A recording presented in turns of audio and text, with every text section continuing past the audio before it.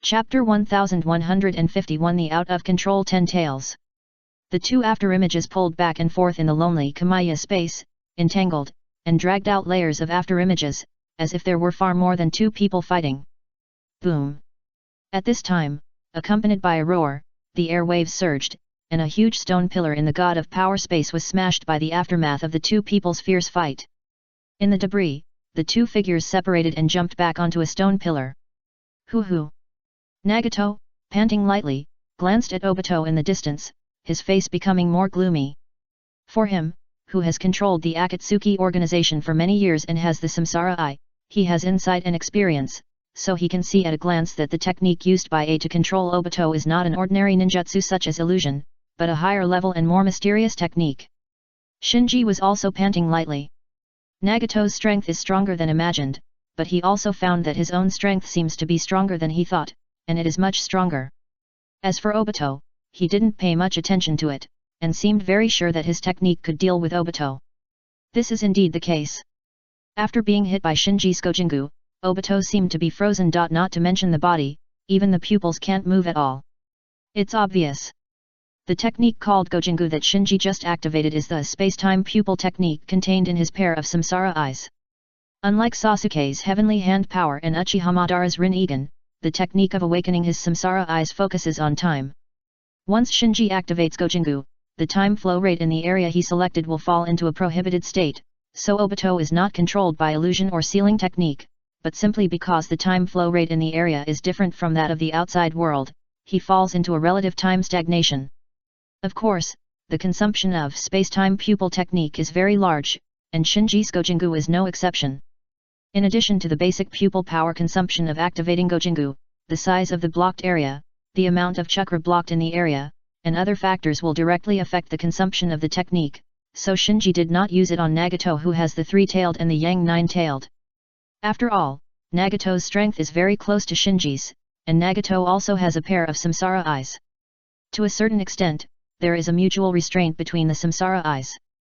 Just as Shinji's Samsara eyes can see through Nagato's Rinnegan, Nagato's Samsara eyes can also play a certain role in resisting Shinji's God of the Shrine. As for Obito, Shinji really didn't take it seriously. Obito's strength mainly comes from the weirdness of the space-time pupil technique Kamyu. His own strength does not exceed the level of Manjiki Uchiha by much. At most, he belongs to the Manjiki Uchiha who has transplanted the cells of White Zetsu. This level can indeed be ranked among the top in the ninja world. But in front of Shinji now, especially Shinji who has comprehended God of the Shrine, it is not good enough. Because the God of the Shrine doesn't care how many secret techniques the target has mastered, or what kind of strange space-time eye technique the target has. As long as the target's chakra level and chakra volume are inferior to Shinji's, and there is no Samsara eye, it can't resist at all. So Obito, who is mysterious in the eyes of others and even Nagato is quite afraid of, was completely subdued by Shinji's God of the Shrine. I admit that you are very powerful, but your eye power is not infinite. You must have consumed a lot of eye power to deal with him, right? As Nagato said, he launched the Wang Grave Prison again, and in an instant, 4 shadows of the wheel graves dispersed from his body. Obviously, after the recovery just now, the eye technique of his Wang Grave Prison has been cooled down. Shinji pulled the corner of his mouth and waved to Nagato, "Come and try it, you will know." Nagato said, "Whoever wins, the 10 tails will belong to him." Shinji nodded, "Okay." On the battlefield of the Rain Country, the whole sky and earth began to change color. The rain clouds that originally covered the battlefield were replaced by a black cloud, and huge lightning appeared frequently in the clouds. Everyone on the battlefield looked up at the sky. Everyone knew that an unprecedented storm was brewing. Roar! At this time, a soul-shaking roar suddenly came from the distance. Everyone looked in the direction of the sound and finally saw the huge figure in the smoke. At this time, the Outer Path Demon statue was no longer the same as before. Its size had expanded dozens of times. Its size had risen from more than 100 meters to nearly 1,000 meters in one fell swoop. Coupled with the 10 tails swaying behind it, it was like a demon descending to the world.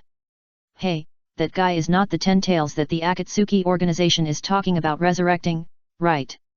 Can a monster like that really be controlled by a ninja? If I have to face such a monster, I might as well kill me directly. Just watching the resurrected 10 tails from a distance, the ninjas on the battlefield fell into deep fear and despair.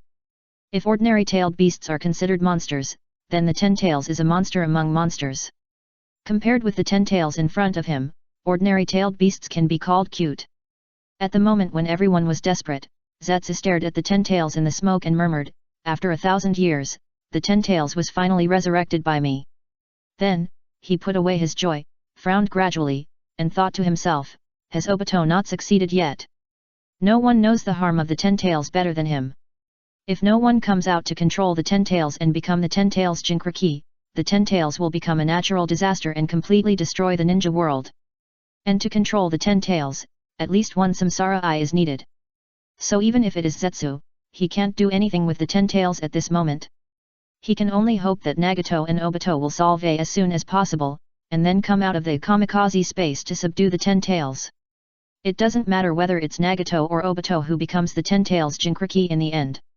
It doesn't make any essential difference to him. All he needs is a body to revive his mother Kagaya Otsutsuki. It just happens that only the 10 tails Jinchuriki in the whole ninja world is qualified to be the body of his mother Kagaya Otsutsuki. But if he really has to choose, he would rather Obito succeed. First, it's because Nagato's control of the samsara eye is too high, and there are too many uncontrollable factors.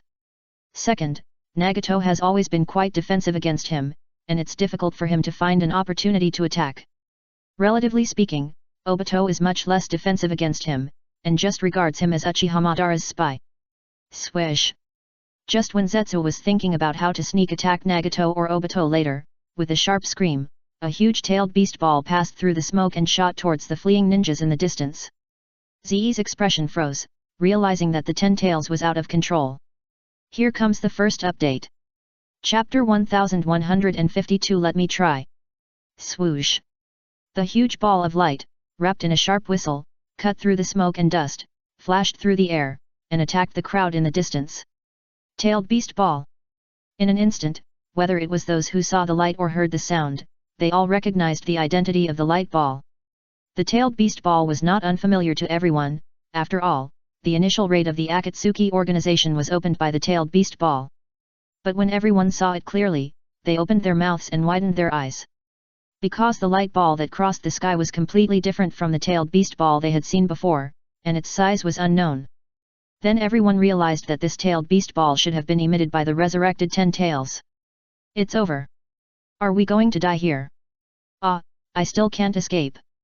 Looking at the attacking 10 tails tailed beast ball, the fleeing ninjas stopped one by one. It's not that they don't want to escape, but they know that no matter how desperately they flee at this time, it will be meaningless. Clang! At this moment, accompanied by a roar, countless branches and vines rose from the ground, forming a half-rooted wooden wall, blocking the 10 tails tailed beast ball. Undoubtedly, this was Yakumo's move. She couldn't sit and watch the ninjas of the Ninja Village Coalition being slaughtered by the 10 tails in front of her, so she launched the wood release and tried to resist the 10 tails tailed beast ball. Boom! Soon, the 10 tails tailed beast ball hit the wooden wall built by Yakumo with the wood release. Then, the heavy wooden wall collapsed instantly and turned into sawdust all over the sky. Yakumo was stunned for a moment, and weakly dropped his hands that were making seals. She had used up all her strength in the wood release just now, but in front of the tailed beast ball of the 10 tails, she was so vulnerable that she couldn't even slow down, let alone resist. At this moment, a red Susanoo fell from the sky and swung its sword to slash at the 10 tails tailed beast ball. Clang! The tailed beast ball, which was blocked by the wooden wall for a while, hit the long sword of Susanoo, and a golden sound resounded through the heaven and earth. Then something unexpected happened.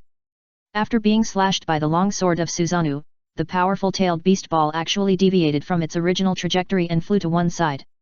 Boom boom! While turning around, the 10 tails tailed beast ball hit a high slope in the distance, evaporating the high slope and everything on it. Fortunately, the high slope and the nearby area were not the main evacuation route of the Ninja Village Coalition, so there were not many people there. We're saved. The ninjas of the Ninja Village Coalition, who thought they were doomed, finally came to their senses. Then everyone looked at the Susanoo that was blocking the 10 tails tailed beast ball for them, and recognized that the other party was actually I of the Akatsuki organization. No doubt.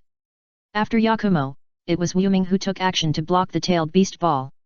Except for Shinji, she was the only one who could activate the perfect Susanoo to block the 10 tailed beast ball. However, Wu Ming, who had resisted the 10 tailed beast ball, was not feeling well at the moment. Only half of her perfect Susanoo was left, and even the remaining half of her body was without the majestic armor before, and looked quite embarrassed. Is this the 10 tails? It's really powerful. After sighing secretly, Wu Ming activated his pupil power to repair the damaged Susanoo. Yakumo rushed to Wu Ming at this time and shouted, "Are you okay?" Wu Ming shook his head, "I'm fine." Swish, swish, swish. At this time, Karin, Haku, Niji, and Kimimaro, a total of 3 figures, all rushed over. Yakumo looked at the restless 10 tails in the distance and shouted, "It may launch the next wave of attacks at any time. We must find a way to subdue it. The 10 tails without restraint is too dangerous. If it is not contained, no one on the scene will be safe." Kimimaro frowned slightly. How to subdue it? Perhaps because Otsutsuki Tonari on the moon was at the critical moment of fusing the Samsara Eye, so he and Niji opened the Samsara Eye and maintained a resonance state with the giant Samsara Eye on the moon without being interrupted. So at this time, Kimimaro and Niji in the fusion state, although they did not open the Samsara Eye chakra mode, could not use the Golden Wheel Samsara Explosion and Silver Wheel Samsara Explosion, which are the domineering eye techniques unique to the Samsara Eye. But because he could mobilize the chakra of the giant Samsara Eye on the moon, his total chakra was only slightly inferior to Wu Ming, who secretly connected tens of thousands of ninjas from the allied ninja villages with the 8,000 spears. But even so, Kimimaro was still helpless against the 10 tails in the distance. After hearing Kimimaro's question, all the people present fell into silence. It's not that they are not confident in their own strength, but that the 10 tails might is too terrifying. Facing such a monster, without Shinji as the backbone, they really don't know what to do. Let me try. In the end, it was Karin who stood up. Unlike the others who were completely helpless, Karin, who had the Samsara Eye, although she felt that the 10 tails in the distance was quite difficult to deal with, she still had a vague feeling that her pupil power might be able to counterbalance the opponent. In addition, no matter how terrifying the 10 tails was, it was Shinji's target and the prey of their operation this time, so she had to take a risk for Shinji. Wu Ming also knew how much Shinji valued the 10 tails, so he nodded immediately, "Okay, I'll cooperate with you." Bai agreed, "And me." "We too." Yakumo, Kimimaro, and Niji also nodded. On the other side, the members of the Akatsuki organization under Nagato also gathered. But compared with Karin, Wu Ming, and others, they were much more embarrassed. Biwajozo was still in a coma, and it was Ranmaro who risked his life to rescue him. Kakuzu and Haiden were both seriously injured, and this was the result of Yakumo not using all his strength to deal with them. Even worse was Obaru. His opponent was Wu Ming, who possessed the eternal Mangeki Sharingan. His pupil power was far superior to his, so neither Susanoo nor other Mangeki pupil techniques had any effect on Wu Ming. Therefore, not long after the fight, he was in danger several times. If he had not possessed the swift release, he would have died in Wu Ming's hands. Scorpion and Deidara were not feeling well either. One of them lost a precious human puppet, and the other was forced to jump up and down. Faden asked, "What should we do now?" Deidara said, "The 10 tails has been resurrected, and the leader's goal has been achieved. The rest of the matter has nothing to do with us." Hey! Others also agreed. Because even if they were as rebellious as they were, they would not be stupid enough to face the 10 tails. That would be stupid. At this moment, Ranmaro suddenly pointed to the distance. What are they going to do? Everyone looked in the direction of the voice and found that B, C, D, F, G, and I in the distance actually rushed towards the 10 tails. "It's just a small favor, please help." Chapter 1153 Fight. At this point where everyone was trying to stay away from the 10 tails, Karin and her group's behavior of approaching the 10 tails was particularly eye-catching. Deidara said, "Are they crazy?" At this time, Biwajozo, who had woken up, complained, "Even a madman like you think they are crazy, it seems that they are really crazy." Scorpion frowned, "What do they want to do?" It's no wonder that he was confused. The power of the 10 tails was completely beyond his cognition. In this case, getting close to the 10 tails was equivalent to committing suicide, even for cage-level strong men. Hirahu sneered, "Since they want to die, let them die." Kakuzu suddenly said, "No, their goal should be the same as ours, the 10 tails." Haiden curled his lips, "Just a few of them. Kakuzu said, now the leader and A are missing, and among the remaining people, only B has the sage's eye. Kakuzu didn't know what the samsara eye meant to the 10 tails. He only knew that the leader and A were fighting for the 10 tails, and both of them had the samsara eye, so he speculated that having the samsara eye was one of the necessary conditions to control the 10 tails. Ranmaru hesitated and asked, should we stop them? Hiroshi smiled grimly, if we want to cause trouble for them, count me in. Deidara grinned, interesting. Seeing that several people were eager to try, Biwajozo was helpless. It seems that they are not the only ones who are crazy, you are crazy too. That monster can blow us to pieces with just a breath, and you still want to go over, and just to make trouble. Phaeton carried the bloody march sickle, tisk, we are also Akatsuki. They dare to provoke the 10 tails, so do we. At this time, Zetsu leaned out of the ground and pointed at the 10 tails in the distance with an exaggerated gesture. The leader and A have been teleported to another space, and the 10 tails is now running wild. We must stop B, otherwise, the 10 tails will be taken away by them. Got it. Scorpion responded. Ju was stunned. He thought that he would have to spend some time talking and use all kinds of threats and inducements to persuade these unruly colleagues to stop the group of B. Unexpectedly, as soon as he opened his mouth, these guys were eager to try. In the distance, the 10 tails roared to the sky. It is the incarnation of the sacred tree, so the most basic logic rooted in the depths of its soul is continuous destruction and absorption. Otherwise, it would not be possible to condense the chakra fruit that allows people to directly advance to the bloodline net after eating it. Besides, its current state is not complete. Although it has gathered the chakra of the 9-tailed beasts, the bodies of the 7-tailed beasts, the 1-tail, 2-tail, 4-tail, 5-tail, 6-tail, 7-tail, and 8-tail, are still sealed in the Chibaku Tensei in the sky. As for the 3-tail and the 9-tail, the 3-tail and the Yang 9-tail are in the hands of Nagato in the Kamikaze space, and the Yin 9-tail is in Naruto's body in the Mayaboka mountain. So what drives the 10 tails right now is the primitive instinct to completely absorb all the remaining tailed beasts and destroy everything. Boom boom boom. Amidst the huge roar, the area around the 10 tails fell into a state of collapse and earth-shattering, and all this was caused simply because the 10 tails was waving its tail at will. Suddenly, the restless 10 tails looked in one direction, and the huge red 6 Magadama Samsara eyes in its eye sockets stared at a figure in the smoke and dust. No doubt. The person who appeared in front of the 10 tails was not someone else, but Karin, who also had the Samsara eyes.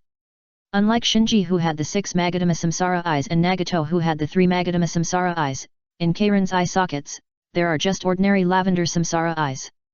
But because these Samsara eyes were opened by Karin herself, her pupil strength is not weaker than Nagato in the original time and space. On the contrary, because she has the immortal body of the Uzumaki and Senju clans, Karin is better than Nagato in physique, so she attracted the attention of the 10 tails as soon as she appeared. Roar! Soon, after confirming Karin's threat, the 10 tails roared at Karin. The huge sound waves and shock waves, wrapped together, swept towards Karin like a storm. Karin, floating in the air, just raised her hand, and the Shinra Tensei was suddenly generated, offsetting the storm. Then, Karin and the 10 tails raised their heads together and looked at the 7 giant stone balls hanging in the air at the same time. Undoubtedly, the 7-tailed beasts sealed by Shinji with the Chibaku Tensei are an important variable that determines the outcome of the battle. If the 10 tails successfully absorbs the bodies of the 7-tailed beasts, it will be even more difficult for Karin to subdue them. Swish! At this time, the 10 tails swung its tail, and the 10 tails behind it shot out violently, piercing the 7 giant stone balls hanging high in the air. The height at which the stone balls created by the Chibaku Tensei are suspended depends on the eye power consumed by the caster. If the caster does not care about the cost, the stone balls created by the Chibaku Tensei can even be suspended in space. The moon created by the 6-path sage brothers is the best example. However, Shinji sealed the 7-tailed beasts before just to temporarily cut off Nagato's connection with the 7-tailed beasts, so the eye power consumed was not too much. This makes it possible for the 10 tails, which is already a kilometer long, to reach the 7 giant stone balls hanging high in the sky as long as it swings its tail. Karin naturally couldn't let the 10 tails succeed so easily, so she suddenly activated her pupil power and tried to control the 10 tails. Sure enough, the Samsara eye has a natural restraining effect on the 10 tails. As soon as Karin exerted her strength, the 10 tails' movements slowed down, but Karen's use of the Samsara Eye was not yet proficient, so she couldn't completely restrain the 10 tails movements. Hwalala! At this moment, countless branches and vines rose from the ground, and then grew wildly, forming a huge sea of trees, entangled the 10 tails from the bottom, trying to restrict the 10 tails movements. At the same time, the temperature in the air suddenly dropped, and the 10 tails were wrapped in pieces of frost while waving. These suddenly appearing frosts spread rapidly and soon covered all the 10 tails, making the tails swing slower. Obviously, Yakumo and Haku took action one after another.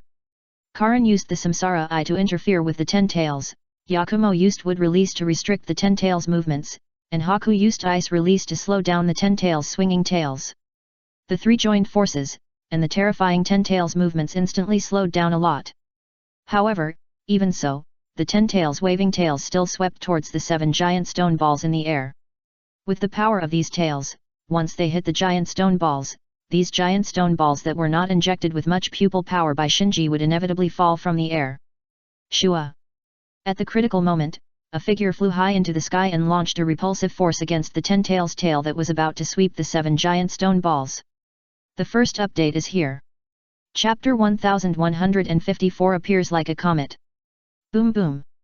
Accompanied by a huge roar, the 10 tails tail, which was so huge that it was more majestic than an ordinary mountain, was forcibly repelled by this repulsive force.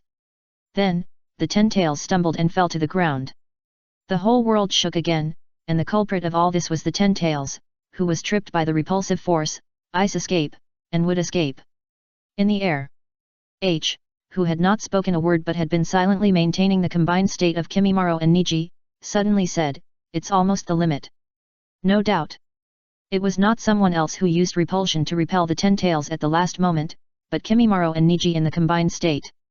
However, they were able to drive the Samsara Eye because of the combined state of the two. But this state consumes a lot of energy. If it was just a battle of ordinary intensity, with the central dispatch of H and the chakra support of the giant Samsara Eye on the moon, they might be able to maintain it for a while.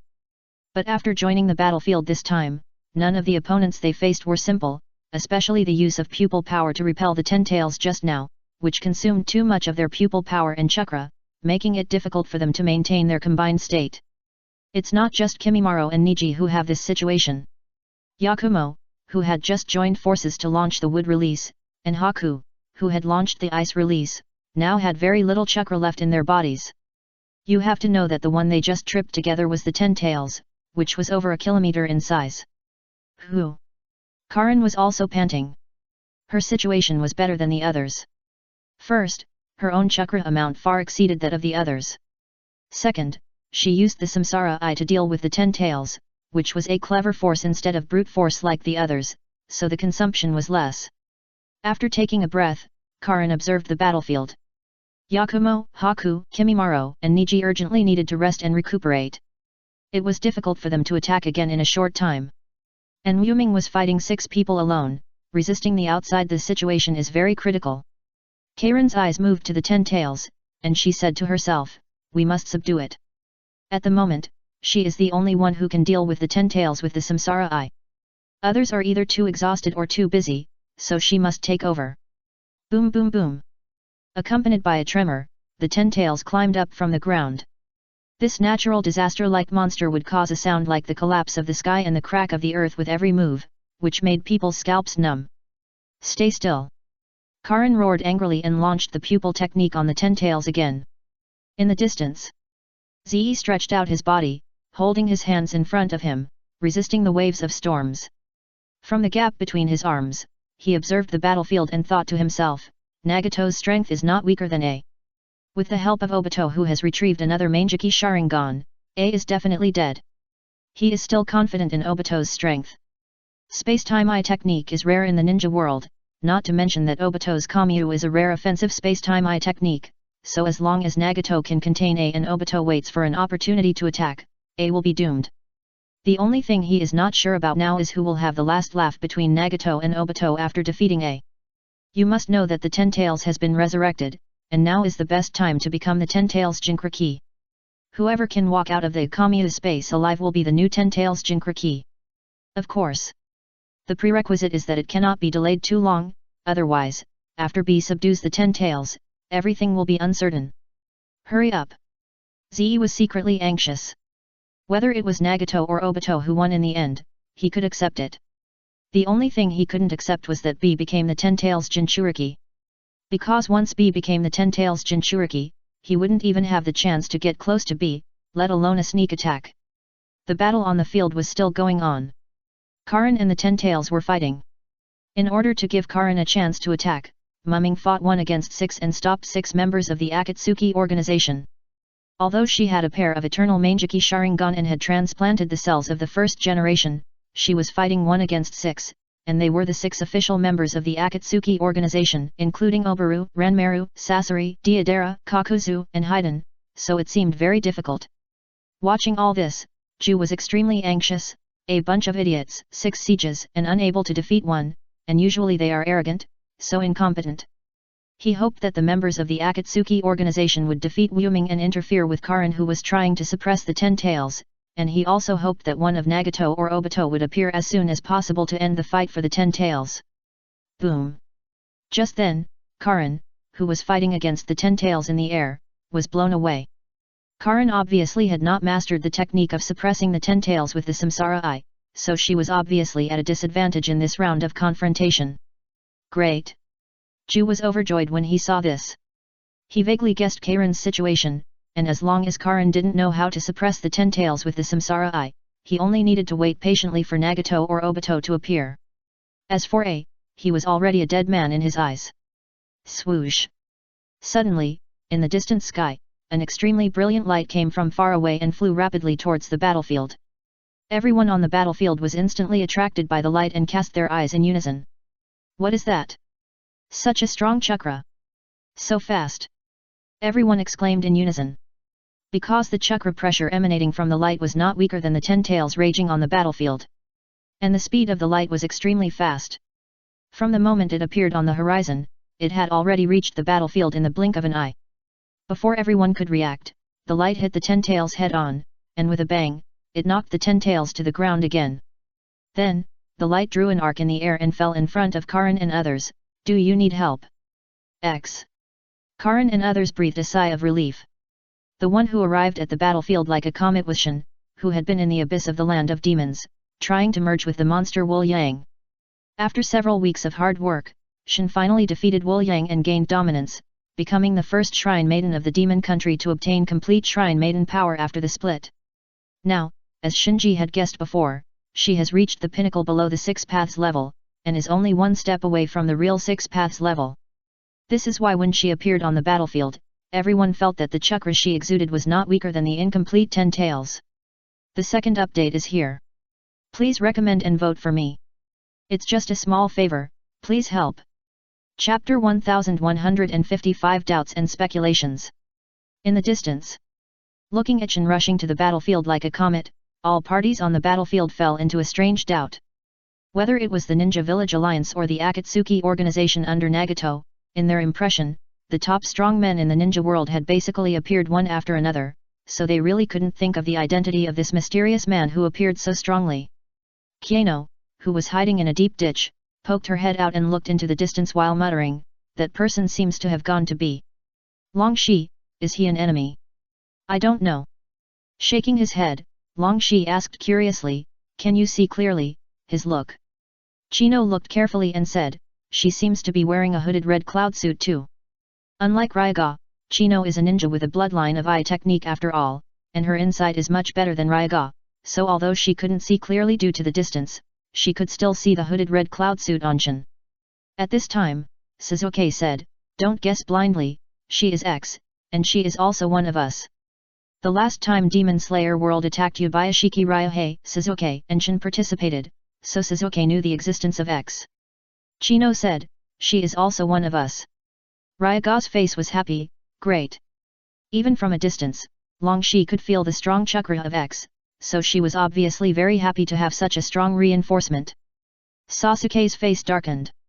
After the failed sneak attack on Nagato, if it weren't for Longshi and Chino to save him, he would have been killed by the rampaging Ten Tails as a bug. It was because of this that he realized the gap in strength between himself and other members.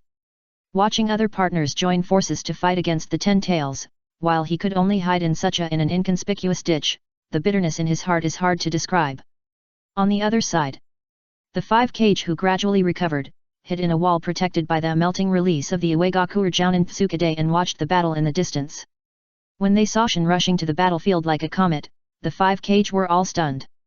Because the chakra exuded by Shin at this time was slightly stronger than that of Nagato and A, the 2 leaders of the Akatsuki organization. The 5th generation Mizukage Terumi Mei frowned and said, "Another Akatsuki person." The 3rd generation Tsuchikage Onoki narrowed his eyes, "It seems to be A's men." The 5th generation Kazakage Yekara found it difficult to accept. "How is it possible? There is such a strong guy among the group of A, B, C, D, F, G, I are already ridiculously strong. Now there is another person, and this mysterious person seems to be stronger than B, which is a bit confusing.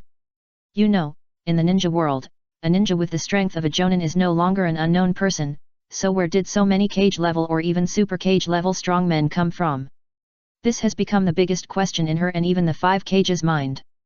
Tsunade said, "From now on, the internal conflict between B and D should be fake, and it should be directed by A." Jiraiya asked, "What's the purpose?" Tsunade shook her head and answered in an uncertain tone, "Maybe it's to paralyze us, or it may be to paralyze Nagato."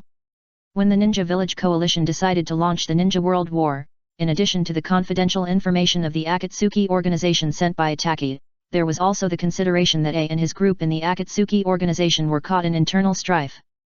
The 3rd generation Tsuchikage said, "He has such a strong strength, but he is still so restrained. Who is A? What is his ultimate goal?" The question of the Tsuchikage is also the question of everyone. Tsunade opened her mouth and wanted to say something, but finally chose to remain silent. She had already made some vague guesses about the identity of A. It can now be confirmed that Suzuki is the E of the Akatsuki organization and Ryaga and Chino are the J and K of the Akatsuki organization respectively. Because of the high similarity of Susanoo, Tsunade also guessed the identity of I of the Akatsuki organization.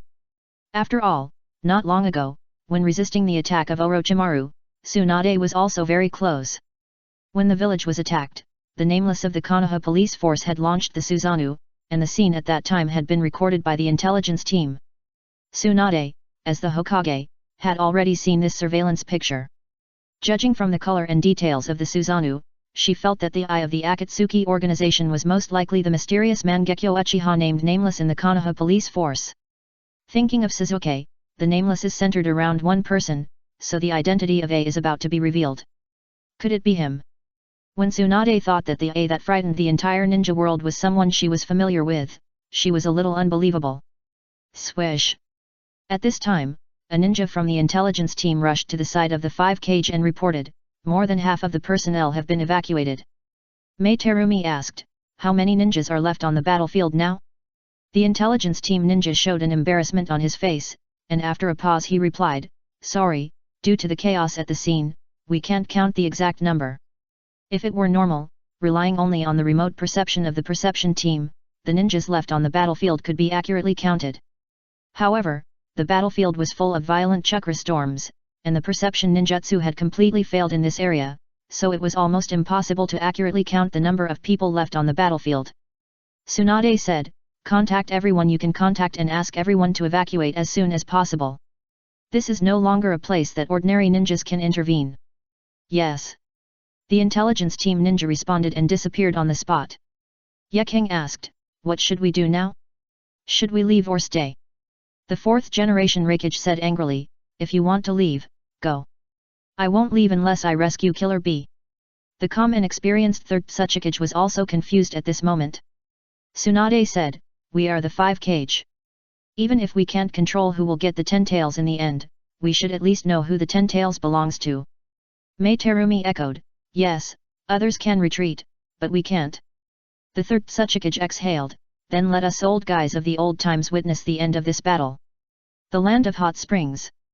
The fake Uchiha Itaka was walking through the forest.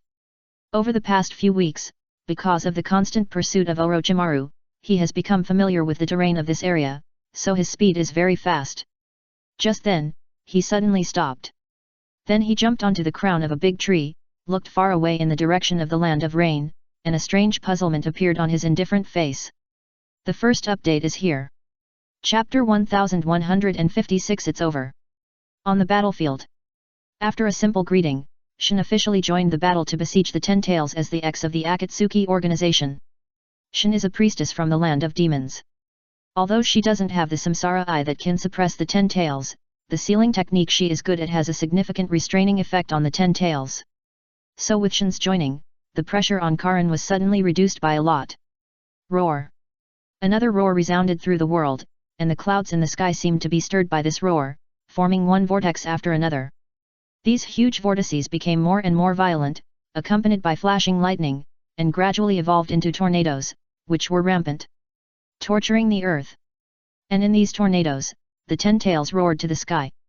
Because its body was bound with circles of halos, and these halos were constantly tightening, binding its body. At the same time, Karin also launched the Vajra lock, and a large number of chains with a bright halo flew out from her body, entangled the Ten Tails behind the Ten Tails, and then nailed these tails to the ground with the black stick. The black stick can control the Ten Tails, which Karin just learned after trying it.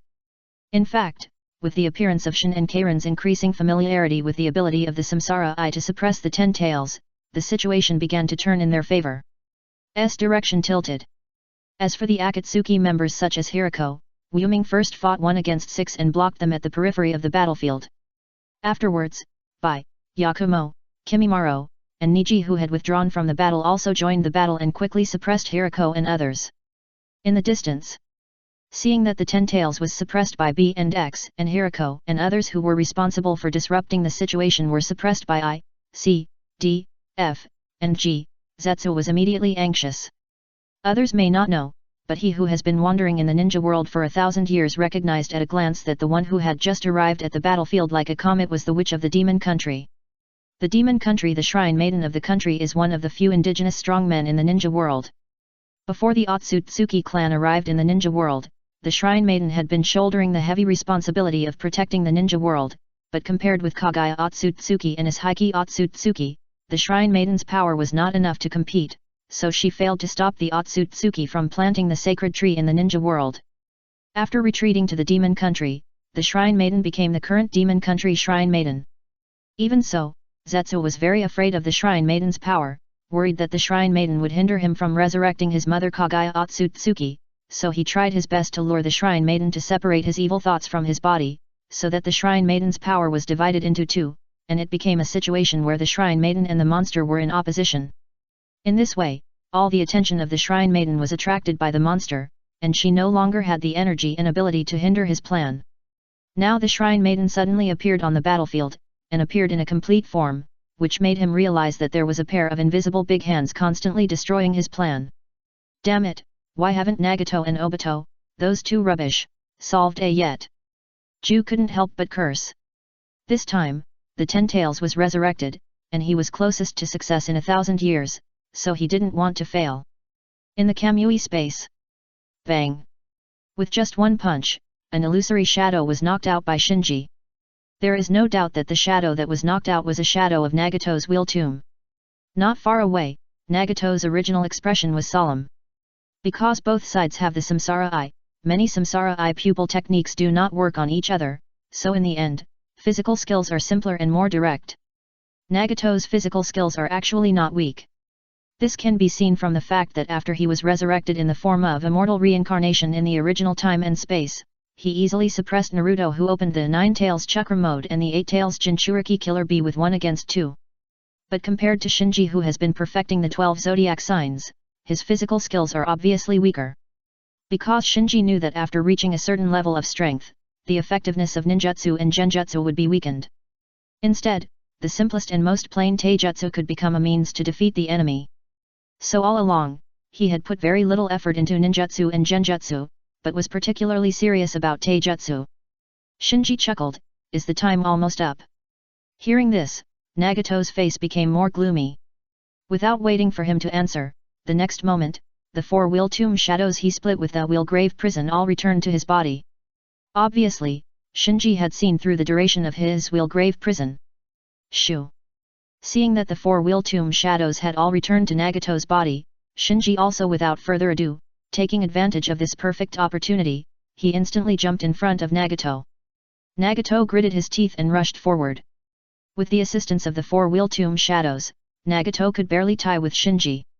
Now without the assistance of the four-wheel tomb shadows, Nagato was no match for Shinji at all and soon fell into a disadvantage. Adhering to the principle of taking advantage of your weakness, Shinji did not wait for Nagato's wheel tomb prison to recover and launched rounds of fierce attacks on Nagato. The last blow was successful, and a punch hit Nagato's face hard, knocking him out. Boom boom.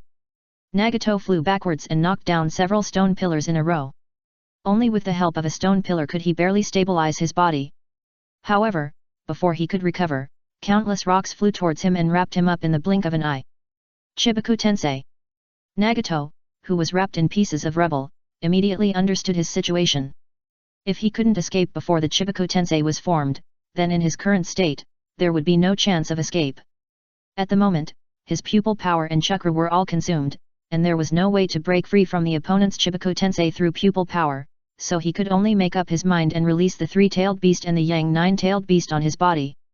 In an instant, the two-tailed beasts that escaped from the magic weapon quickly recovered to their complete forms of several dozen meters high, and roared in the Kamui space. With the appearance of the three-tailed beast and the yang nine-tailed beast, the Chibaku Tensei that Shinji launched against Nagato was interfered by the two-tailed beasts, and the core of the Chibaku Tensei was directly smashed by the nine-tailed beast's tailed beast ball. Humph! But Shinji didn't care. With a light snort, the two-tailed beasts that were still waving their claws and teeth just now were stunned in an instant, and their pupils turned into the unique circle pattern of the Samsara Eye. Undoubtedly, Shinji controlled the nine tails and the three tails with just one look. In fact, for Shinji who possessed the 6 Megatama Samsara Eye, ordinary tailed beasts were no different from toys. After dealing with the 9 tails and the 3 tails, Shinji turned his gaze to Nagato. It's over. Chapter 1157 Removing the Eyes. It's over? Nagato's face darkened, his eyes full of anger. Although he was at a disadvantage, he was not the one that the other party could manipulate as he wished. Moreover, he had now gotten rid of the other party's Chibaku Tensei, and the cooling of his war-grave prison was about to end. It was still unclear who would win or lose. Although he was annoyed, he also knew that if he continued to fight, the probability of his defeat was very high, so he had made up his mind that after the war-grave prison was restored, he would immediately split a Rinnegan shadow to find a way to wake up Obito. The reason why he didn't do this before was that AS attack was too fierce, so he was unable to split himself. Secondly, he didn't want to help her as badly as he did now. Now he knew he had to put down his pride. At this time, Shinji on the opposite side slowly raised his right hand towards Nagato. Nagato immediately gathered his scattered thoughts and was alert. The winner between us has not been decided yet. He chuckled. Shinji shouted, Goddess! Oh no, it's that eye technique.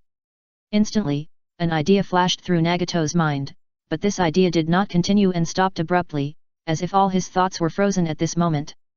In fact, he had been guarding against Shinji's goddess that imprisoned Obito, but seeing that Shinji did not use it again after imprisoning Obito, he thought that Shinji's goddess had a long cooling time, or there were other restrictions. His idea was not wrong, because powerful eye power is often accompanied by various restrictions. However, what he didn't expect was that what restricted Shinji from using the Gojingu was not the cooling time or anything else, but the three-tailed beast and the yang nine-tailed beast that he carried on his body. Because of the existence of these two-tailed beasts, the amount of chakra in the area where he was located was very huge. If Shinji forcibly used the Gojingu to imprison Nagato, he would pay a huge price, which was obviously not worth the loss for Shinji who already had the upper hand. After Nagato released the three-tailed beast and the yang nine-tailed beast in order to get out of trouble, he seemed to have successfully escaped from Shinji's Chibaku Tensei, but also dispelled Shinji's last concerns about launching the Gojingu. After imprisoning Nagato in an instant, Shinji did not sit idle, but stepped on his feet, and while breaking the stone pillar under his feet, the whole person attacked Nagato like a cannonball. Even without counting the 3 tails and the 9 tails, Nagato's own chakra volume is very amazing. In the original time and space, the disabled Nagato used the reincarnation technique to revive the dead of the entire village of Konoha at the last moment. In addition, Nagato's Samsara Eye is resistant to other Samsara Eye techniques, so Shinji's Gojingu cannot imprison him as tightly as it imprisoned Obito. However, Shinji did not expect the Gojingu to imprison Nagato for a long time, and there was no need for it. The use of eye techniques requires one to be free and appropriate to the place, so how can it be confined to a certain rigid model? Shua! In just a blink of an eye, Shinji crossed a distance of hundreds of meters and rushed in front of Nagato, who was imprisoned by the Gojingu. Without hesitation, Shinji punched out. However, before punching out this punch, Shinji did not forget to activate the eye technique to remove the Gojingu on Nagato. Because Shinji's God Palace restricts the flow of time in the target area to be imprisoned by the God's Palace, in a sense, is in an invincible state in the time dimension. Bang! Without any defense, Nagato was hit by Shinji's full-strength punch, and the whole person flew backwards and hit a long row of stone pillars in the god's space. What's going on? Nagato was shocked. His consciousness was still on the fact that he was hit by the opponent's god's palace. How could he be hit by a punch without any defense in the next moment? Confusion, bewilderment, and the burning pain and numbness on his cheeks all rushed into his heart. It was not easy to stop the body from flying out, and before he could catch his breath, Nagato's thoughts stagnated and he was imprisoned by the god's palace again. Bang! This time it was a chest and abdomen attack. The moment Nagato regained consciousness, he felt a sharp pain in his abdomen. Even though he didn't know much about medical ninjutsu, he could feel that a large part of his ribs were broken. The organs protected by the ribs, such as the heart and lungs, were damaged to varying degrees. Even though he had the immortal body of the Uzumaki clan, such a heavy blow was unbearable for him, and he cried out in pain for a while. But soon, his thoughts were frozen again, and the piercing pain and the doubts in his heart were all imprisoned. After launching the god of the shrine 3 times in a row, Shinji stopped to take a breath. Nagato is very strong, so Shinji can only do it to the extreme. While panting lightly, he glanced at Nagato, who was imprisoned in midair, and sighed, "Tisk tisk, he is really resistant to beating." If he were in the other position, he felt that he should not be as resistant as Nagato. Shinji consumed a lot of energy after launching the god of the shrine to imprison Obito and Nagato, and used the pupil technique to control the 3 tails and the 9 tails. Moreover, because he was in the god of power space, he could not replenish chakra through the nameless 8,000 spears, so his chakra was used up as much as possible. But it was enough to deal with the current situation. Crack! In the silent space, a cracking sound was heard. Shinji was not surprised. The 3rd time he launched the god of the shrine on Nagato, he injected very little pupil power, so the imprisonment time was also very short, and this cracking sound was a sign that the god of the shrine that he used to imprison Nagato would soon fail. After waiting patiently for another minute or two, Nagato's imprisonment gradually began to loosen, and the flow of time obviously began to recover. At this time, Shinji began to make hand seals, and then he timed it, waiting for the moment when the god of the palace failed, and hit Nagato's chest with a palm, 4-symbol seal, forbidden. Instantly, the ink-colored seal technique quickly crawled over Nagato's body like a spirit snake, binding him tightly. Nagato, who had recovered from his shock, was still confused and in pain the moment before, and now he found that he was hit by the 4-symbol seal. He didn't even need to change his expression, and still had the same shocked expression as at the beginning. Obviously, being imprisoned by the god of the palace, thoughts will be completely interrupted because of the stoppage of the flow of time, so in this case, the person who was hit has no way to make any effective response in the first moment of escaping, because his thoughts are incoherent. Just like a person will be confused for a while after waking up.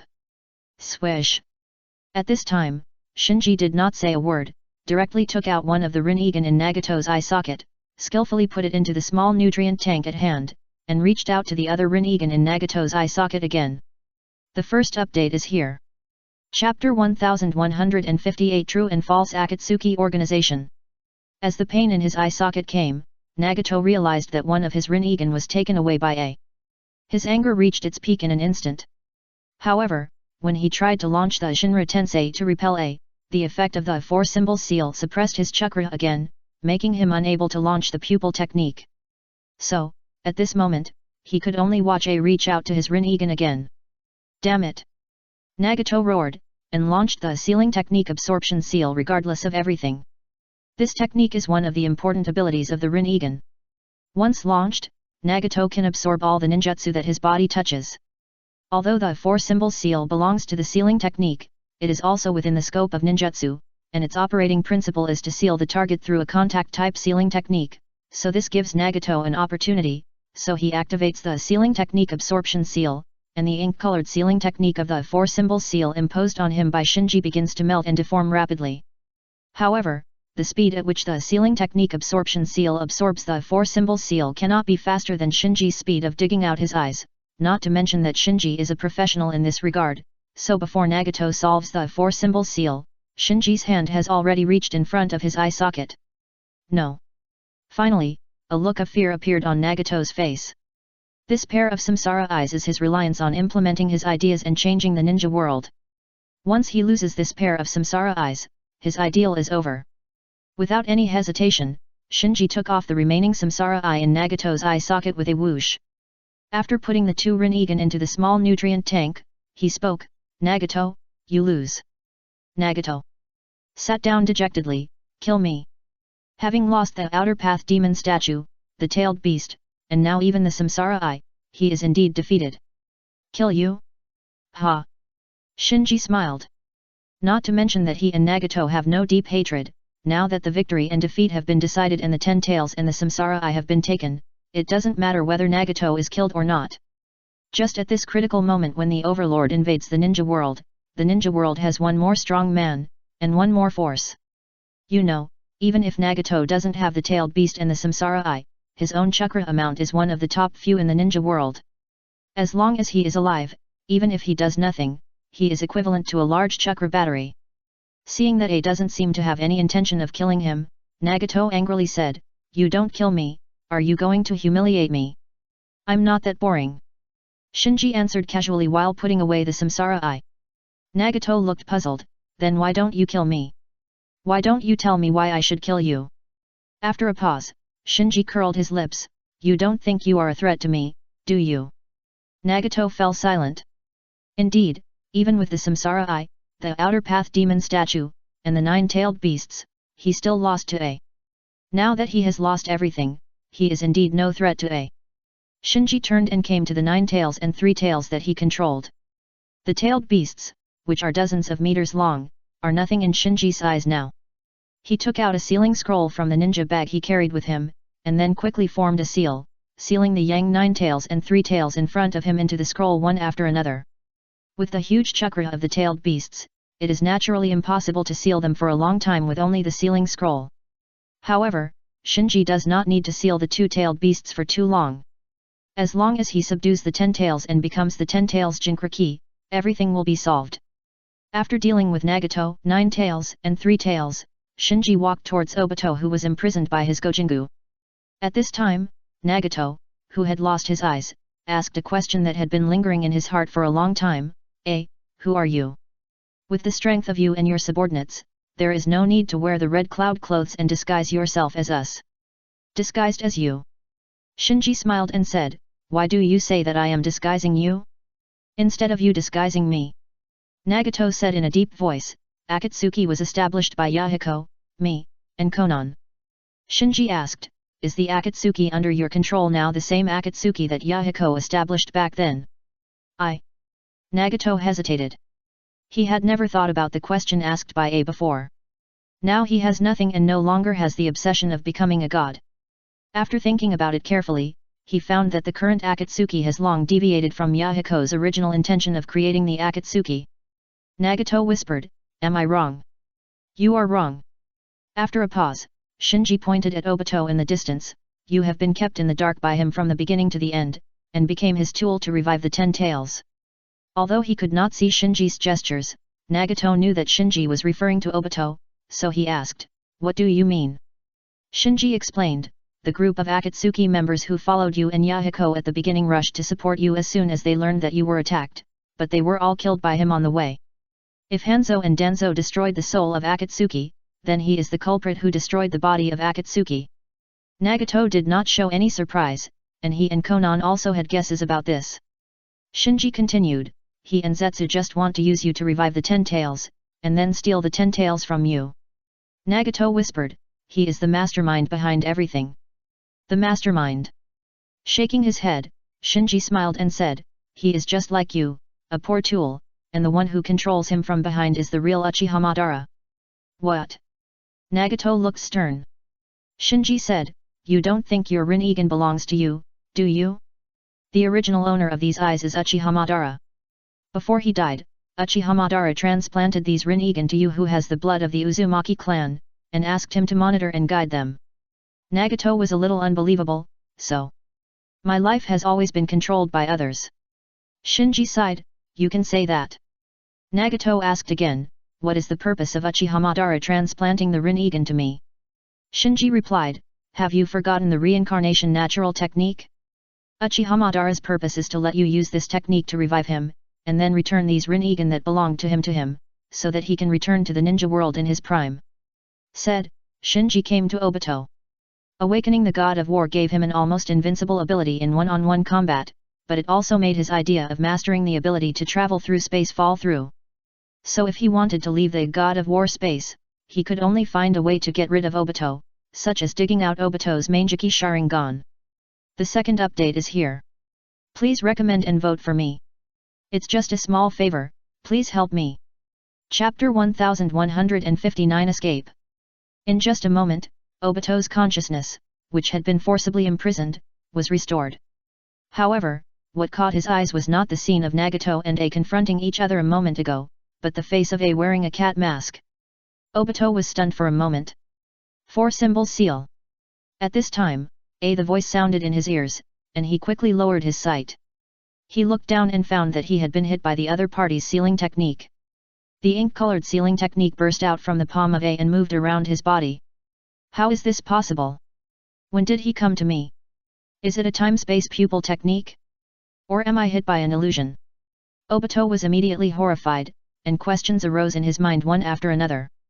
Shinji's God of God directly stopped the flow of time in the target area, so in the eyes of the person who was hit, time was coherent, and this would just cause huge cognitive confusion to the person who was hit, and Obito was like this at this time. Shinji didn't waste any words. After completing the seal, he directly shattered the vortex mask on Obito's face and prepared to remove Obito's right eye. But when he shattered the vortex mask on Obito's face, he was surprised to find that there were two identical Mangeki Sharingan in Obito's eye sockets. Shinji was stunned. Because Obito had previously used the Kamui to sneak into the headquarters of the Ninja Village Alliance during the chaos, Shinji, who was in the flying fortress far above the clouds, did not notice when he retrieved Kakashi's left eye. However, he quickly realized that he and Nagato had been moved to the Kamui space by the Kamui Shuriken. If you think about it carefully, it is not difficult to guess that Obito retrieved Kakashi's left eye and completed a pair of Mangeki Sharingan. After all, Shinji remembered that only Uchiha Shisui and Uchiha Sasuke could open Susanoo with just a single Mangeki Sharingan. And their situations are somewhat different. Shisui had opened Susanoo before, and his Susanoo had been activated by both eyes. Later, he was ambushed by Denzo, and losing one eye was just an accident, so he could rely on his pupil power to barely open Susanoo with a single eye. Sasuke's situation is even more special. To be more precise, he doesn't have only one Sharingan, but the other Sharingan has evolved into the 6 Megatama Samsara eye, so it is natural for him to open Susanoo. Obito lost his left eye first and then opened the Mangeki Sharingan, so his Susanoo has never been activated by both eyes. It cannot be opened with only one eye's pupil power. This is why neither he nor Kakashi has used Susanoo before. After a brief hesitation, Shinji directly chose Obito's right eye and took it off with a swish. Ah! Obito cried out in pain. He obviously didn't expect A to be so cruel. As if he had rehearsed it, he took off one of his Mangeki Sharingans right away. Just as Shinji was about to put the plucked Mangeki Sharingan into another small nutrient tank, huge bulges suddenly swelled up on Obito in front of him. Then, these bulges split from Obito's body, taking away the ink-colored sealing techniques attached to Obito's body surface. White Zetsu clone. Shinji frowned and immediately prepared to use the pupil technique to control Obito first. However, Obito, who had been sneaking in and out for more than 10 years, had already embedded escape into his body instinct, so when the white Zetsu clone split from his body and helped him take away the sealing technique of the 4-symbol seal, he launched the God of Power on himself and disappeared on the spot. Before leaving, he did not forget to glance at Nagato, who was sitting on the ground in the distance and had his eyes taken away. The expression on his face became even more terrified. After escaping from the God of Power space, Obito fell directly to the ground and gasped for breath. Zetsu, who had been waiting outside for a long time, immediately rushed over and asked, "What happened?" Why are you the only one out? Obito stood up and urged, run, run. Zetsu then discovered Obito's empty right eye socket with blood flowing out. Where is your right eye? It was taken away by A. After a pause, Obito said, there is no time to explain. If we don't leave now, none of us can escape. Zetsu pointed to the distance. Where is Nagato? Look, the Ten Tails has been resurrected, and we are only one step away from success. Obito didn't even look at it, but emphasized his tone, Nagato has already lost, his samsara eye has been taken away by A. So don't think about the Ten Tails anymore. Zetsu was shocked and said, how is this possible? How did you lose? Obito opened his mouth, but found that he didn't know how to explain. Because he really didn't know how he and Nagato lost. From his perspective, there was not even a normal fight. Everything was so inexplicable. In a blink of an eye, Nagato was defeated, and he also had one of his Manjiki Sharingan taken away. Seeing Obito's distraught look, Zetsu knew that the defeat was inevitable, even if he was unwilling in his heart, so he sent a message to other members of the Akatsuki organization while taking Obito to evacuate quickly. For him, who has a nearly immortal body, it is unwise to gamble everything. Since he has waited for 1,000 years, it is not difficult to accept to continue waiting. Following Zetsu's message, Hirako and others who were trying to interfere with Kairin's control of the Ten Tails did not hesitate and chose to retreat without hesitation. They were all smart people. After discovering that the A side had a strong reinforcement lection, their fighting spirit was not high, so when they received the news of retreat, they naturally took advantage of the situation. Because the Ten Tails had not yet been subdued, Wuming, Yakumo, Haku, Kimimaro, and Niji did not rush to pursue it. Instead, they were scattered around the battlefield to prevent others from interfering with Karin Enshin's fight with the Ten Tails. In the distance, after seeing the group of Hokage fleeing collectively, the faces of the 5 cage changed one by one. Yakura asked, have they decided the winner? It should be. After a pause, the third Tsuchikage couldn't suppress his impulse and flew into the air, muttering, did A win? Tsunade and Jiraiya looked at each other and saw each other's complicated expressions. As the clues were sorted out, the two of them had guessed the identity of A, but it was not easy to make it public at the moment. Boom! At this moment, the huge Ten Tails in the distance was hit hard by Shin, who activated the Maiko Chakra mode and fell to the ground again. Shin's sealing technique, plus Kairin's Vajra lock, and combined with Kairin's Samsara Eye's suppression, the Ten Tails, which was not a complete body, finally calmed down. The 5th Mizukage Mei Terumi said with emotion, I didn't expect that even the Ten Tails was subdued by them. Here comes the first update. Chapter 1160 Calming Down. As the Ten Tails was suppressed by Karin Enshin, the battlefield, which had been in chaos before, gradually calmed down. The tornadoes raging on the land receded one after another, and the dark clouds covering the sky and the sun slowly dissipated. 1 ray. 2 ray. In a blink of an eye, countless rays of sunlight penetrated the dark clouds and sprinkled on this muddy and messy battlefield. Is the sun out? The remaining ninjas on the battlefield looked at each other. This is the land of rain. Since they were stationed here, they have hardly seen the sun. On weekdays, it is either rainy or covered by dark clouds. This is the first time they have seen the sun piercing through the dark clouds and sprinkling all over the earth. As the storm receded and the dark clouds dissipated, the vision on the entire battlefield suddenly became clear, so the survivors looked at the Ten Tails. At this time, the huge Ten Tails, which was as big as a mountain, was lying on the ground, unable to move. Its body was bound by dazzling halos, and its tail was entangled by chains extending from B, and pierced by thin black sticks, nailing it to the ground. Under the heavy restraints, the Ten Tails became more obedient. But even so, the power of the Ten Tails was still terrifying, making the surrounding ninjas feel physically uncomfortable, as if they had encountered a natural enemy, and they couldn't help but have the urge to escape. After suppressing the Ten Tails, Karin and Shin fell on the head of the Ten Tails respectively. Wuming, Yakumo, Shiro, Kimimaro, Niji and others also rushed to the top of the Ten Tails and joined Karin and Shin. The Ten Tails had already calmed down, so they didn't do anything extra, but tried to communicate with the missing Shinji. And the other forces on the battlefield were no longer able to do anything. The Ninja Village Alliance had completely collapsed, and the 5 cage dared only watch from afar. On the Akatsuki side, Obito and Zetsu evacuated first, followed by Obito, Ranmaru, Sasori, Deidara, Kakuzu, Haiden, and Biwajozo. Only Konan was in the distance, staring at the battlefield, waiting for Nagato. Just as countless eyes were staring at the 10 tails, a twisted vortex suddenly appeared above the 10 tails, and then Shinji walked out of the vortex leisurely with Nagato in his arms. It turns out that A1, the leader of the Akatsuki organization, Nagato, actually lost. Isn't that the technique of the mysterious masked man of the Akatsuki organization? How could A do that? Seeing A walk out of the twisted vortex, all those who were still left on the battlefield became restless. If A and Nagato disappeared together, the current situation would be unpredictable, but now A appeared with Nagato in his arms as a winner, which undoubtedly means that the dispute surrounding the 10 tails has finally come to an end.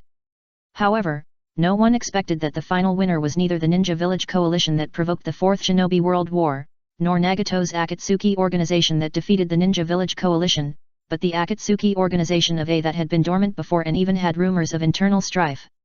Nagato. Seeing that Nagato was held in the hands of A and his life or death was unknown, Konan could no longer hold back and launched a paper escape, carrying a sky full of detonating tags and rushing towards Shinji. She knew very well that even Nagato was not a match for A, and she would only die if she went up, not to mention that A had a group of ridiculously strong subordinates around him, but she still did not look back, without any hesitation in her eyes. Seeing this, Shinji directly threw Nagato to Konan. Since he was not going to kill Nagato, throwing Nagato to Konan was also a safe way to deal with it. Doing so could not only avoid unnecessary battles, but also ensure Nagato's life. After all, Nagato is the leader of the Akatsuki organization and one of the instigators of this great ninja war. Now that he has lost his Samsara Eye, the Ninja Village Coalition will not let him go easily. If they leave him to Konan, Konan will do her best to protect him. After this battle, all forces were seriously injured. In the short term, no one should be willing to mess with Konan who has billions of detonating tags. You should know that Obito, who had the kamikaze in the original time and space, almost fell on Konan. If Obito had not launched the forbidden technique Izanagi at the end, he would not have been able to take the Samsara Eye from Nagato's body. CA threw Nagato over, and Konan lost all her fighting spirit and rushed towards Nagato. After hugging Nagato, Konan was furious to see that Nagato's eyes had been dug out, and tried to fight with A. At this time, Nagato grabbed Konan and whispered, "Let's go." But Nagato shook his head and emphasized, "Let's go." Konan no longer insisted and immediately took Nagato away. Shinji glanced at Wuming at this time, and saw Wuming nodded at him and gave him an affirmative look, and he was relieved. No doubt. Before Shinji threw Nagato to Konan, Wuming had secretly marked Nagato with the 8,000 spears. Soon, Shinji slowly landed on the top of the 10 tails. "My lord." All the subordinates saluted Shinji, including Shin, who successfully merged with the monster Wu Yang and became a complete Miko. Actually, when Shin was fighting against the demons, she was not completely ignorant of the outside world. She knew that Shinji had quickly found her in the abyss of the land of demons, and because he was worried about her condition, he also let Yakumo's blood clone stay by her side to watch over her. Shinji, who thought he would fight the 10 tails after coming out of the godly space, saw that the 10 tails had already fallen to the ground obediently, and couldn't help but smile and said, "Thank you for your hard work." Everyone also smiled. It is undoubtedly an honor for them to be able to defeat the 10 tails. Shinji's eyes swept over several people one by one. Because of the awakening of the God Palace, Shinji's ability to perceive the chakra of others has greatly improved, so he can clearly sense the chakra of the subordinates in front of him. Shin, needless to say, had the same prophetic ability as the great Toad Sage when she was young. Now that she has merged with the monster Wu Yang and become a shrine maiden in the perfect state, she has leapt into a strong person close to the 6 paths level. Next is Wuming. The domineering 8,000 spears makes her chakra volume surpass that of Karin who has awakened the Samsara Eye. After Wuming, it is Karin. The three of them are the first echelon, and they are obviously one level stronger than the ones behind. The chakra volume of the 4 people behind, Yakumo, Haku, Kimimaro, and Niji, is actually not much different.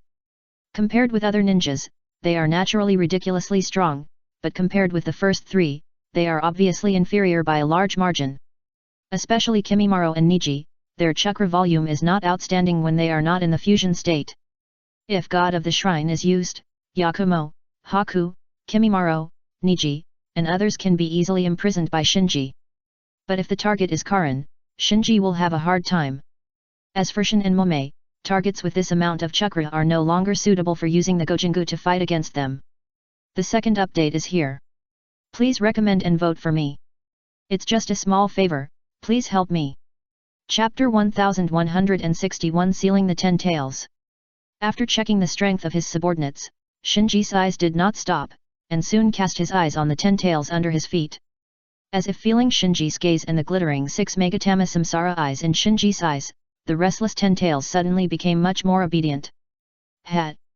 Shinji chuckled. Undoubtedly, the 10 tails is also a bully.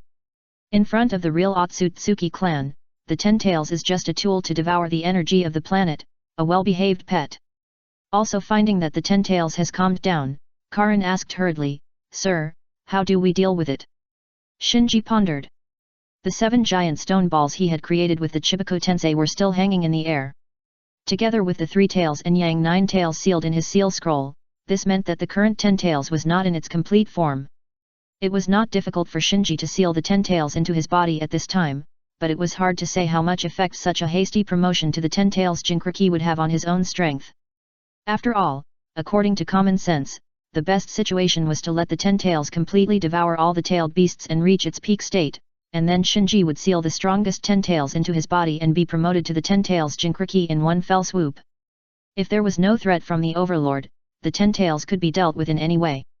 But now that the threat from the overlord was imminent, Shinji had to do everything possible to improve his own strength, so he had to think carefully about how to maximize his own improvement by becoming the 10 tails Jinchuriki.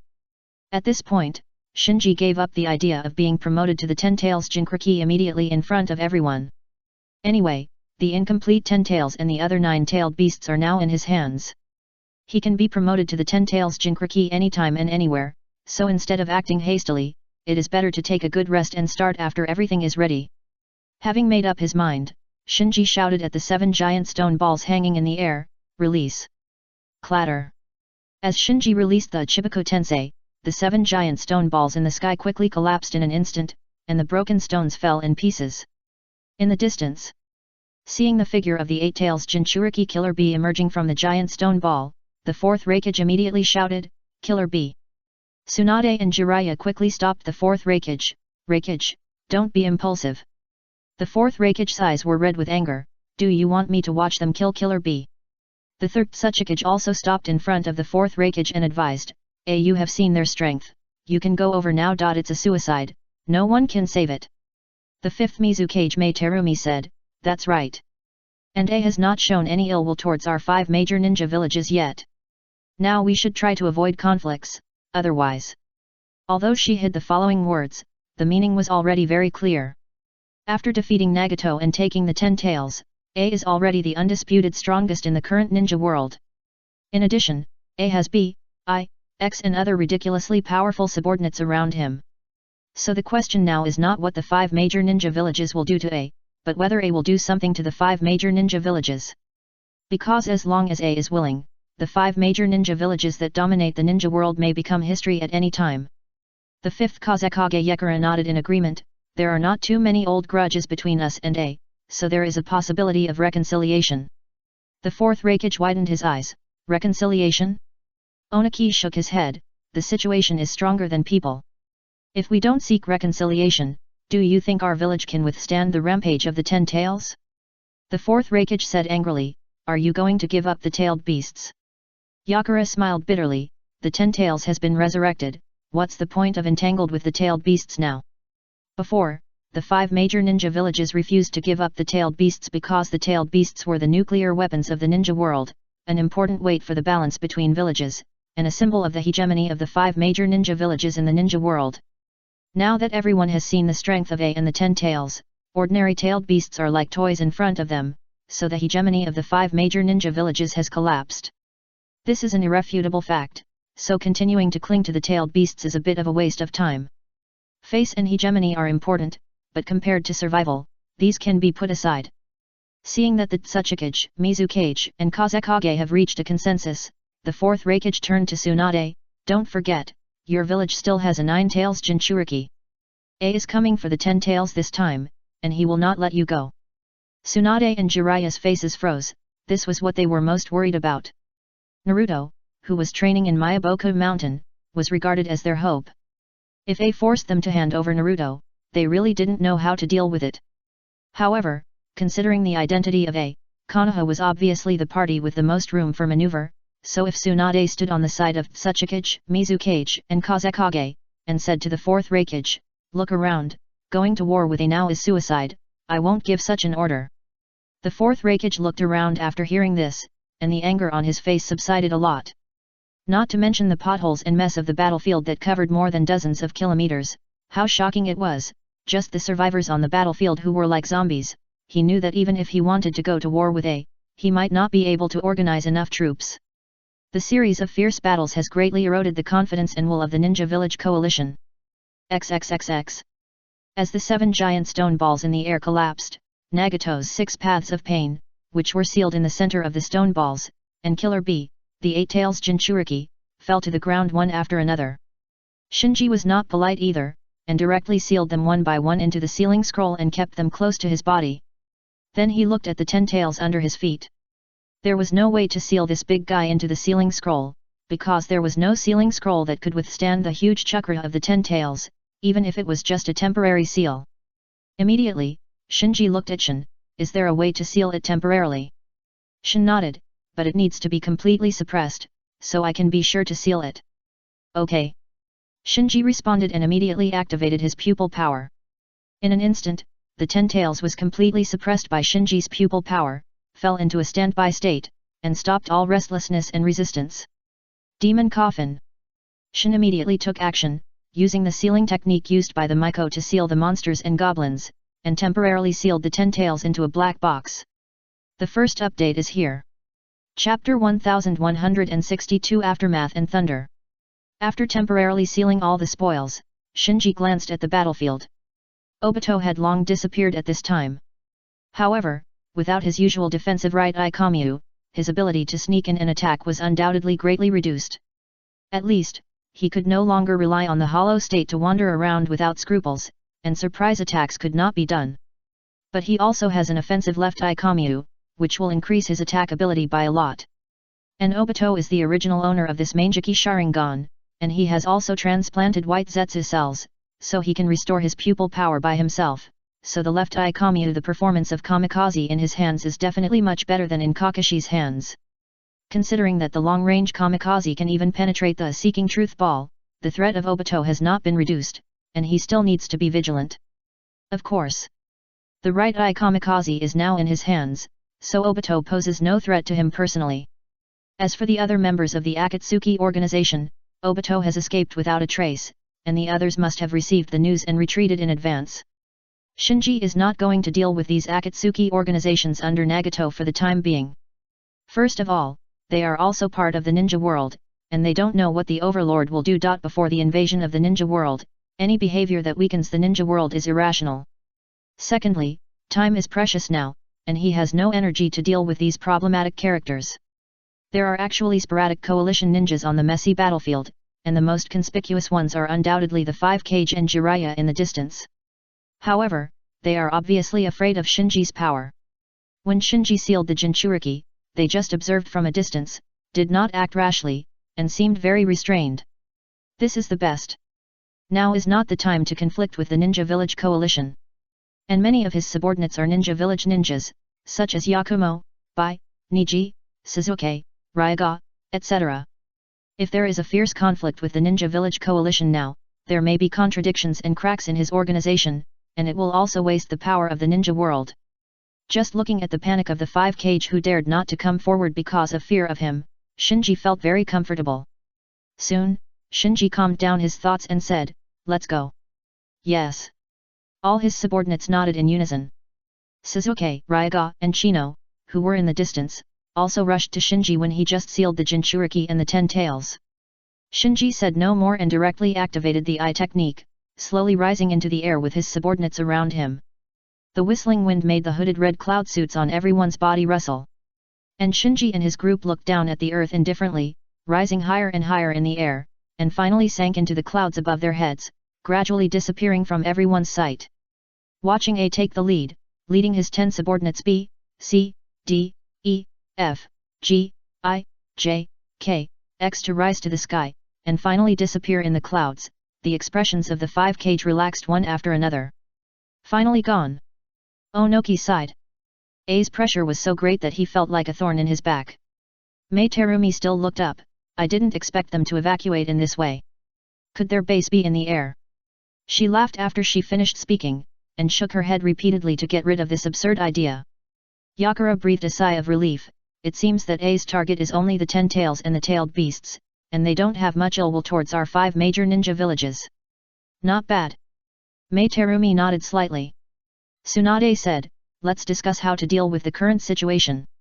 Although the way A and his group evacuated was very shocking, as the 5 shadows, how to clean up the current mess and how to deal with A in the future are the issues they urgently need to consider. After a discussion, the 5 shadows quickly set the rules. The communication ninjas scattered, and a large number of ninja troops returned to the battlefield, either to treat the wounded, or to clean up the battlefield, or to guard the surroundings. Under the command of several cages, everything was in order. Only the Raikage returned to his tent without saying a word. In just a short moment, he looked 7 or 8 years older. The backbone of the hidden cloud village was broken. The other 4 cages saw it, but they could do nothing. Now that the 5 major ninja villages can no longer dominate the ninja world, they must change their mindsets as soon as possible and learn to live in peace with the Akatsuki organization. Otherwise, their villages will not be able to continue to exist in the ninja world. This is just like the Warring States ninjas who refused to integrate into the ninja villages and disappeared one by one after the first generation established Konoha. They will only be eliminated by the times and become a few descriptions in the storybooks or biographies. After dealing with some of the aftermath, the 4 cages gathered together to discuss how to deal with the Akatsuki organization led by A. Onoki said, at present, it is certain that the rumor that Suzuki is the Akatsuki organization is true. Ryaga and Chino of Kyuzagakura are also members of Akatsuki, so we can try to investigate the identity of A from these people. As long as we figure out the true identity of A and his purpose in competing for the 10 tails, we can formulate corresponding strategies. Mei Terumi asked directly, Hokage, do you have any clues?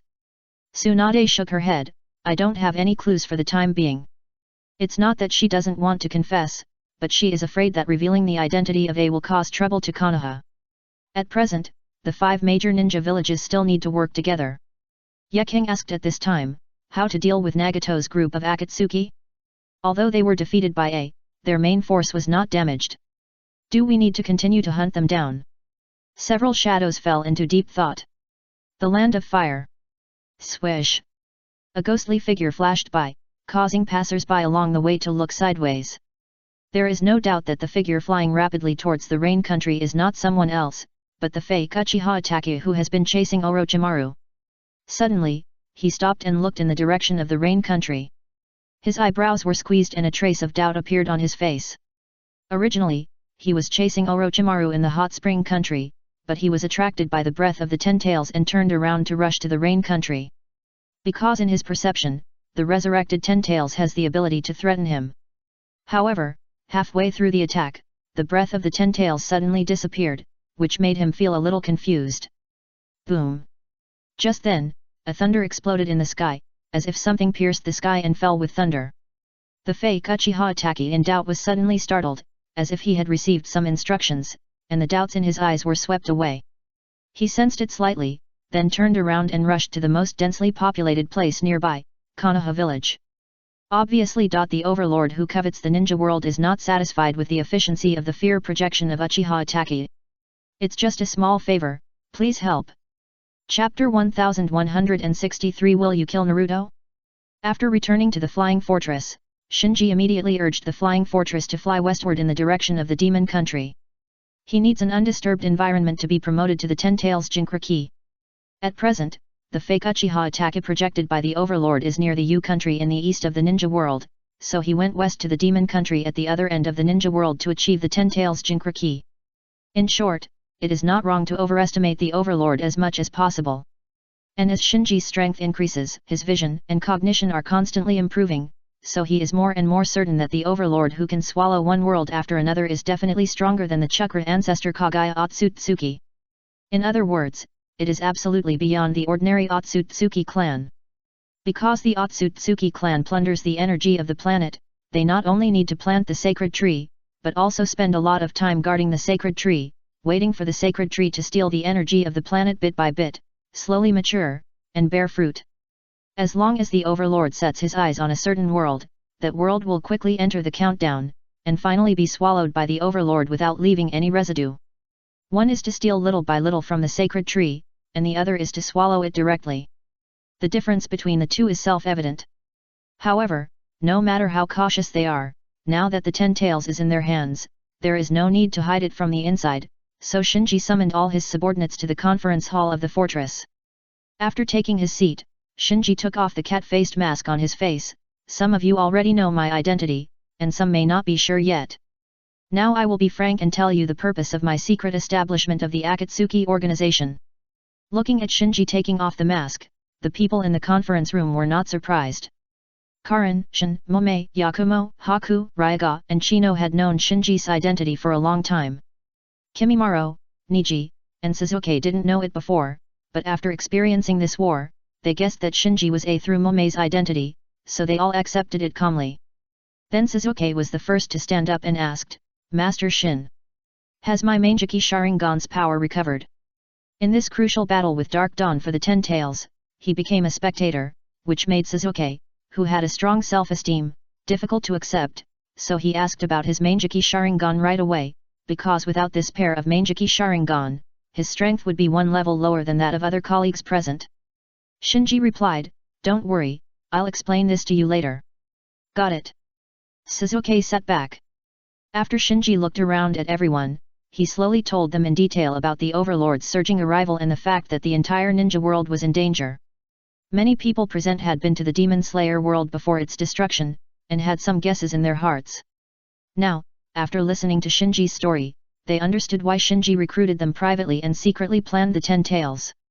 Ningji said, "Sir, how strong is the Overlord?" Others pricked up their ears when they heard it. They had seen Shinji defeat Nagato and subdue the 10 tails in the previous battle. In their opinion, Shinji is now the strongest in the ninja world. Logically, he should not be afraid of the Overlord. But seeing Shinji's serious face and even a little worried, they were particularly curious about how strong the Overlord is. In the eyes of everyone, Shinji slowly shook his head, "Sorry, I don't know either." "What?" Everyone was stunned. Shinji explained in detail some of the abilities of the Overlord that he knew, such as the upper string one in the previous battle in the Grass Country, which was contaminated by the power of the Overlord. For example, the one who severely damaged Kakashi's team later was the fake Uchiha attack derived from the power of the Overlord.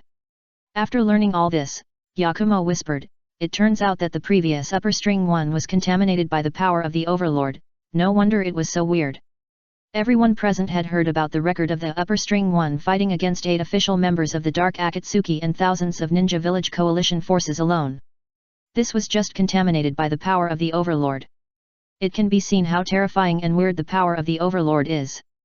Suzuki said with relief, that Itaka turned out to be fake. Itaka had severely damaged Kakashi's team before and almost killed him, which made him hate him so much. Now that he knew the truth, his hatred for Itaka has subsided a lot. Then, he recalled the previous battle against the fake Uchiha Itaka, and until this moment he found that he still couldn't help but feel a wave of fear in his heart. Ryako and Chino were also in fear. Through the 2 examples of the polluted upper string one and the fake Uchiha Itaka, as well as the Demon Slayer world that they had witnessed before, everyone had a more intuitive feeling of the horror of the Overlord.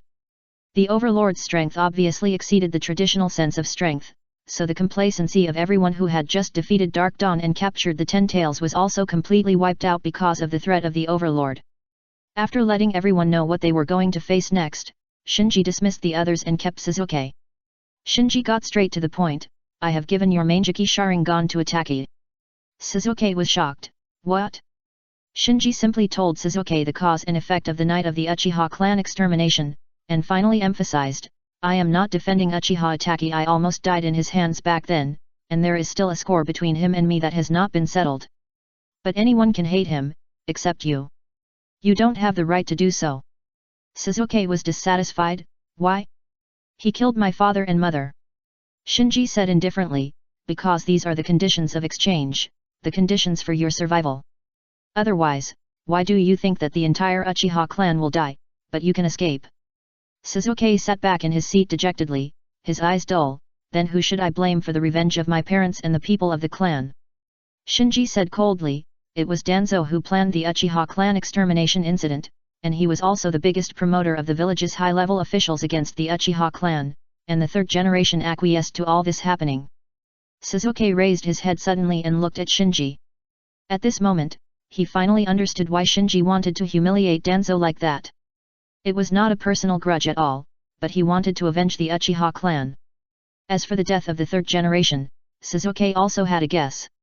After all, with Shinji's real strength, and the two people, Karin and Yuming, who were beside Shinji at the time, Orochimaru's attack was simply a farce, so the death of the third generation now seems more like the result of Shinji deliberately watching. Shinji said, if I am not mistaken, your pair of Mangekyou Sharingan should have been fused into a pair of Eternal Mangekyou Sharingan by attack, and now. Sasuke was stunned. Eternal Mangekyou Sharingan. Shinji said, he promised that after solving the fake Uchiha attack, he would return the fused Eternal Mangekyou Sharingan to you. After that, Shinji turned around and prepared to leave. Sasuke suddenly asked again at this time, will you kill Naruto? The first update is here. Chapter 1164, Trophy. Shinji stopped and thought to himself, is this the bond between Otsutsuki Indra and Otsutsuki Ashura? Sasuke said behind him, I know Naruto is the Nine Tails Jinchuriki and there is still half of the Nine Tails in his body, but I hope no, I'm asking you, please don't kill him. Shinji didn't turn around either, just raised his arm, don't worry, I won't kill Naruto. With the Yang Nine Tails in hand, Shinji didn't need the half of the Yin Nine Tails in Naruto's body too much. Besides, Naruto is the son of prophecy after all, and is under the attention of the Six Paths Sage. To attack him will undoubtedly cause unnecessary trouble. After sending Sasuke away, Shinji came to the central practice field that belonged to him alone. Then he sat cross-legged on the ground, and successively put the black box that sealed the 10 tails, several sealing scrolls that sealed the 9-tailed beasts, and the small nutrition box containing Nagato's pair of reincarnation eyes. Jars, and carefully placed them in front of him one by one. These are the spoils of his battle. Of course, in addition to these spoils in front of him, he also took away one of Obito's Mangekyou Sharingan. However, Obito's Mangekyou Sharingan, which contained the divine power, was controlled by him with the Susanoo Sun Lantern at the moment, so it was not displayed. Looking at these spoils in front of him, Shinji supported his chin with his hand. Now that the 10 tails is in hand, the next step is to be promoted to the 10 tails Jinchuriki. In this battle, he completely defeated Nagato and Obito, eliminating the possibility of being disturbed when he was promoted to the 10 tails Jinchuriki. Once he successfully became the 10 tails Jinchuriki, there would be only a handful of people in the ninja world who could threaten him. The longer the night, the more dreams there are. This matter cannot be delayed. So he made up his mind. As soon as he arrived in the land of demons, he would immediately find a hidden place to release the 10 tails and the other 9-tailed beasts, let the 10 tails devour all the tailed beasts first, become a complete body, and then seal the 10 tails into his body to complete the promotion. As for the possible backlash of the 10 tails, he was currently not worried. First, he can get the chakra support from Yuming through the 8,000 spears. Second, there is the help of Shin, the perfect Miko. Finally, and most importantly, the eyes in his eyes are not ordinary samsara eyes, but a pair of 6 Megatama samsara eyes, so he has the confidence to suppress the complete 10 tails. With a thought, Shinji glanced at the small nutrient tank in front of him. Nagato's pair of samsara eyes were floating quietly in the tank at this moment. To be more precise, this pair of the samsara eye belongs to Uchiha Madara. It is just that after Nagato got a lot of tailed beast chakra, the samsara eye changed and evolved into the 3 Megatama samsara eye, so it is not an exaggeration to say that it belongs to Nagato. Of course. After the battle just now, the Megatama on the samsara eye has been consumed by Nagato and degenerated into an ordinary samsara eye. Even for Shinji now, the value of a pair of samsara eye is immeasurable. Especially since he also has the magical pupil technique of Susanoo Sun's lamp, which can control, or even forcibly merge different eyes. However, Shinji has not yet figured out how to deal with this pair of samsara eyes. Because this pair of samsara eyes was awakened by Uchiha Madara, the reincarnation of Otsutsuki Indra, and once evolved into the 3 Megatama samsara eyes, the pupil power and potential contained in it are obviously above Karin's pair of samsara eyes. And the pupil technique of Wargrave Prison not only has the attribute of time and space, but also has very strong growth potential. Because the strength of the shadow of the Wheelgrave is highly bound to the original body. In other words, the stronger the caster is, the stronger the Rin-Egan that splits from him will be. Just imagine, if Shinji uses the Susanoo-sama to control the pair of Rin-Egan and activates the Rin-Egan, his combat power will be multiplied by 5 in an instant. And when he is promoted to the Ten Tails Jinchuriki, he will activate the Rin-Egan, which is equivalent to having 5 Ten Tails Jinchuriki. Thinking of this, Shinji smiled. This calculation method is of course too optimistic. After all, the combat power of the Rinnegan's shadow cannot be completely equal to the original, and Shinji's future opponents are definitely not weak. The Rinnegan's ability to become invisible may not work in front of these enemies. But even if it can't be multiplied by 5, multiplying the combat power by 2 or 3 is still no problem. Then Shinji thought of his God of the Shrine and the defensive God of Power contained in Obito's right eye that was controlled by the Susanoo-sama at this time. Once he is successfully promoted to the Ten Tails Jinchuriki, his chakra amount will increase exponentially. At that time, his God of God can hit wherever he points, without having to worry about the target's chakra amount. And the defensive Kamyu allows him to enter the hollow state and travel through different spaces. These two space-time pupil techniques, one focusing on time and the other focusing on space, make up for all of Shinji's previous shortcomings. Rain Country. After the meeting, Tsunade returned to her tent exhausted. The 5 major ninja villages lost all their ninjas except Naruto, and the Ten Tails was also taken away. Now it is meaningless for tens of thousands of ninja troops to continue to gather, so the 4 shadows decided to withdraw all the ninjas scattered in the camps of the ninja world back to their respective villages after an urgent discussion. As soon as she entered the tent, Tsunade noticed something was wrong and shouted to the corner, "Who?" At this time, a figure walked out of the corner. Tsunade was surprised, "Shinji." Shinji smiled, "Hokage, long time no see. Why are you here?" Tsunade frowned at first, then gradually relaxed, "What do you want to say?" Shinji said, "You should know my identity, right?" Tsunade nodded, with a complicated expression, "I didn't expect that the legendary Akatsuki leader A has been under my nose all the time." "Shinji, you fooled everyone." Shinji said lightly, "You have too high a vision and can't see a small person like me." "Small person?" Shaking her head, Tsunade sighed, "I'm afraid no one in the entire ninja world dares to call you a small person now." Shinji said lightly, "Smile, I don't care what others think of me." Tsunade's expression became serious, "Why do you want to take the 10 Tails? What do you want to do? Do you want to rule the ninja world like Nagato?" Shinji shook his finger at Tsunade, "I came to see you, not to answer your questions." Tsunade asked, "Then what do you want to do? Let's make a deal." After a pause, Shinji said, "The deal is simple, I let Naruto go, you are responsible for helping me cover up my identity, I don't want the fact that I am the A of the Akatsuki organization to spread in the ninja world." "Why?" Tsunade looked puzzled. In her opinion, Shinji no longer needs to worry about anyone. It's just a small effort, please help everyone. Chapter 1165 The Real Pusher of the Fourth Ninja World War. Shinji did not answer Tsunade's doubts directly. Because this involves an ability of the Overlord, that is, the more the ninja world knows the Overlord, the closer the Overlord will be to the ninja world. For Shinji, time is still the key. Although the 10 Tails has been obtained, it is a new experience for him to be promoted to the 10 Tails Jinchuriki, so it takes time to completely adapt to this new power. If the information of the Overlord spreads widely in the ninja world at this critical moment, the consequences will be unpredictable. Perhaps the next moment, the Overlord will break the barriers of the ninja world and launch an invasion. Seeing that Shinji did not give a direct answer, Tsunade immediately weighed the pros and cons.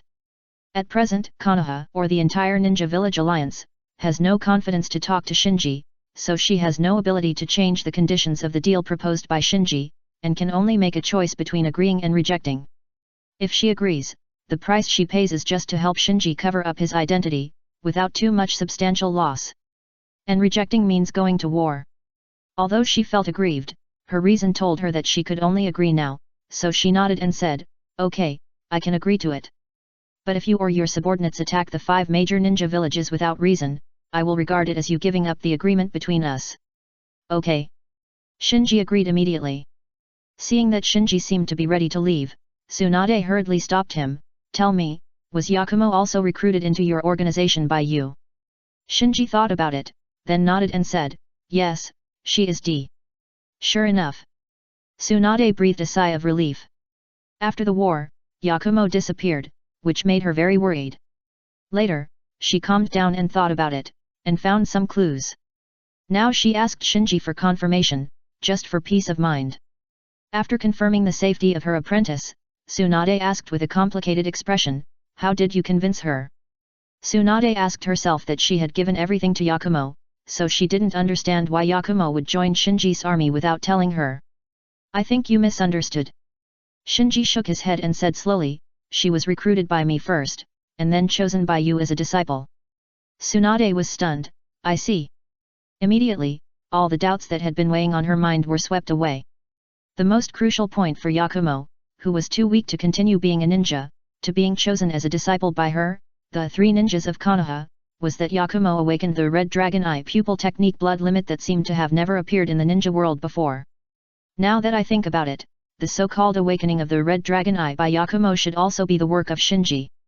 With or without her, Yakumo will become stronger, so it is not that Yakumo betrayed her master, but that Yakumo was already Shinji's person before becoming his disciple. Thinking of this, Tsunade looked at Shinji again, her expression becoming more solemn. She had long seen that Shinji was not simple. Although he was also a Mangeki Uchiha, his mind was much deeper than Sasuke. This is also the reason why she still handed over the village's defense to Shinji's Konoha police force after Shinji humiliated Danzo. Because in her subconscious, she had actually realized that the village had already lost control of Shinji, so she chose to appease Shinji when the war was imminent, so as not to intensify the conflict and cause unrest. Thinking back to the fact that Shinji had previously used the village's hand to train the ninjas of the Ninja Village Coalition in Takamagahara to deal with Nagato's Akatsuki organization, and had let B and D stage an internal conflict. Now it seems that all of them were the driving force behind the war between the Ninja Village Coalition and Nagato's Akatsuki organization. Even Tsunade began to doubt whether it was just a coincidence that Shinji took out the top-secret information about Ataka from the ninja's brain in the Konoha hospital, or whether it was arranged by Shinji himself. If it was the latter, then the Ninja Village Coalition, from the 5 shadows to ordinary ninjas, nearly 100,000 people, were really played around by Shinji alone. Seeing Tsunade's changing expression, Shinji was too lazy to care and said, let Naruto practice as soon as possible and become as strong as possible. We don't have much time left. Tsunade asked, what do you mean?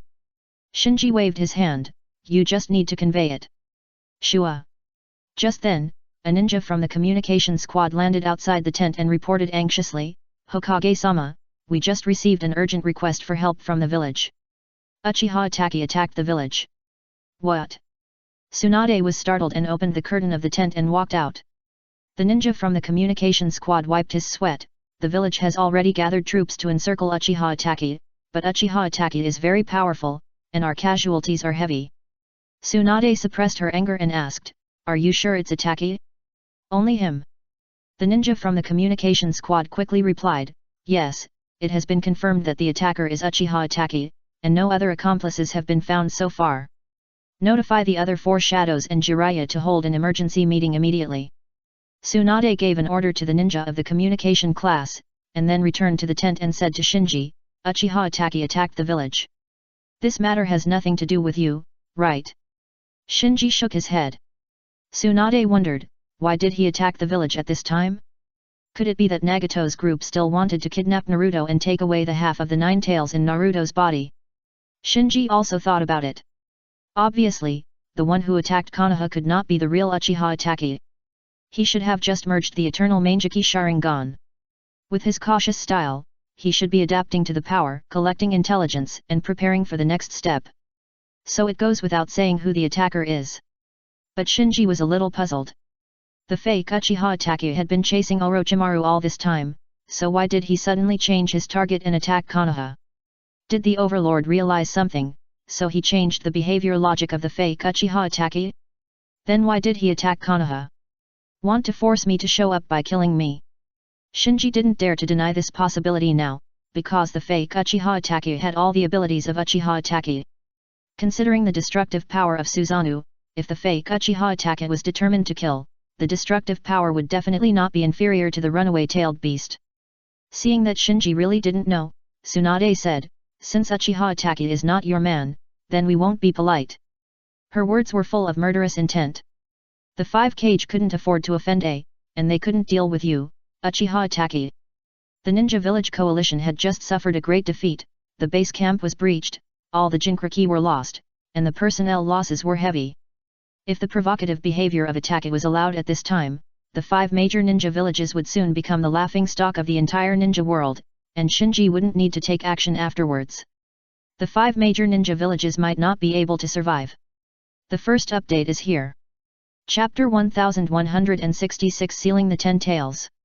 Good luck. Shinji smiled, and then with a bang, he turned into a puff of white smoke. Obviously, the person hiding in Tsunade's tent was not Shinji himself, but a shadow clone that had been lurking there for a long time. The purpose of this shadow clone was just to complete the deal with Tsunade, and he was not responsible for other things. Ah! Tsunade sighed. She had been so tough before, and now that Shinji was gone, she relaxed a little. One trouble after another, ah! After sighing, Tsunade calmed down and rushed towards the meeting room. Her top priority now was to deal with Uchiha Taki's provocation. Flying Fortress. In the central training ground. Shinji, who was counting the spoils, was suddenly startled and recovered the memory transmitted from the shadow clone. That fake attacked the village? Shinji rubbed his chin habitually. At the critical moment when he just captured the 10 tails, the fake Uchiha Taki suddenly changed his behavior logic and started killing people. It was obvious that the Overlord had noticed something. It is definitely not okay to be led by the Overlord. Shinji's own plan cannot change. He can only fight against the Overlord in a real sense by constantly becoming stronger. Other means are just to delay the Overlord's invasion of the ninja world. But leaving it alone is obviously not okay. He knows the destructive power of the fake Uchiha Taki very well. If he really leaves it alone, in a few weeks, the entire fire country may be razed to the ground by him alone. This will have too much impact and may accelerate the Overlord's invasion of the ninja world. Let Orochimaru deal with it. Doesn't he still have Uchiha Madara in his hands? It's just right to let this Uchiha dancer deal with the fake one. Having made up his mind, Shinji conveyed the order to Orochimaru. The 5 Kage and Orochimaru joined forces. Even if they could not completely wipe out the fake Uchiha Taki, they should be able to curb the fake Uchiha Taki's actions and delay time for Shinji to be promoted to the 10 Tails Jinkriki. In addition, Shinji also wanted to use the 5 Kage and Orochimaru to test the upper limit of the fake Uchiha Taki's strength, or in other words, to test the upper limit of the Overlord's power to infiltrate the ninja world, so as to increase some intelligence for him to fight against the Overlord in the future. Suddenly, the signal light in the central training ground lit up. Shinji glanced and knew that the flying fortress had entered the territory of the Land of Demons.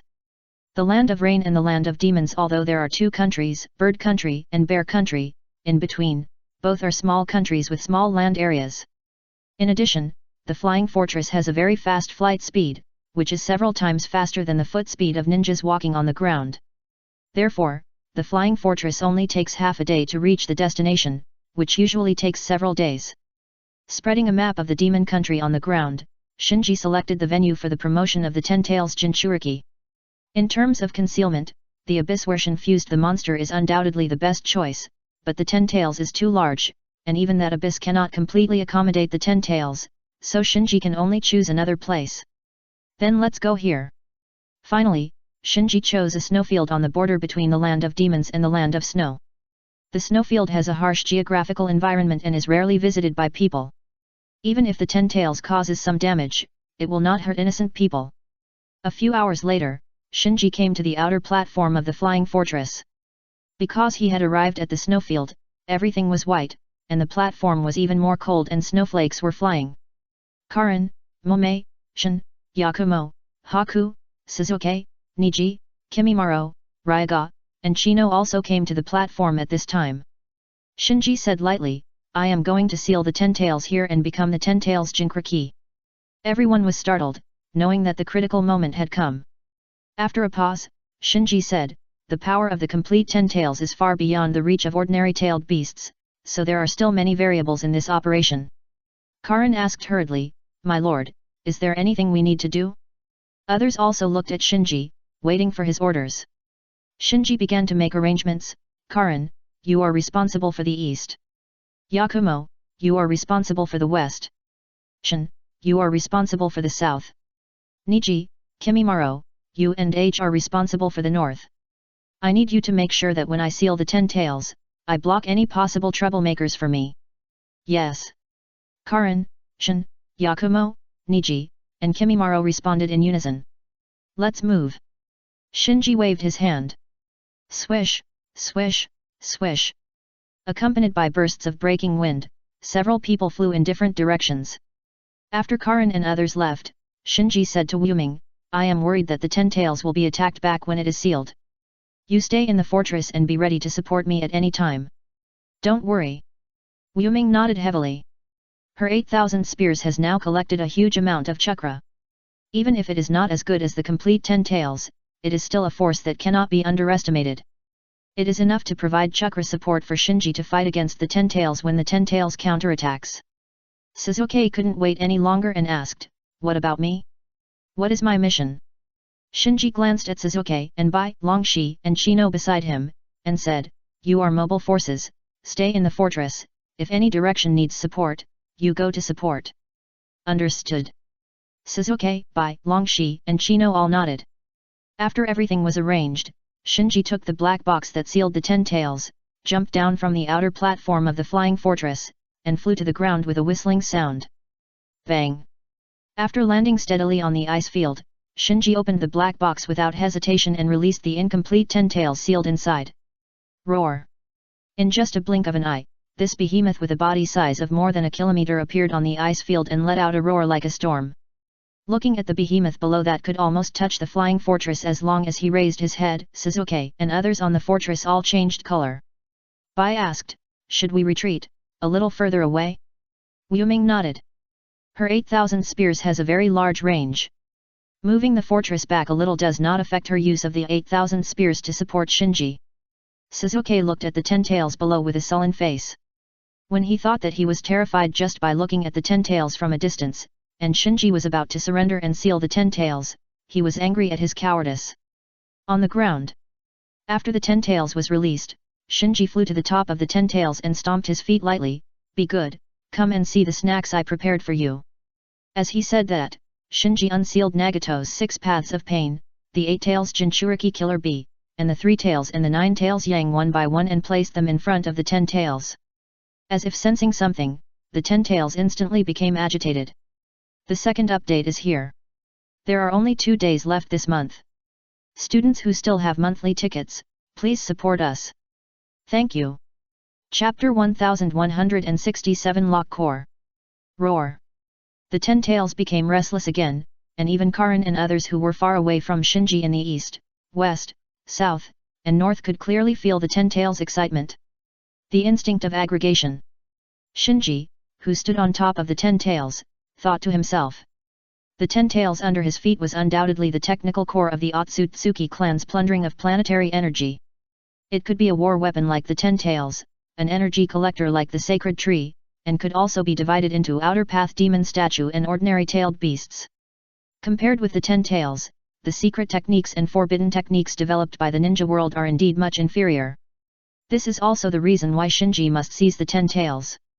Because apart from becoming the 10 tails Jinchuriki, there is almost no other 100% way to advance to the 6 paths level in the ninja world. Even the powerful Miko of the perfect body and the immortals of the 3 holy places could not cross this hurdle.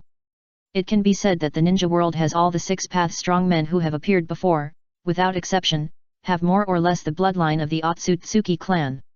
Swish, swish, swish. The 10 tails once again spit out chains with a glowing halo. Unlike last time, there was no Shinji blocking the opponent at this time, so the chains ejected from the 10 tails' mouth pierced the Jinchuriki and the tailed beasts in front of it without any hindrance, and then pulled them hard, pulling the tailed beasts towards itself. The 9 tails unsealed by Shinji, all the beasts were struggling to resist, but compared with the power of the 10 tails, they had no strength to resist at all. They could only roar and wail all the way, being chained and dragged into the mouth of the 10 tails little by little. Shinji, who was watching all this, was not idle, but activated his eye technique Gojingu, constantly evaluating the changes in the 10 tails chakra. Because of the characteristics of Gojingu, it is more accurate than any instrument for detecting chakra in the ninja world. Hey! Soon, Shinji's face showed a strange expression. After swallowing the 9-tailed beasts, the 10 tails expanded rapidly, and its height increased from 1,000 meters to 1,200 meters, almost in the blink of an eye. It increased by 1/5 of its original height. Compared with the increase in body size, the increase in chakra is even more amazing. If the chakra of the 10 tails before swallowing the 9-tailed beasts is regarded as 1 unit, then after swallowing the 9-tailed beasts, the chakra of the 10 tails has risen very much, and soon reached 10 units. In other words, the chakra of the complete 10 tails is 10 times that of the incomplete 10 tails. In the distance. Hiss! Shin took a breath. After becoming a perfect Miko, her power surpassed Karin and Momei, and even Shinji, and she became the closest person to the 6 paths in the current organization. This can also be seen from the fact that she could use her body to fight against the incomplete 10 tails. In her opinion, the 10 tails is nothing more than that. She and Karin can suppress it together, so he is a little puzzled by Shinji's seriousness. But now that the 10 tails has devoured the bodies of the other 9-tailed beasts and restored to its perfect form, she realized how exaggerated the real 10 tails is. On the other side, Karin also looked a shudder. Even though she had figured out how to use the Samsara Eye to deal with the 10 tails, she still felt a little powerless in the face of the complete 10 tails in front of her. Compared to the solemn expressions of Shin and Karin, the 3 people in the other 2 directions, Yakumo, Kimimaro, and Niji, were only terrified. This amount of chakra is simply... For a moment, Niji couldn't even think of a suitable adjective, because in the vision of his Byakugan, the chakra of the 10 tails had filled the entire world. H side, I thought the giant Samsara Eye was the ultimate chakra, but I didn't expect the 10 tails chakra to be stronger than the giant Samsara Eye.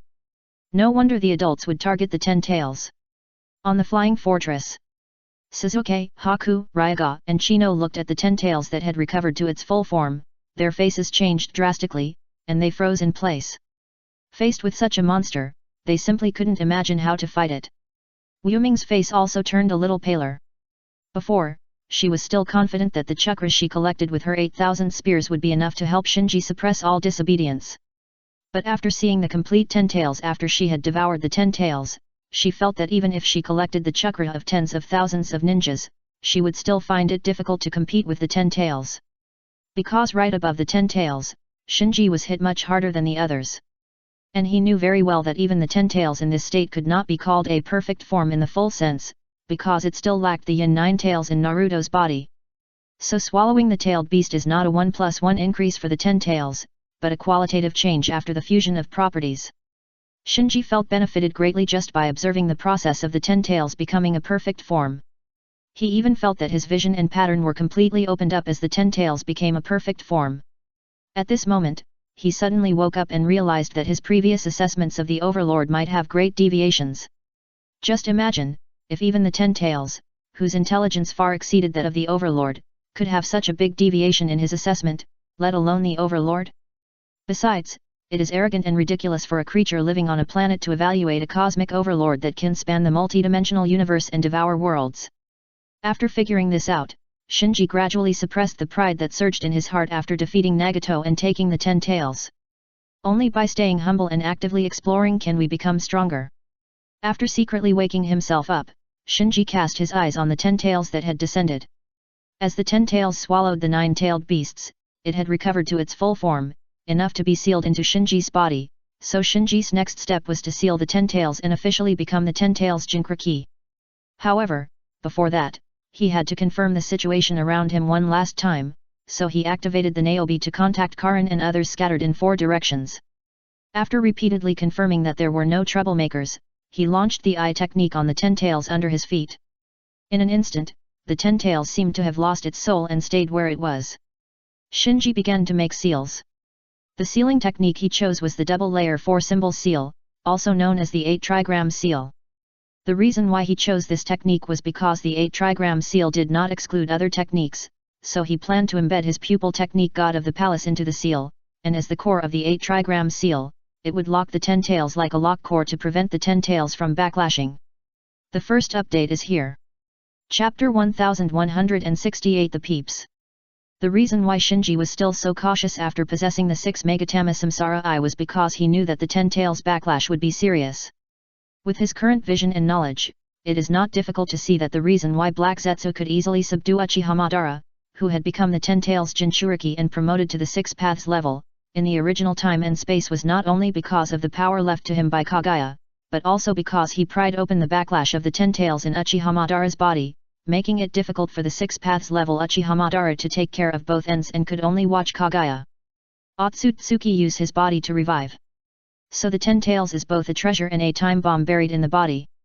In the face of this situation, it is not too careful, so Shinji did not hold back and directly used his strongest eye technique, God of the Shrine. If he were placed in the position of Uchiha Madara in the original time and space, he would have the confidence to withstand Black Zetsu's Black Tiger Heart Digger. At least he could delay Kagaya Otsutsuki's speed of reviving, and then seek the help of Wuming to suppress the backlash of the 10 Tails in his body with the chakra of the outside world. Shinji is still sealing the 10 Tails.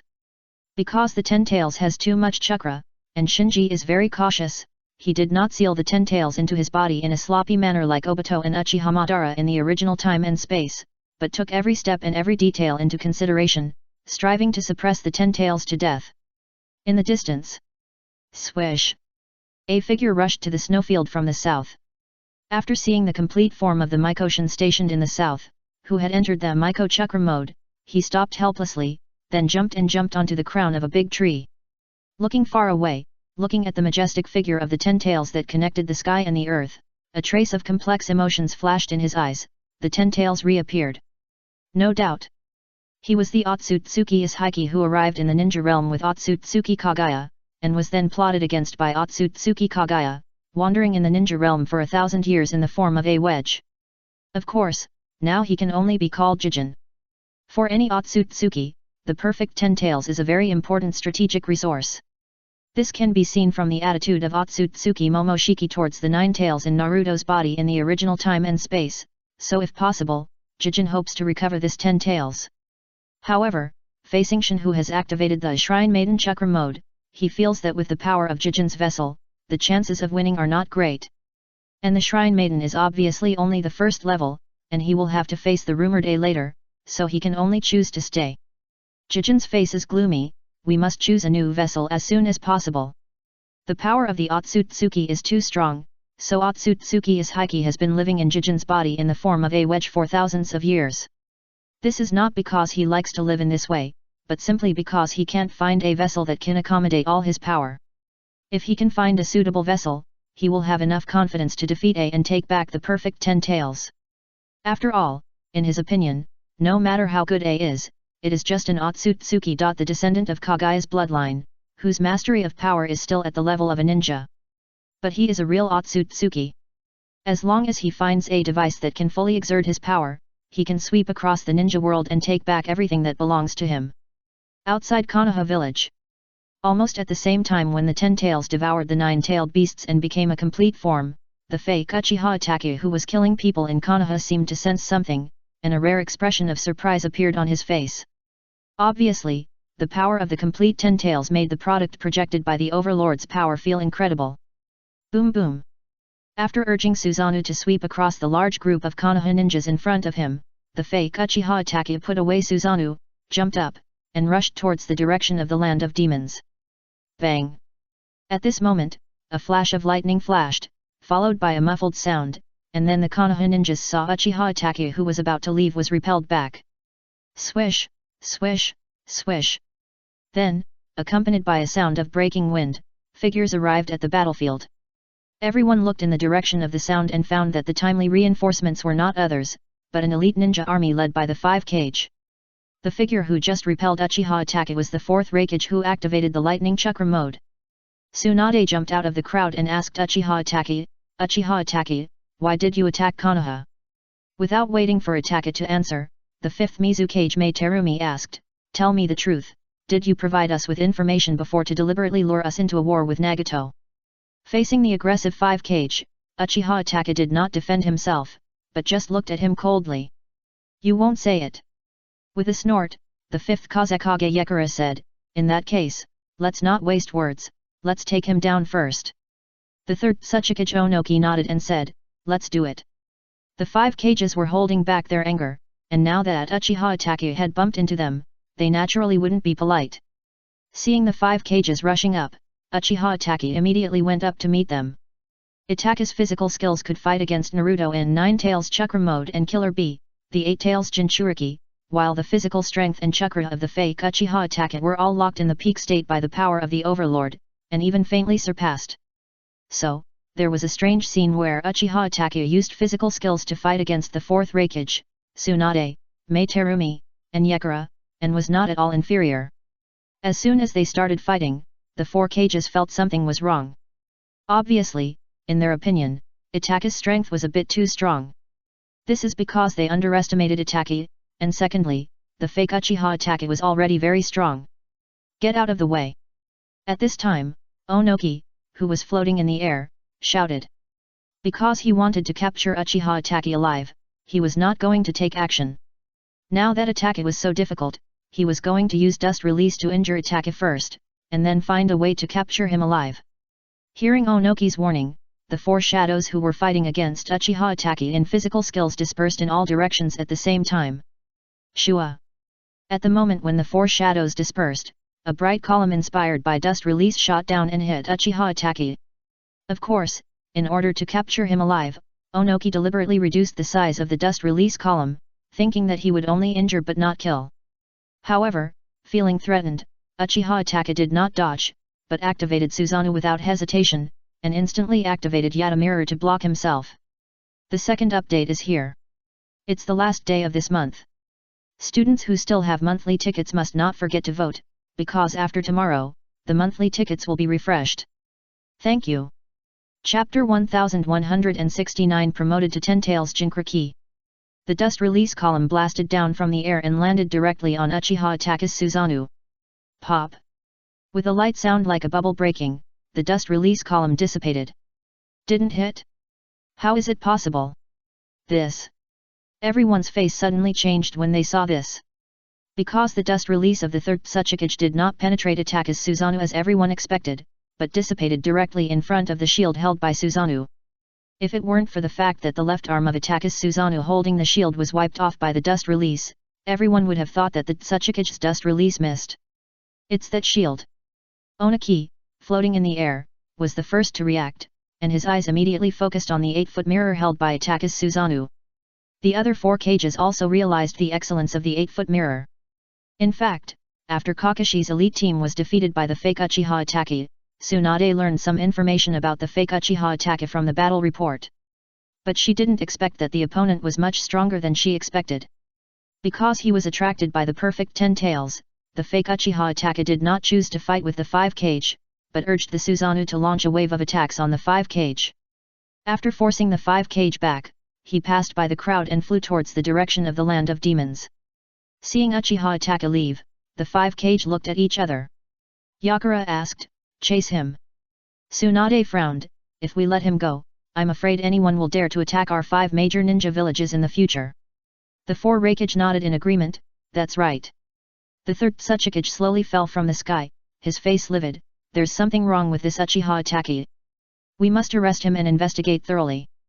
Onoki was in a very bad mood at this time. It was terrible. His proud dust release was defeated one after another. Before, he was fighting against Nagato who had the Eye of the Immortal. It was fine that dust release failed. Now, dust release did not work against a Mangeki Uchiha. This made him a little unacceptable, so he had to get back at him. This was not only for his own face, but also for dust release. He had to use his actions to maintain the reputation of bloodline elimination of their Iwagakuer. After reaching an agreement, the 5 cage did not hesitate and immediately led the elite ninja army to chase in the direction of Uchiha Itachi's escape. In a canyon in the land of fire. Swish! Kabuto Yakushi fell from the sky and landed on a high cliff on one side of the canyon. He shouted to the canyon, "Honglian, how is the arrangement going?" 80% has been completed. Honglian's voice was heard immediately in the canyon. Undoubtedly, after receiving Shinji's order, Orochimaru began to prepare to eliminate the fake Uchiha Itachi. Considering the tricky Susanoo of Uchiha Itachi, Orochimaru naturally wanted to use the terrain advantage to limit the opponent's Susanoo, so he summoned the subordinates from the Sound Village and handed them over to Honglian for command, and set up various traps in the canyon. After a few jumps, Honglian jumped onto the cliff. "Where is Lord Orochimaru?" Yakushi Kabuto said, "Lord Orochimaru is still monitoring the target, but he should be here soon. We must complete all the arrangements as soon as possible." "Understood." Honglian responded, then turned around and urged the ninjas in the canyon to speed up the construction. In the distance, boom! There were continuous explosions in the forest. "Stop right there, you bastard!" The fourth Raikage roared loudly. They chased all the way from Konoha village, trying to capture Uchiha Itachi alive, but Uchiha Itachi avoided fighting and only headed west, which made them quite helpless. Not long after, Uchiha Itachi arrived at the canyon that Honglian and the others had arranged earlier. Uchiha Itachi was still not paying attention, as if the pursuers behind him had nothing to do with him, and he rushed all the way to the direction of the land of demons. Boom! Suddenly, the rock walls on both sides of the canyon collapsed one after another, and in just a blink of an eye, they blocked the way of Uchiha Itachi. Immediately afterwards, a large number of kunai with detonating tags were shot from the rock walls on both sides of the canyon to Uchiha Itachi, who was blocked in the canyon. For a while, the sound of explosions continued, as if the entire canyon was engulfed by flames. At the same time, Orochimaru appeared on the cliff and blocked the five shadows. "Orochimaru!" The five shadows stopped in unison. Tsunade jumped out of the crowd and said angrily, "So it was you, the bastard, who colluded with Uchiha Itachi." Orochimaru smiled. "Tsunade, you are still so impatient?" Tsunade asked, "Then why did you stop us?" Orochimaru glanced at the canyon that was still exploding, gradually put away the smile on his lips, and said seriously, "This guy is not something you can deal with. I suggest that we join forces and work together to get rid of him." The fourth Raikage was furious. "What do you mean? Do you look down on us five shadows?" Oniki looked at the canyon and found that both sides of the canyon were full of Orochimaru's subordinates, including Kabuto, Yakushi, Gurren, Jago, Teiwa, and other dangerous people on the wanted list of the 5 major ninja villages. From their behavior, it was obvious that they were ambushing Uchiha Itachi, so a hint of doubt flashed in his eyes. Tsunade also discovered that Orochimaru's subordinates were attacking Uchiha Itachi, so she asked directly, "Why?" Although there had been intelligence that Uchiha Itachi was chasing Orochimaru at the border between the Land of Fire and the Land of Hot Water, Tsunade still wanted to know what grudges there were between them. No comment. Orochimaru shook his head and continued, "My proposal just now was not to beg you, but our goals just happen to be the same, and there is room for cooperation." The 5 Kage looked at each other. Orochimaru himself is a Kage-level strongman, no weaker than any of them, plus Kabuto, Yakushi and other subordinates, as well as several previous Hokage controlled by Orochimaru with the immortal reincarnation. These forces added together, no one dares to underestimate. So after weighing the pros and cons, Tsunade said, "After capturing Uchiha Itachi alive, you must hand him over to us for disposal. If you agree, we will cooperate. If you don't agree, we will wipe you out." "Capture alive?" "Ha!" Laughing, Orochimaru nodded and said, "Of course, if you have the ability to capture him alive." On the snowy plain. After completing the seal, Shinji put one hand on the top of the head of the 10 tails and shouted, "8 trigram seal." In an instant, Shinji's palm was like a black hole, absorbing the huge body of the 10 tails. In just a dozen seconds, the behemoth with a body size of more than a kilometer disappeared in Shinji's palm. Shinji raised his mouth, "Done. The first update is here. There are only 6 hours left. Students who still have monthly tickets must not forget to vote, otherwise it will be refreshed after tonight." Chapter 1170 Exaggerated Strength Improvement. Perhaps because of Shinji Tsukasa has a powerful 6 Megatama Samsara Eye, perhaps because of the complex sealing technique carefully designed by Shinji, or perhaps because of the huge chakra collected by Wuming on the other end of the 8,000 spears connected to Shinji. In short, the process of sealing the 10 tails was very smooth. Even after devouring 9-tailed beasts and becoming a complete body, the 10 tails was still unbelievably well behaved in front of Shinji. Not to mention the backlash, there was not even a little resistance. Compared with the original time and space, Obito risked his life and almost lost control to barely seal the 10 tails. It was simply a world of difference. Eye power is the key. Soon, Shinji figured it out. The biggest difference between him and Obito, who only had a single samsara eye in the original time and space, is eye power. So Obito was so strenuous, while he was so relaxed. Without being complacent, Shinji quickly examined himself. After sealing the 10 tails into his body, he felt a certain fusion of chakra properties taking place in his body. This had never happened since he transplanted the first generation of cells. Even when he awakened the samsara eye, he had never experienced such a violent fusion of chakra properties. Then, the chakra in his body rose rapidly, almost changing every second.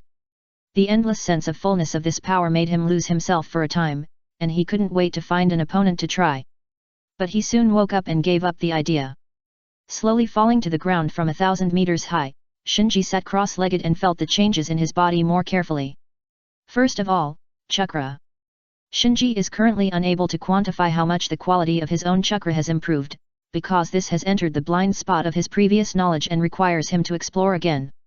Compared with quality, the increase in chakra quantity is very significant. So far, he feels that the amount of chakra in his body has increased by at least 50 times, and this increase is still continuing. Then it was the eyes.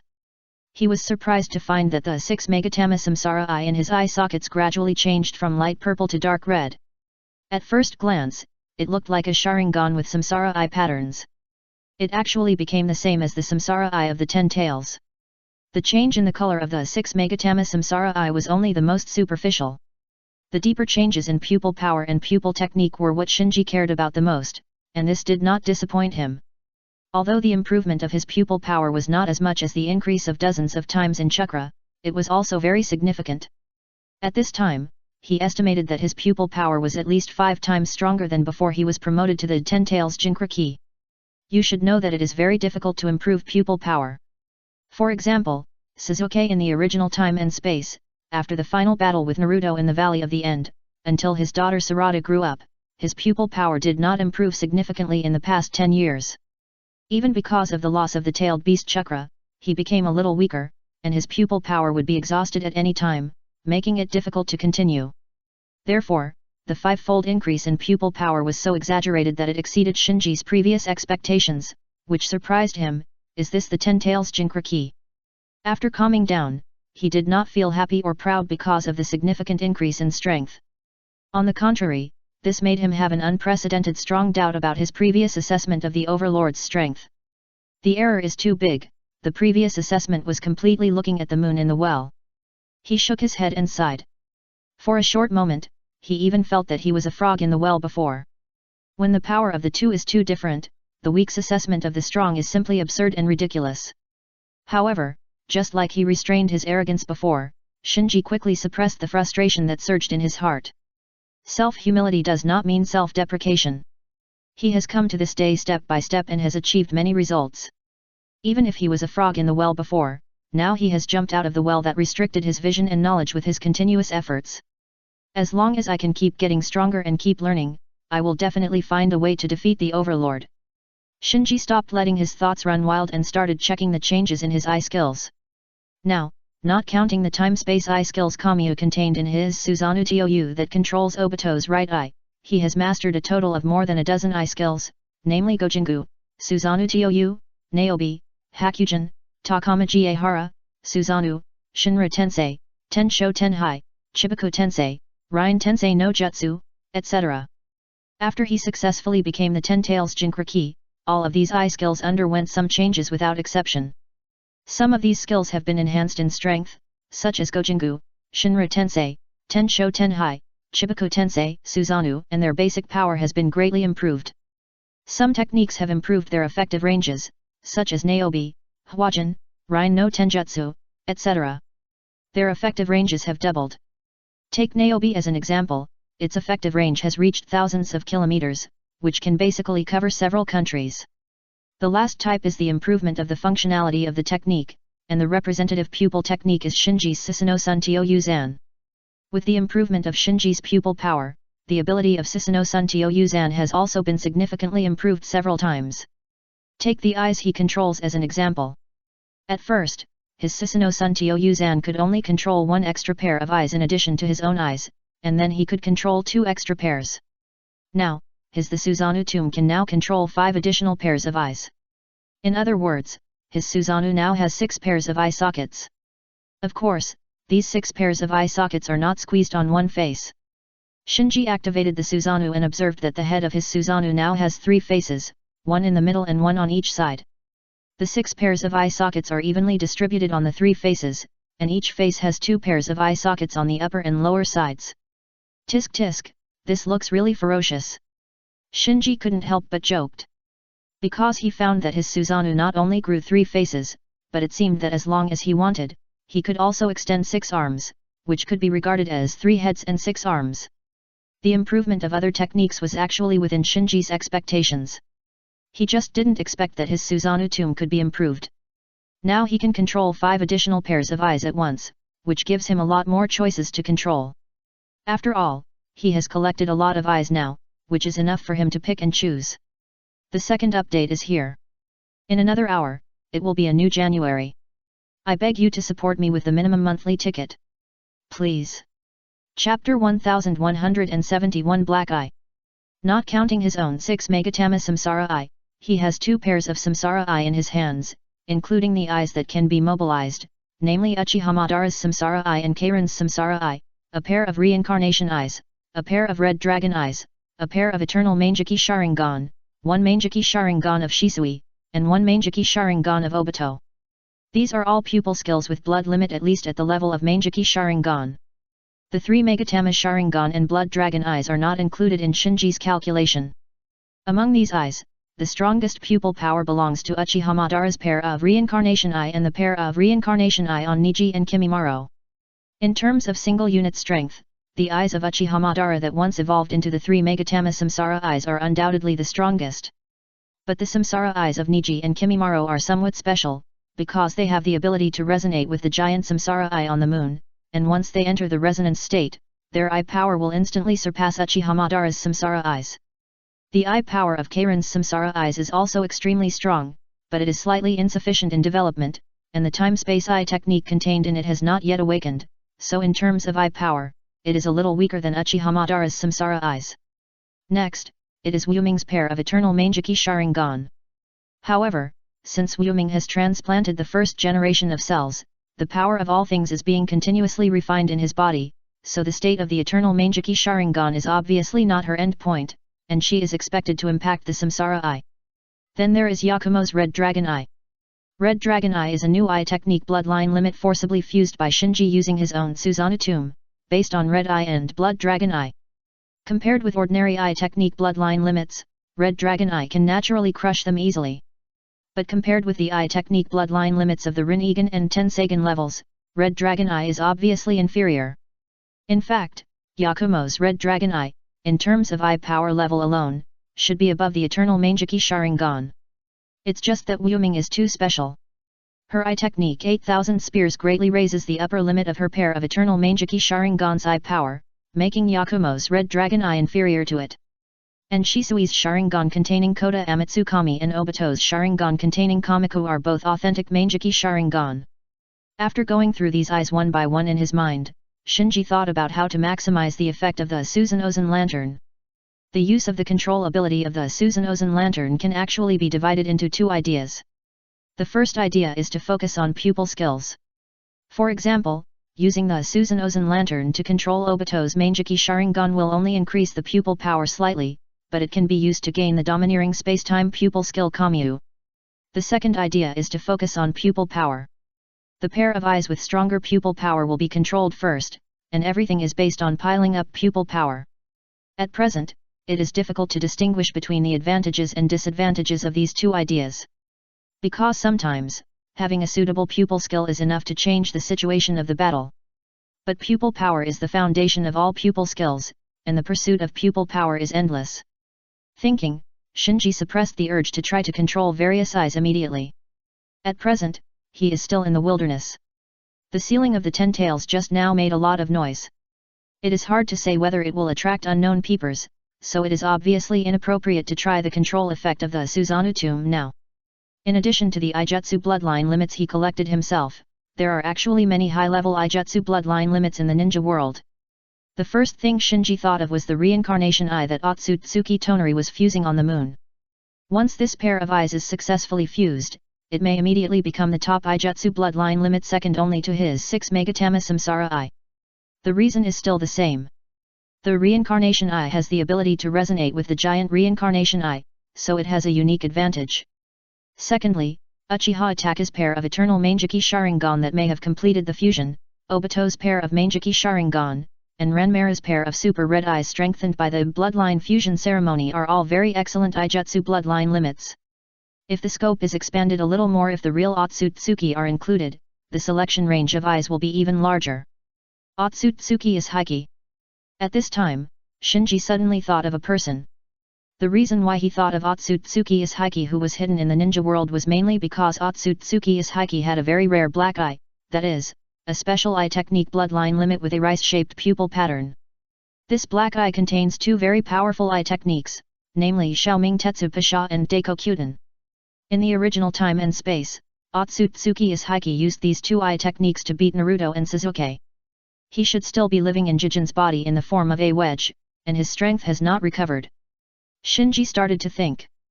If it was Otsutsuki is Heike in normal state, Shinji really didn't have much confidence, because Otsutsuki is Heike was different from the bloodline descendants like Otsutsuki Tonari. He was an Otsutsuki who had traveled interstellar in the true sense.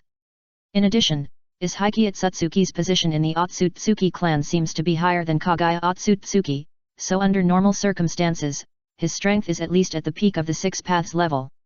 In addition, he also has a 10 tails, so his overall strength is very strong. At present, is Heike Otsutsuki has not found a suitable weapon, and his strength is at a low point. Even the 10 tails he owns can only be isolated and raised. This is a good time for Shinji to take action. Suddenly, Shinji grinned and thought, it's true that when you have a sharp weapon, you will naturally want to kill. After collecting his thoughts, he immediately used Naobi to notify his subordinates scattered in 4 directions and asked them to gather towards him. Swish, swish, swish. After a while, Shin, Karin, Yakumo, Niji, and Kimimaro arrived in front of Shinji one after another, saying in unison, "Sir." They all saw the process of Shinji sealing the 10 tails just now, so their respect for Shinji in their hearts soared a lot. Shinji nodded to the few people, and then activated the pupil technique, and slowly ascended to the sky with the few people. In the distance, Jijin narrowed his eyes as he looked at Shinji and others rising into the sky, and he had a murderous intention in his heart. Because in his eyes, whether it was the Uchiha or the Uzumaki clan, they were all descendants of Kagaya Otsutsuki's bloodline, and they were all his enemies. But he didn't know that Shinji also became interested in him. The first update is here. Chapter 1172 The encirclement and suppression failed. The Land of Fire. The battlefield in the canyon.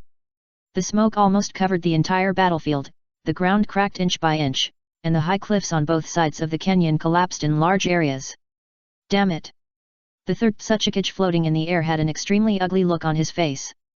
He thought it would be an easy battle. After all, with the forces of Orochimaru who had reached a cooperation, his advantage was too great.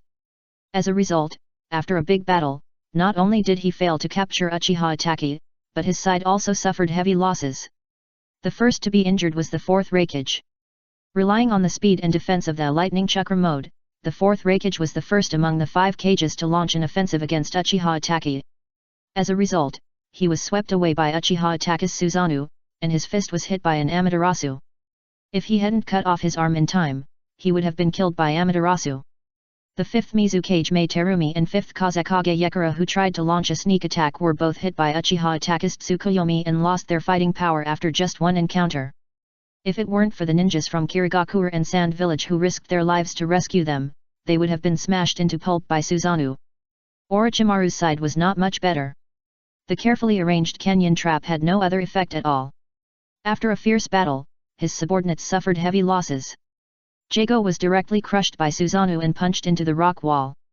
Hunglian's crystal escape was like tofu in front of Susanoo and was directly destroyed. Teiwaya tried to use the sound illusion of magic sound lock to deal with Uchiha Itachi, but was subdued by Uchiha Itachi's Tsukuyomi. After a fierce battle, the battlefield became a mess, with corpses lying all over the ground. The 5 Kage and Orochimaru did not gain any advantage.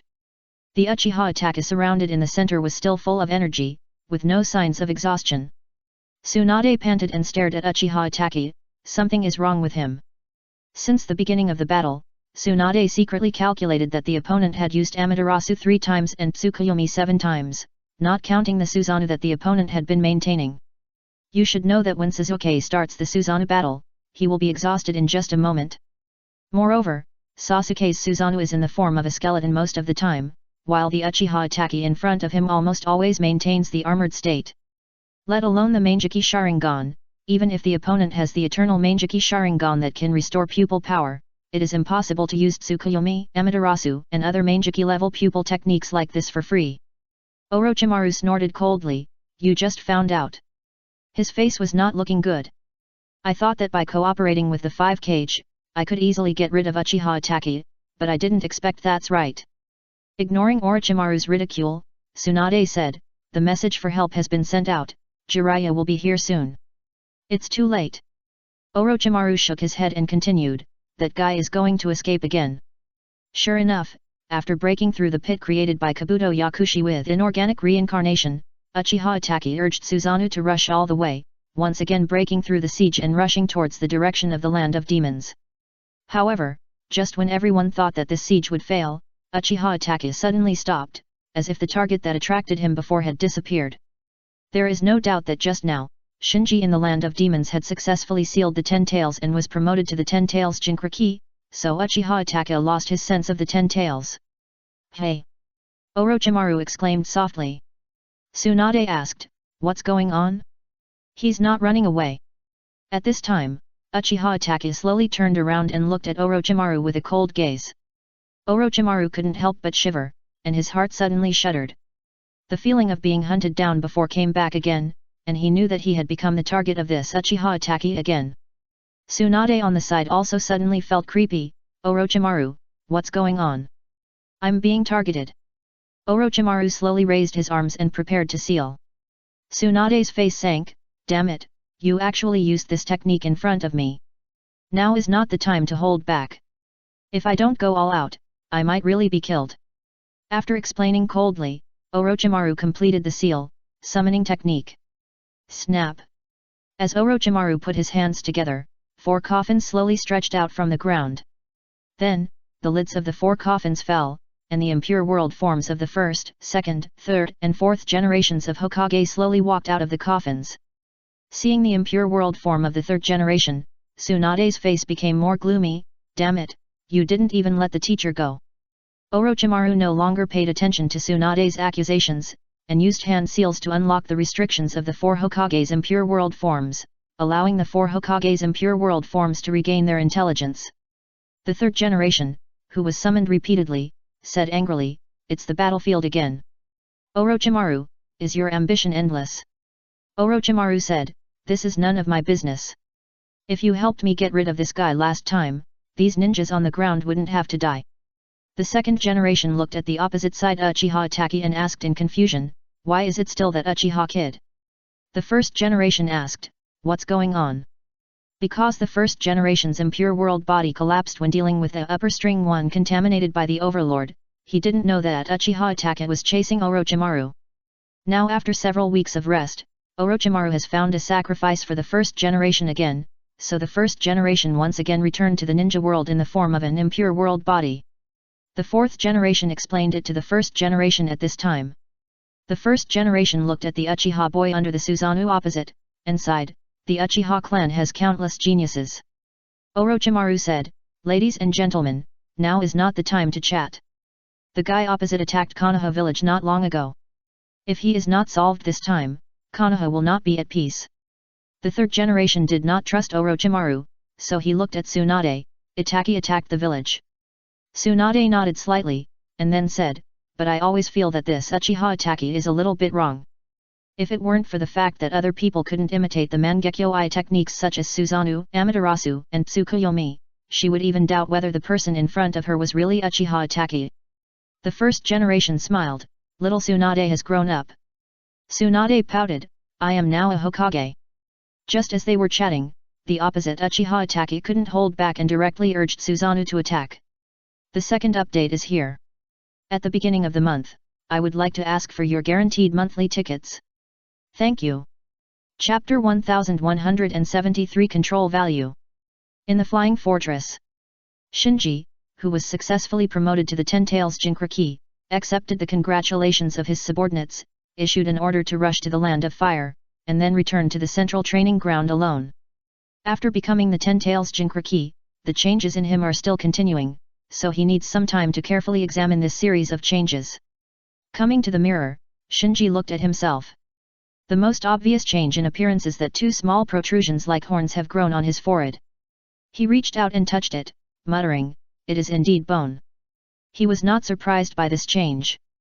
The real Otsutsuki clan, although in different shapes, all have this kind of bone protrusion on their heads, such as Kagaya Otsutsuki, the Six-Path Sage, Momoshiki, Izhiki, etc. So it is normal for Shinji to have such a change in appearance after he sealed the 10 tails and gained the power equivalent to the orthodox Otsutsuki. After all, Obito and Madara, who became the 10 tails Jinkriki in the original time and space, were also like this. However, unlike Obito and Madara in the original time and space, except for the 2 small protrusions on his forehead, Shinji's other changes in appearance are not obvious.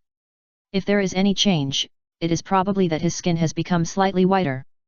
This is still very different from the sickly skin color of Obito and Madara after they became the 10 tails Jinkriki. Shinji raised the corner of his mouth slightly. With his current vision, he naturally knew the reason for this difference. Simply put, whether it is Obito or Uchiha Madara, they can only be regarded as incomplete 10 tails Jinkriki. The incompleteness here is that the 10 tails they sealed are not complete, and their suppression of the 10 tails is not enough, so the evolution is not thorough. Comparatively speaking, Shinji's problem in this regard is much smaller. First, his 10 tails is relatively complete, only missing half of the yin 9 tails. Second, his pupil power is far superior to Obito and Madara, so the seal and suppression of the 10 tails are very thorough. This makes the change in his appearance relatively small.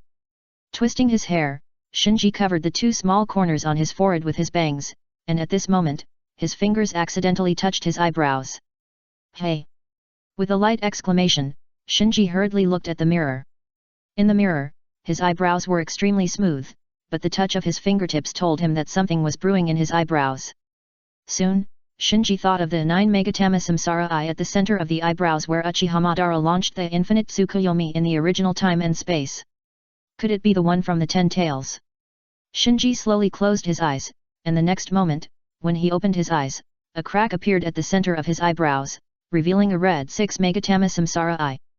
It is indeed the 9 Megatama Samsara Eye that contains the infinite Tsukuyomi of the 10 tails. Shinji was immediately refreshed. With this eye, Shinji can use the moon as a medium to launch the infinite Tsukuyomi like Uchiha Madara in the original time and space. Infinite Tsukuyomi can collect chakra from the entire ninja world. With this move, he is equivalent to having an extra trump card. If he is not the opponent of the Overlord in the end, he can use this move to gather the power of all the creatures in the ninja world to fight a desperate battle with the Overlord. After closing the 9 Megatama Samsara Eye between his eyebrows, Shinji came to the center of the practice field and sat down cross-legged. After calming down, he controlled his pupil power, activated the half-body Susanoo, and then activated the Susanoo lamp. In an instant, a golden half-body Susanoo appeared in the central practice field. Fortunately, this central practice field of the Flying Fortress was specially modified by Shinji, and the area and height were increased. Otherwise, it really couldn't accommodate his Susanoo. Shinji activated the Susanoo lamp and controlled the eyes at hand one by one. The ordinary 3 Magatama Sharingan has a negligible improvement on Shinji's pupil power. This kind of control is just a waste of a quota and has no meaning. The improvement in pupil power obtained by controlling a single Mangekyo Sharingan is also very limited. Shinji concluded that if it is not for pupil skills, there is no need to control it at all. The best eye power enhancement effect is undoubtedly the pair of Samsara eyes of Uchiha Madara. As soon as he succeeded in controlling it, Shinji clearly felt the improvement of his eye power. Of course, there are also things that are beyond Shinji's expectations. That is the ordinary blood dragon eye. The eye power enhancement gained by Shinji after controlling it is even greater than the eye power enhancement gained by controlling a single Mangekyo Sharingan. This once again confirms Shinji's previous conjecture. The amount of eye power gained by the Susanoo tomb by controlling various eye techniques and bloodline limits is not only related to the eye power of the controlled eyes, but also to the spectrum.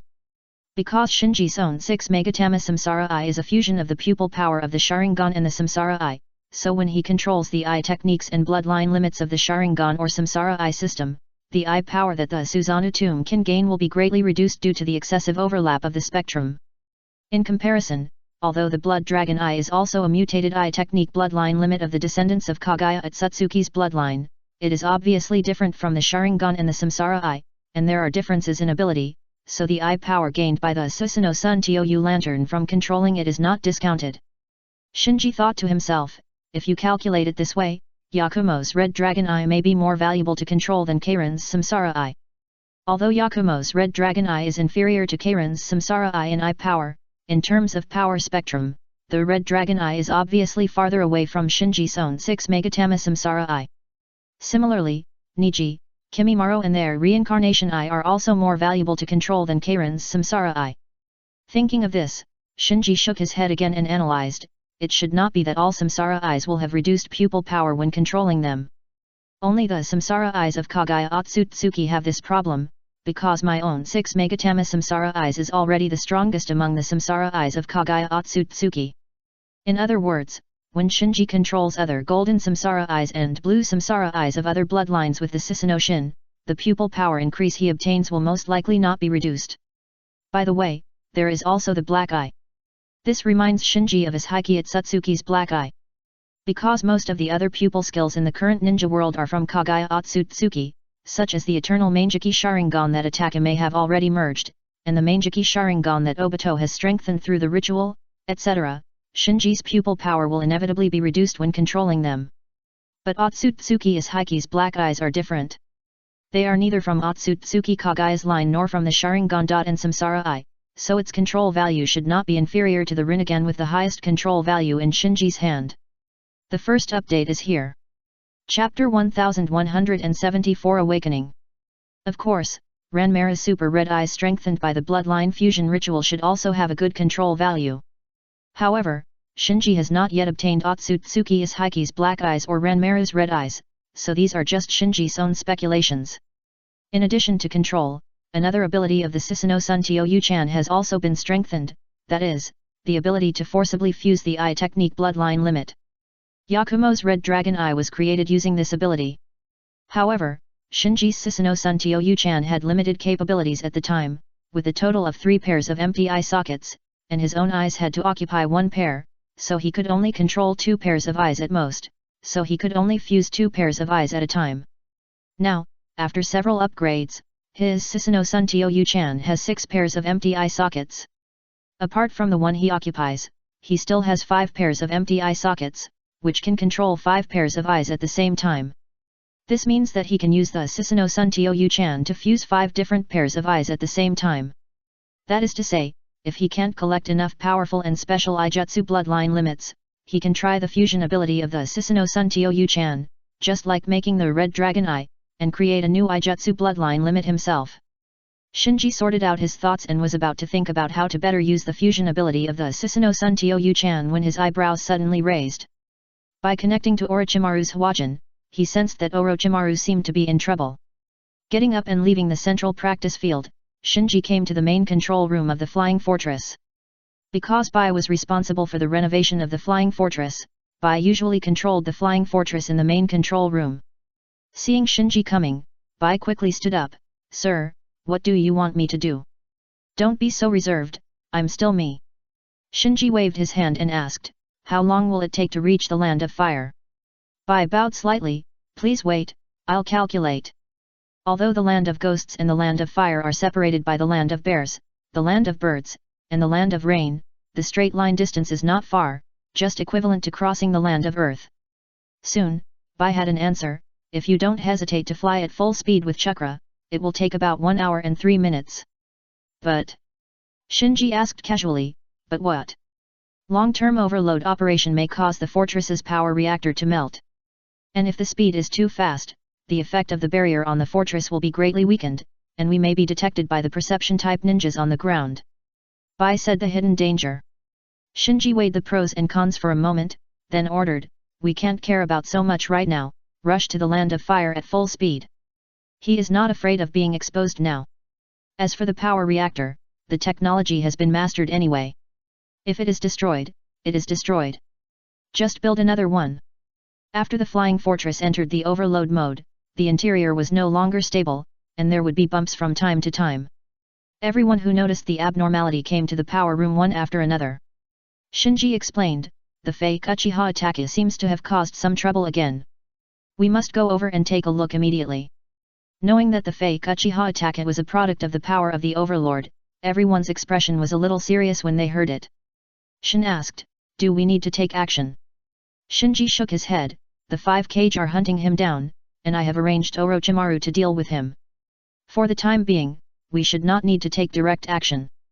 Even if he successfully promoted to the 10 Tails Jinchuriki, Shinji still did not want to come into direct contact with the power of the Overlord. In addition, Orochimaru controls the impure earth bodies of 4 Hokage and Uchiha Madara, and has masters like Kabuto Yakushi by his side. In terms of combat power, he is actually at the top level in the ninja world. However, the necessary preparations must be made, so Shinji ordered Karin, contact Uchiha Itachi and remind him not to forget the deal between us. Yes. Karin left in response. Sasuke opened his mouth, but finally fell silent. Shinji glanced at everyone and said, this time we are mainly watching and seeing how strong the creation of the Overlord's power can be. This should be a reference for our next direct confrontation with the Overlord. Understood. Everyone nodded. An hour passed in a blink of an eye. As by guessed, due to long-term overload, the power reactor of the Flying Fortress melted down, but Shinji was lucky and the Flying Fortress finally arrived in the Land of Fire. After arriving at the Land of Fire, Shinji did not rush to the battlefield, but asked Yakumo to send Ito. Then he used Naobi and Hwajin to connect with Ito, obtained Ito's vision, and shared the vision with others. At this time, the Kenyan battlefield could no longer be seen in its original Kenyan appearance. Everywhere he looked were deep pits of various sizes, the black flames of Amaterasu scattered disorderly all over the battlefield, and the debris of the wood escape was blown away by the wind. Hiss! After seeing the battlefield through Ito's vision, everyone took a breath of cold air. They had seen a lot of scenes, but after seeing this battlefield, they still felt a lot of shock. Uchiha Itachi! Sasuke exclaimed. He saw the very familiar figure in the center of the battlefield, the red one holding a shield in his left hand and the Susanoo holding a sword was the nightmare of his countless nightmares. Others noticed several impure earth forms scattered around the battlefield. The impure earth form of the second Hokage fell into a deep pit, half of his body disappeared, and he did not recover, as if he was hit by some kind of sealing technique.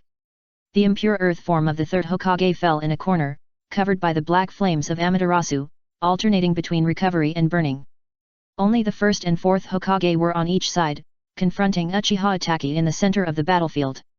On the periphery of the battle circle, Tsunade, Jiraiya, and Onoki were not only embarrassed, but also looked bad, obviously too exhausted.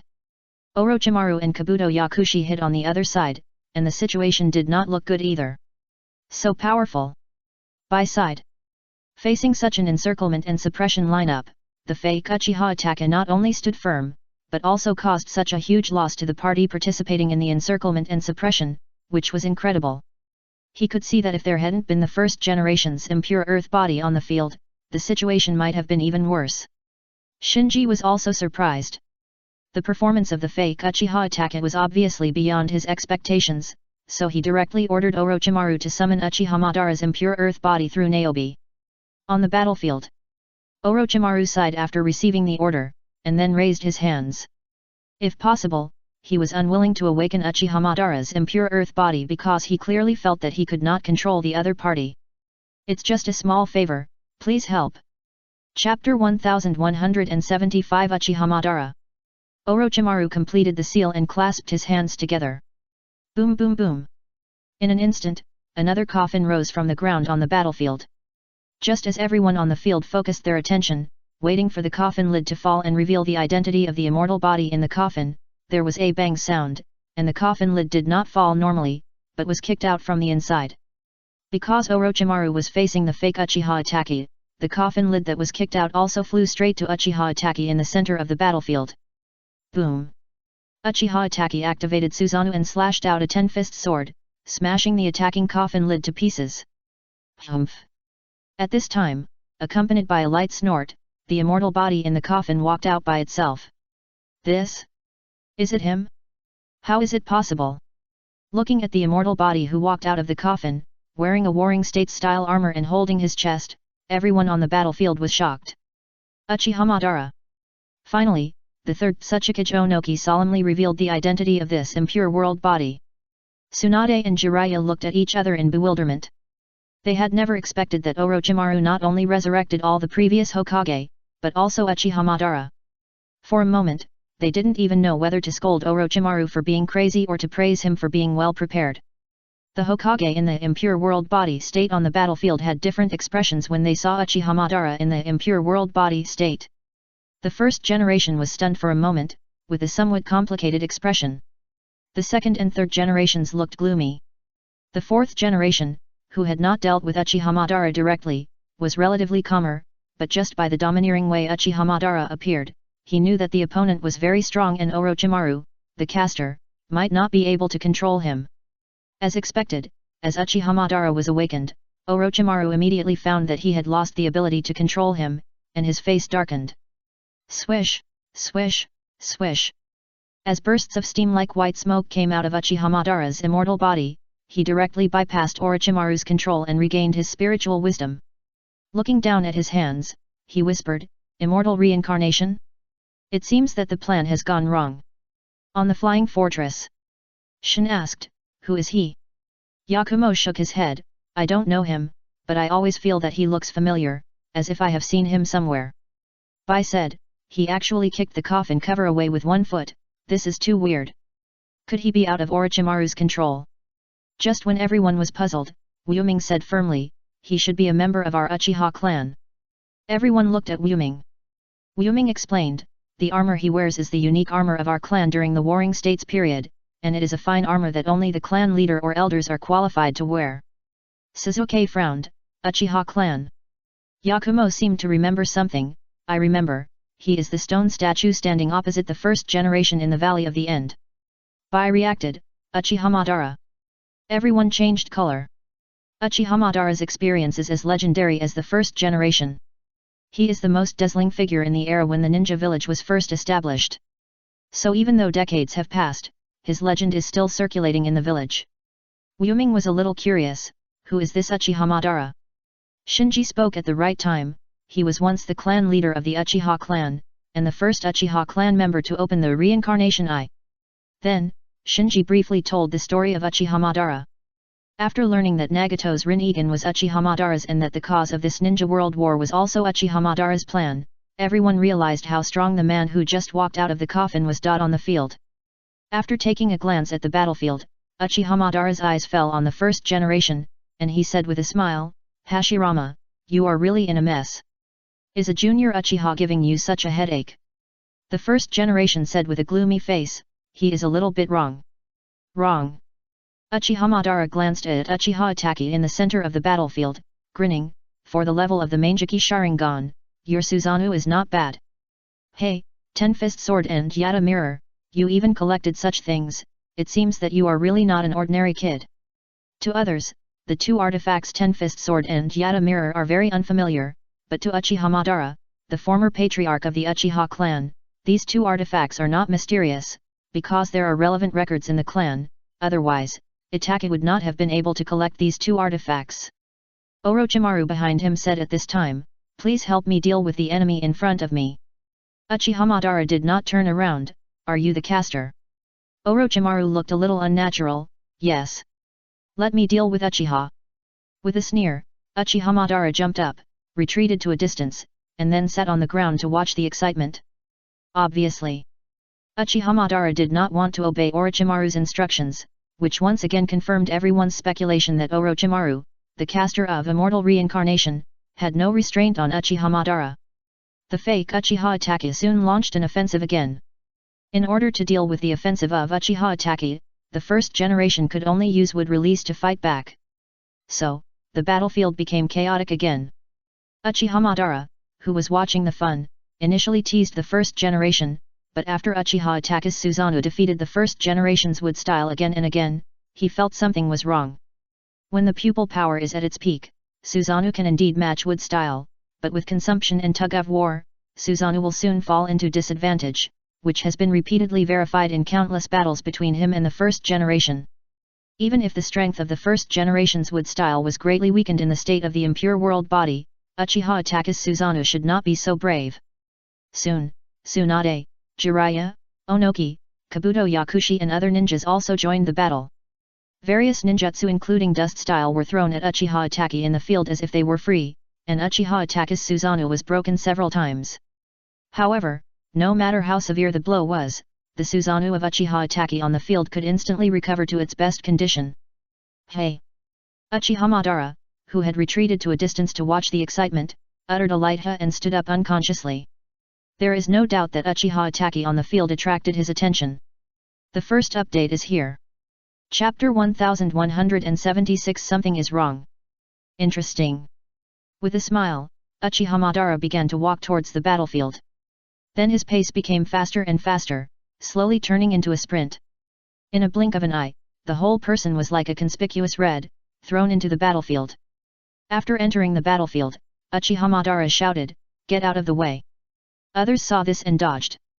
Uchiha Madara rushed towards Uchiha Itachi, saying, "Hashirama, you look so dirty, it's embarrassing." The first generation reminded, "Be careful." Humph! Uchiha Madara ignored the first generation's reminder and rushed straight towards Uchiha Itachi's Susanoo. Uchiha Itachi directly activated Susanoo to attack Uchiha Madara. "Kid, you are still a little naive." Facing the attack of Uchiha Itachi, Uchiha Madara did not dodge or evade, and quickly launched Susanoo. In an instant, Uchiha Madara's eye-catching blue Susanoo appeared on the battlefield, and quickly turned into a half-armored state, and punched Uchiha Itachi's Susanoo. Boom boom! Accompanied by a loud noise, Itachi's Susanoo was hit by Madara's Susanoo, and he staggered backward. No doubt. In terms of the strength of Susanoo, Uchiha Madara, who possessed the eternal Manjiki Sharingan, was obviously better. After repelling Itachi, Madara crossed his arms and said, "Boy, what's your name?" The reason why he took action was certainly not to help Orochimaru. At present, Obito was missing, and Nagato did not use the reincarnation technique to revive him as originally planned, so he had to deal with the plan that might have gone wrong. And the Uchiha Itachi in front of him was obviously the best among the contemporary Uchiha clan, so he wanted to subdue Uchiha Itachi and then recruit him into his camp. He believed that as long as the other party heard his name and understood his strength, he would definitely bow down to him. However, contrary to his expectation, Itachi not only did not answer his question, but directly swung the Ten-Fist Sword to cut him. Don't think that the Ten-Fist Sword is a sealed sword, and its slashing ability is weak. When Itachi and Orochimaru fought fiercely before, the Ten-Fist Sword easily cut off the sword that Orochimaru used with the Yakata no Yamata. After all, the Ten-Fist Sword is also a kind of Kusanagi sword. So when this sword came, even Uchiha Madara's Susanoo was cut off by this sword. Humph! Uchiha snorted lightly.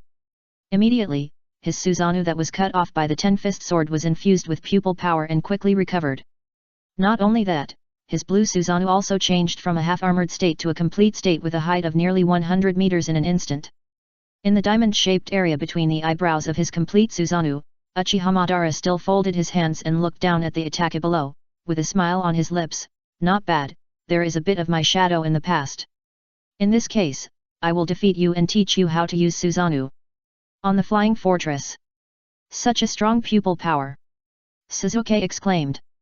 He had seen many complete Susanoos, such as Shinji's, Kairin's, and Wuming's, but none of them were as comfortable as Uchiha Madara. Wuming's eyes flashed with fear. She thought that her pupil power should not be inferior to Uchiha Madara's, but she thought she was inferior in controlling Susanoo. Shinji was the same, and he secretly sighed in his heart. In the field of pupil skills, Uchiha Madara's skills are really the pinnacle. But this is normal. Uchiha Madara has lived for so many years, and he has lived from the chaotic warring states period to the establishment of the ninja village. His combat experience must be able to beat ordinary ninjas. Shin said, "It seems that the fake will be solved." Others agreed. One Susanoo is a complete form, and the other's Susanoo is in a half-armored state. Even if they don't compare experience and skills, the strength of the two is obvious. Moreover, the recovery ability of the immortal body is also very strong. In a protracted battle, Uchiha Madara in the immortal body state may not be afraid of the fake Uchiha Itachi. Shinji was also somewhat curious. He wanted to know whether this fake Uchiha Itachi, which the Overlord had embodied, had any other unknown abilities or trump cards besides the ability to copy the peak state of Uchiha Taki. Uchiha Madara's immortal body could help him test the quality of this fake. Shua. At this moment, Karin, who had just left, returned to the flying fortress. Shinji asked, "Have you contacted Uchiha Taki?" Suzuki pricked up his ears. Karin nodded, "Yes, I got in touch with him. I also told him that the fake was being besieged by Orochimaru and the 5 cage." Shinji asked, "What did he reply?" Karin said, "He said he was already on his way to the battlefield." Shinji said casually, "So, his eternal Mangeki Sharingan should have been successfully fused." Hearing this, Sasuke's expression became nervous. "I don't know if he is worried about the safety of Uchiha Taki, or the safety of his eternal eye fused from his own pair of Mangeki Sharingan." Karin glanced at the battlefield and asked, "Can Uchiha Taki win?" Shinji shook his head, "It's hard to say. In theory, the 5 cage, Orochimaru, Jiraiya, Kabuto Yakushi, plus the immortal body of the 4 Hokage and the immortal body of Uchiha Madara, such a lineup is enough to crush the fake. But the result is that the fake is still there, and the besiegers suffered heavy losses. So at this time, Shinji didn't know whether Uchiha Taki, who had the eternal Mangeki Sharingan, could get rid of his fake by himself. However, just in case, he decided to use Hwajin to link Uchiha Taki, and provide Uchiha Taki with long-range chakra support at the critical moment. On the battlefield, the fierce battle between the 2 Susanus was still going on. Because Ataka's Susanoo had no endurance problem, no matter how big the blow was, it could quickly recover to its peak state, so even though it was only half-armored, it relied on the 2 artifacts Ten-Fist Sword and Yata Mirror to fight back and forth with Madara's complete form Susanoo. Uchiha Madara frowned gradually. As a veteran, he naturally knew the state of the Mangeki Sharingan's pupil power, so he soon tasted something wrong. It is impossible for a normal Mangeki Uchiha to stalemate with his Susanoo for so long. This has nothing to do with talent, because no matter how amazing a guy is, he can't violate the characteristics of the Mangeki Sharingan. It's just a small favor, please help. Chapter 1177 Analysis. Speaking of tacit understanding, the first generation and Madara, a pair of friends and nemesis, are undoubtedly the 2 most tacit people on the entire battlefield. So when Madara frowned, the first generation in the distance immediately reminded, "Don't be careless, this ninja is a little weird." The first generation is different from Uchiha Madara. He knows much less about the Mangeki Sharingan, but even so, he deeply understands the weirdness of the fake Uchiha Taki. The opponent's chakra seems to be inexhaustible, and the state has always been maintained at the peak. No matter how much damage he suffers, there is no sign of weakening of physical strength and energy. Even the Jinchuriki can't do this. Hearing the warning from the first generation in the distance, Uchiha Madara raised his eyebrows. "Weird? Humph, I want to see how weird he is." After that, he activated the Susanoo. Then, in full view of everyone, his complete Susanoo actually raised his arms and opened. He began to seal.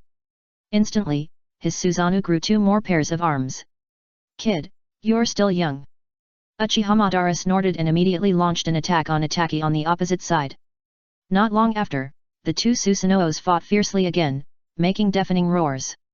For a while, the battlefield was filled with smoke and dust, and gravel flew. This time, Uchiha Madara was obviously more serious, and the power of the complete Susanoo was fully demonstrated by him. However, just like before, although Ataka's half-armored Susanoo was not a match for the complete Susanoo, it was not completely defenseless. With the addition of the Ten-Fist Sword and the 8-foot mirror, no matter how embarrassed the scene looked, Ataka could remain undefeated. Tisk! Uchiha Madara spat with disdain, and then formed 5 shadow clones. Then, the 5 shadow clones activated Susanoo together, and 5 more complete Susanos appeared on the battlefield. The original 1-on-1 became 6-on-1 in a blink of an eye. This! Isn't it too outrageous? As expected of Uchiha Madara. Seeing this scene, the ninjas on the battlefield were stunned. They knew that Uchiha Madara was very strong, but they never thought that he could be so strong that he could activate 6 complete Susanos by himself. This was simply unbelievable. Not to mention ordinary ninjas, even Orochimaru, Tsunade, and Jiraiya looked at each other in bewilderment. The 4th Hokage took the opportunity to remove the seal on the 2nd Hokage, and sealed the black flame of Amaterasu on the 3rd Hokage, allowing the second and third Hokage's impure world body to recover their combat effectiveness, and then rushed to the first Hokage together. Looking at Madara beating Uchiha Itachi, the second Hokage sighed, as expected of him. The third Hokage said, "It seems that the situation has been decided." The fourth Hokage nodded slightly, "Itachi lost. Brother, Uchiha Madara seems to be able to fight against Orochimaru's impure world reincarnation, we must prepare early."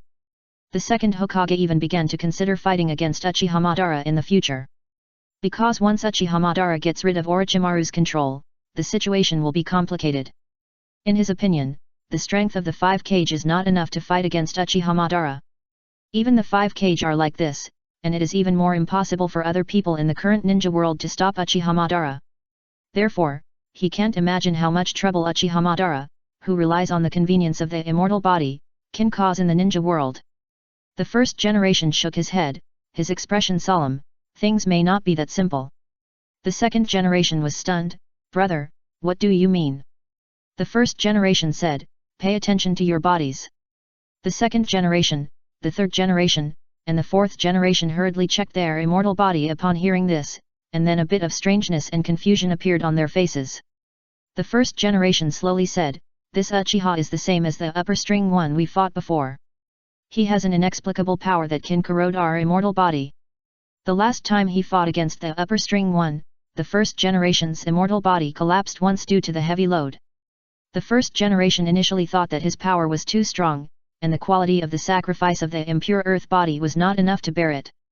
But after the fight with Uchiha Itachi, he suddenly realized that the collapse of his impure earth body last time was not only a problem with the sacrifice, but also due to the corrosion of the power of upper string one. The second generation was in doubt, who is he? The third generation shook his head, I'm not sure, but the owner of this face he has is called Uchiha Itachi. The fourth generation said in a deep voice, he should not be Itachi.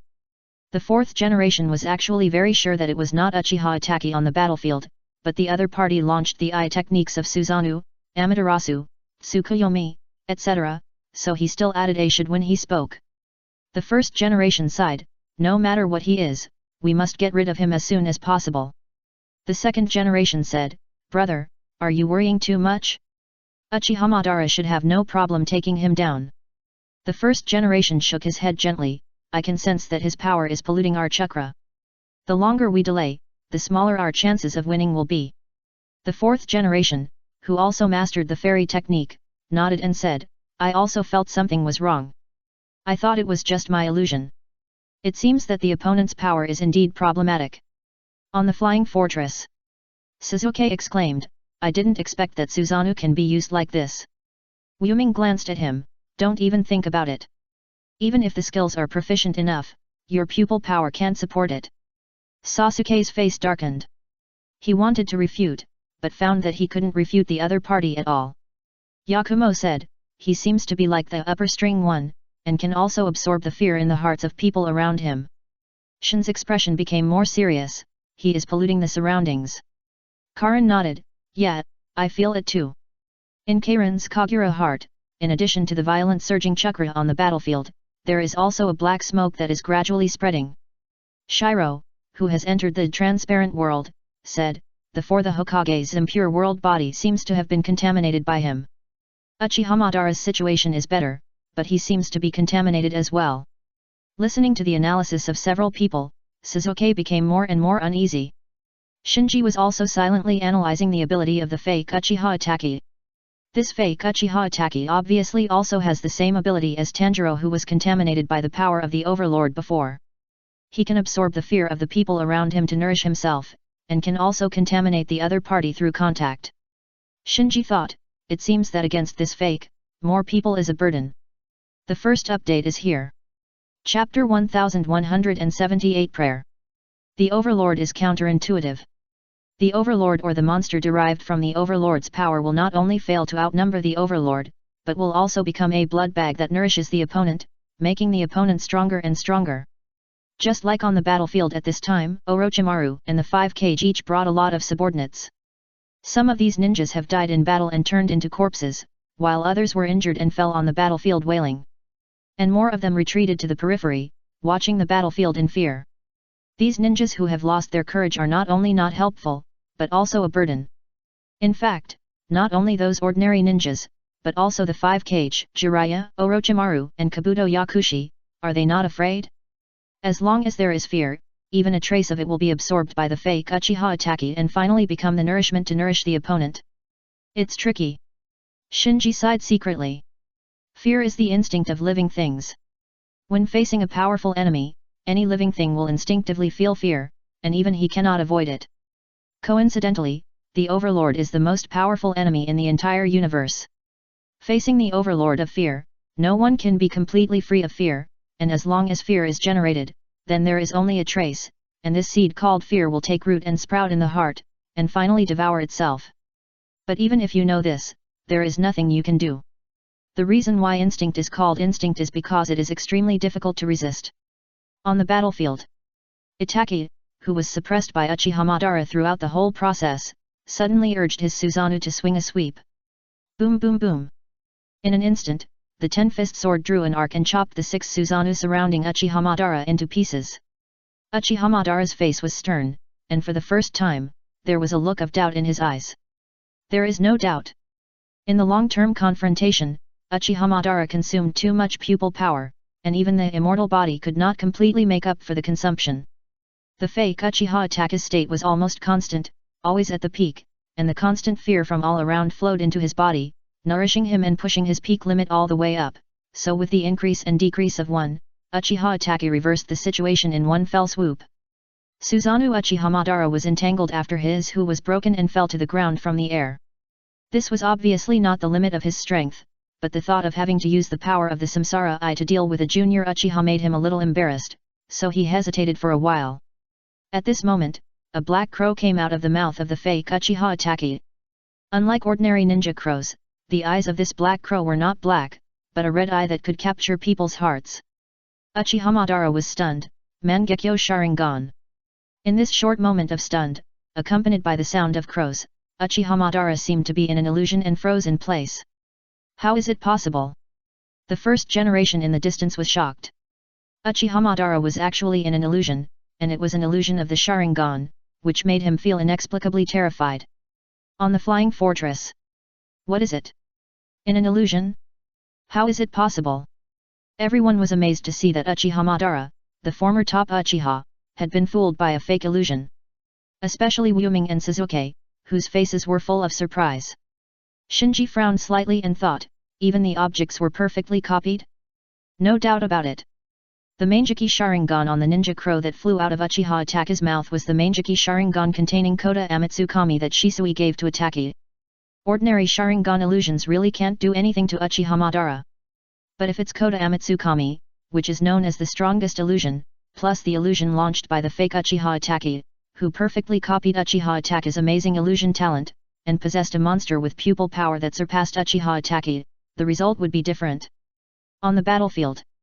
Without waiting for the others on the field to react, Uchiha Itaki swung the 10-fist sword again and stabbed Uchiha Madara, who was hit by the illusion. This attack by Uchiha Itaki was obviously not an ordinary slash. If it hit Uchiha Madara, he might be forever sunk in the drunken dream world of the 10-fist sword. Madara. The first generation was shocked, and while shouting, he activated the wood release. Boom boom.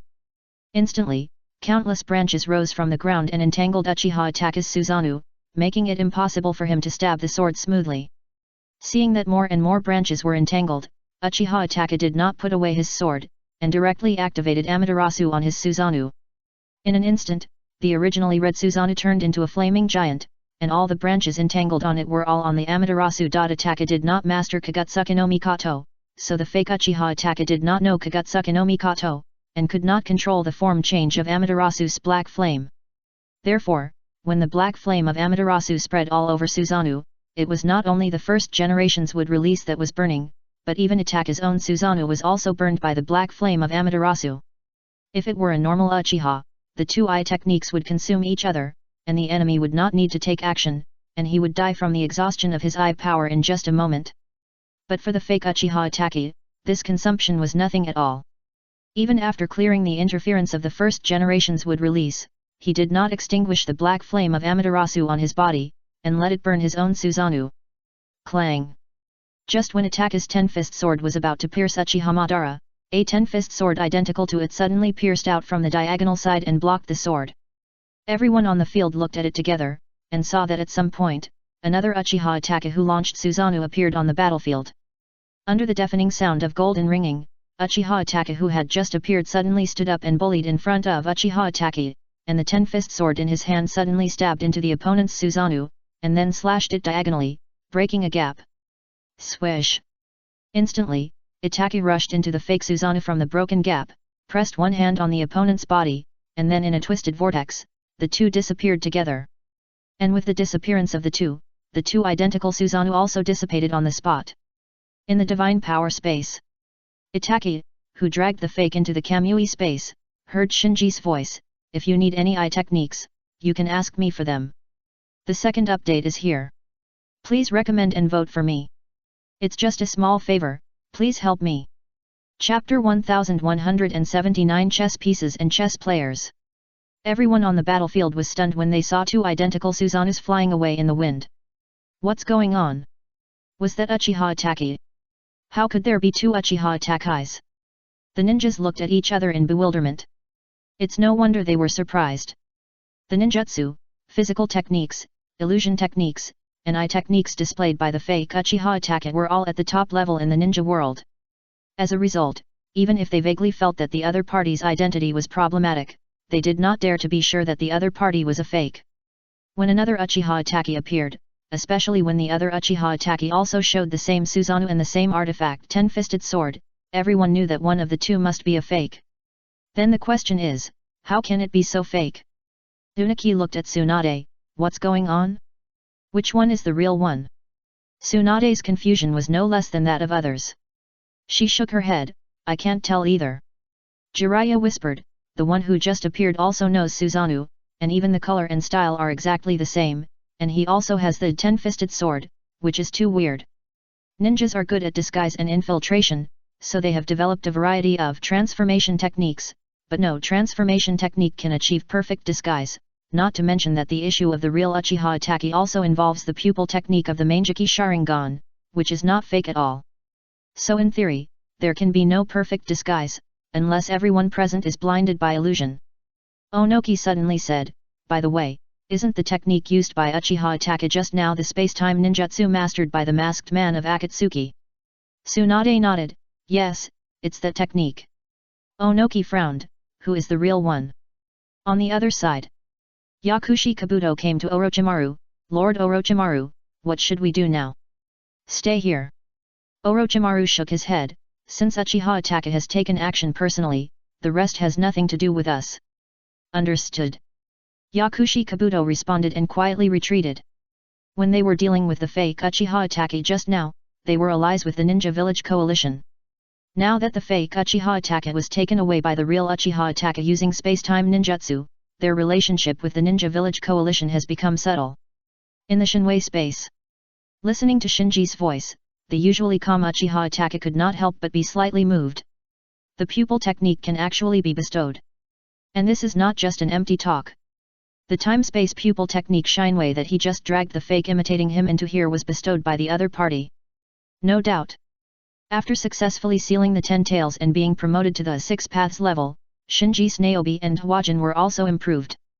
The most obvious thing is that he can now open up a pupil technique channel through the dual link of Naobi and Hwajin, and temporarily bestow the pupil technique he has mastered on the other party. After discovering that Uchiha Madara might not be the opponent of the fake, Shinji informed Uchiha Itaki, who was lurking near the battlefield, of all the information he had through Naobi. After synthesizing all the information, Uchiha Itaki made a request to Shinji, which was to find him for him a battlefield where you can be undisturbed by others. Obviously. After understanding the fakes, or understanding some characteristics of the Overlord of Fear, Itaka knew that the best way to deal with the fakes was one-on-one, without interference, or even onlookers, and to deal with the fakes quietly and low-key. Shinji thought about it, and then he thought of Obito's Kamyu space. As an alien space attached to the ninja world, the Kamyu space is undoubtedly the best choice as a battlefield. So, Shinji gave the Kamyu to Uchiha Itaki, asking him to use the Kamyu to move the fakes into the Kamyu space. In this way, there is no need to worry about being disturbed or watched by others. Without the spread of fear, there will be no endless fear to nourish the fake Uchiha Taki. As for whether Obito, the original owner of this commune space, would have any opinions on this, Shinji could not care so much. The fake Uchiha Taki looked around, and finally his eyes fell on the Uchiha Taki opposite him. His expression was still indifferent, as if he didn't care about the change just now. He was the creation of the overlord of fear, he was fear itself, so he would not be afraid. Itake was also looking at the other party. He was a normal person, so he would be confused and afraid, but he was different from normal people. He knew how to restrain himself and how to destroy the enemy. Swish! In an instant, two identical Susanos appeared again. Both sides were half-armored, and both had the Yata mirror in their left hands and the ten-fist sword in their right hands. Itake raised his eyebrows slightly. Even though he had known for a long time that the fake had perfectly copied his abilities, he still found it difficult to remain completely calm every time he saw the fake using the Susanoo, the ten-fist sword, and the Yata mirror. At the same time, he gradually came to understand why A wanted to strengthen himself to deal with this fake. Does it involve a higher level of struggle? This feeling is like playing chess. Uchiha Itake felt that he and the fake on the opposite side were just chess pieces on the chessboard. The real chess player is the A behind him and the mysterious power behind the fake. However, ninjas are tools of killing. They are either chess pieces in the hands of the family or the village. Therefore, Itake has no objection to being a chess piece. Besides, if there is no A's assistance, he has no confidence in dealing with the fake in front of him who is killing people in the ninja world with his appearance, so he quickly put away his complicated thoughts, cleared his mind, and focused on the opponent on the opposite side.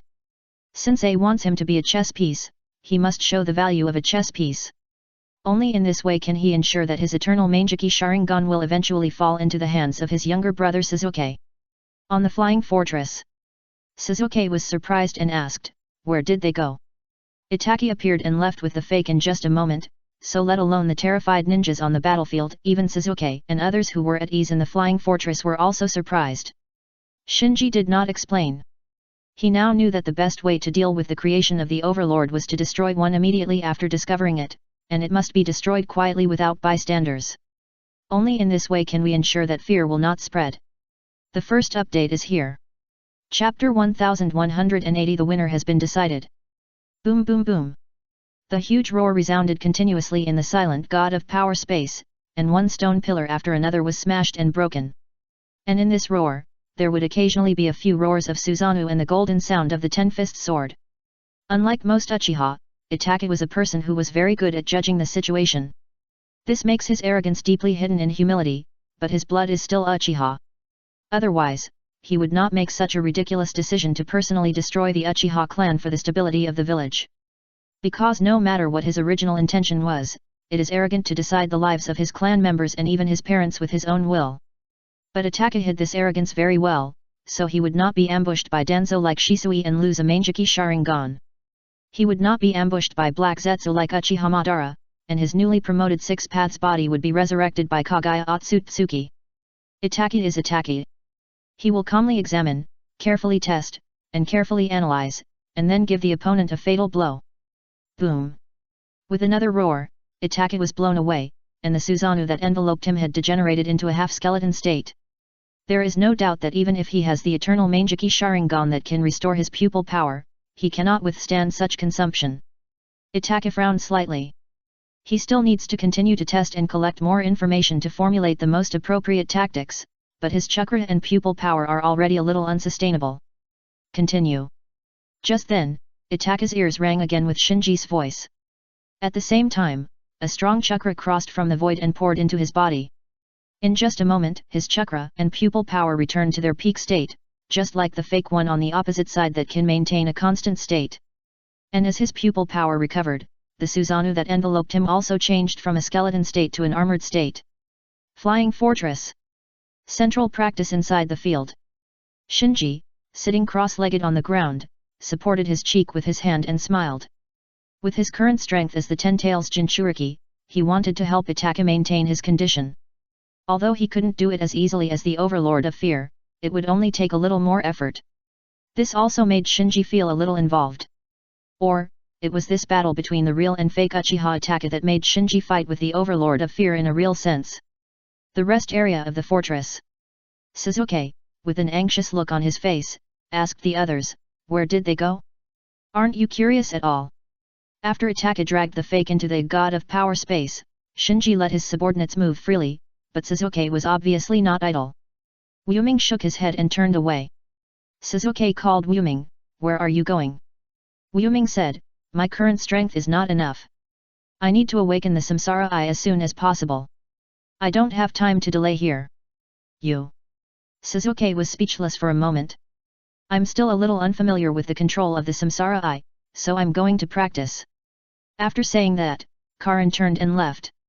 When Shin heard this, she murmured to herself, I haven't learned many of my mother's spells yet, I should learn them well. Bai Yan was concise and to the point, I'm going to practice swordsmanship. Ito, who was floating beside Yakumo, urged Yakumo, Yakumo, we can't be idle anymore, go practice. Yakumo nodded slightly, yes. Ningji and Kimimaro looked at each other and left silently. The strength shown by the fake Uchiha Itachi poured a bucket of cold water on the people who had just become a little arrogant, and now everyone felt a sense of crisis in their hearts.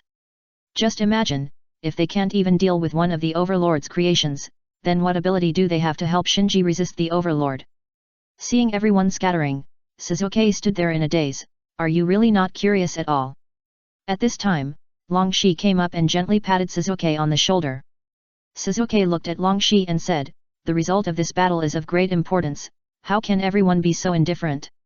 Longshi shook his head, everyone is not indifferent, but there are adults watching, so everyone doesn't need to worry too much. In fact, Sasuke also understood this truth, but it was related to Itachi and his own Manjiki Sharingan. He couldn't calm himself down, so he said, you should also be curious about the result of this battle, right? Let's go and find Shinji and ask him about the situation. Longshi shook his head, no, I just said hello to you, I'm going to practice. At this time, Chino, who had already walked far away, waved to this side Longshi, hurry up. I know, I'll be there soon. After dealing with Chino, Longshi patted Sasuke's shoulder again, practice well, only when we become stronger can we be useful. Sasuke sighed and agreed with Longshi, okay, I'll practice with you. Longshi was stunned, Sasuke asked, what's the matter? Longshi said a little embarrassedly, our training intensity is a bit high, you may not be suitable for it. If Sasuke still has the Manjiki Sharingan, he can barely participate in Longshi and Chino's practice. But now Sasuke has lost the Manjiki Sharingan, and only has a pair of transplanted 3 Magadama Sharingan. He is not the opponent of Longshi and Chino who have mastered the 12 palaces and injected with blue Higanbana no one. Forcing to practice together will only result in being beaten. Sasuke reacted after hearing Longshi's words, feeling ashamed and annoyed. Soon, he was the only one left in the rest area. He stood there quietly, with a lot of thoughts in his mind. Although the people under Shinji were not very old, they were all incredibly strong monsters without exception. With these people, Sasuke's previous pride was not worth mentioning at all, and this also made him fall into deep anxiety and confusion. After a while, Sasuke snorted, humph, I can't be looked down upon by these guys. As he said, he walked towards his practice area. The Divine Power Space. Unlike the loneliness before, the Divine Power Space at this time can only be described as a mess, with broken stone pillars everywhere. And on a broken stone pillar, 2 Uchiha Itachi stood quietly facing each other. There is no doubt that they were both under each other's illusion. However, in the blink of an eye, one of the Uchiha Itachi suddenly opened his eyes, and then he activated the Susanoo, and urged the Ten-Fist Sword to pierce the other Uchiha Itachi without deviation. Under the seal of the Ten-Fist Sword, the body of the stabbed Uchiha Itachi melted little by little, and finally disappeared on the blade of the Ten-Fist Sword. The winner has been decided. It's just a small favor, please help. Chapter 1181 Jew and Disease. After completing the seal, in the huge godly space, there was only one Susanoo standing.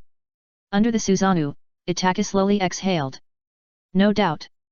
The winner is the real Uchiha Itachi, because the fake will not have this kind of fear after surviving a disaster.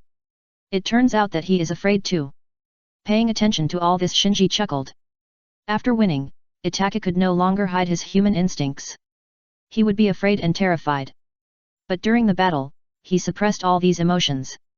As expected of Itachi. Shinji sighed secretly. In terms of execution, analysis, and overall combat power, Itachi was far better than Sasuke. Not to mention Sasuke, even Uchiha Madara was not as good as Itachi in Shinji's opinion. So he was somewhat glad that he made the choice at the beginning, and did not become proud and careless because of the talents under his command. The most effective way to deal with fakes is the real ones. Itachi won this time not by any tricky tactics, nor by brute force, but by choosing a conspiracy that even Shinji did not expect. Izanami. After some probing, Itachi confirmed that the information was correct.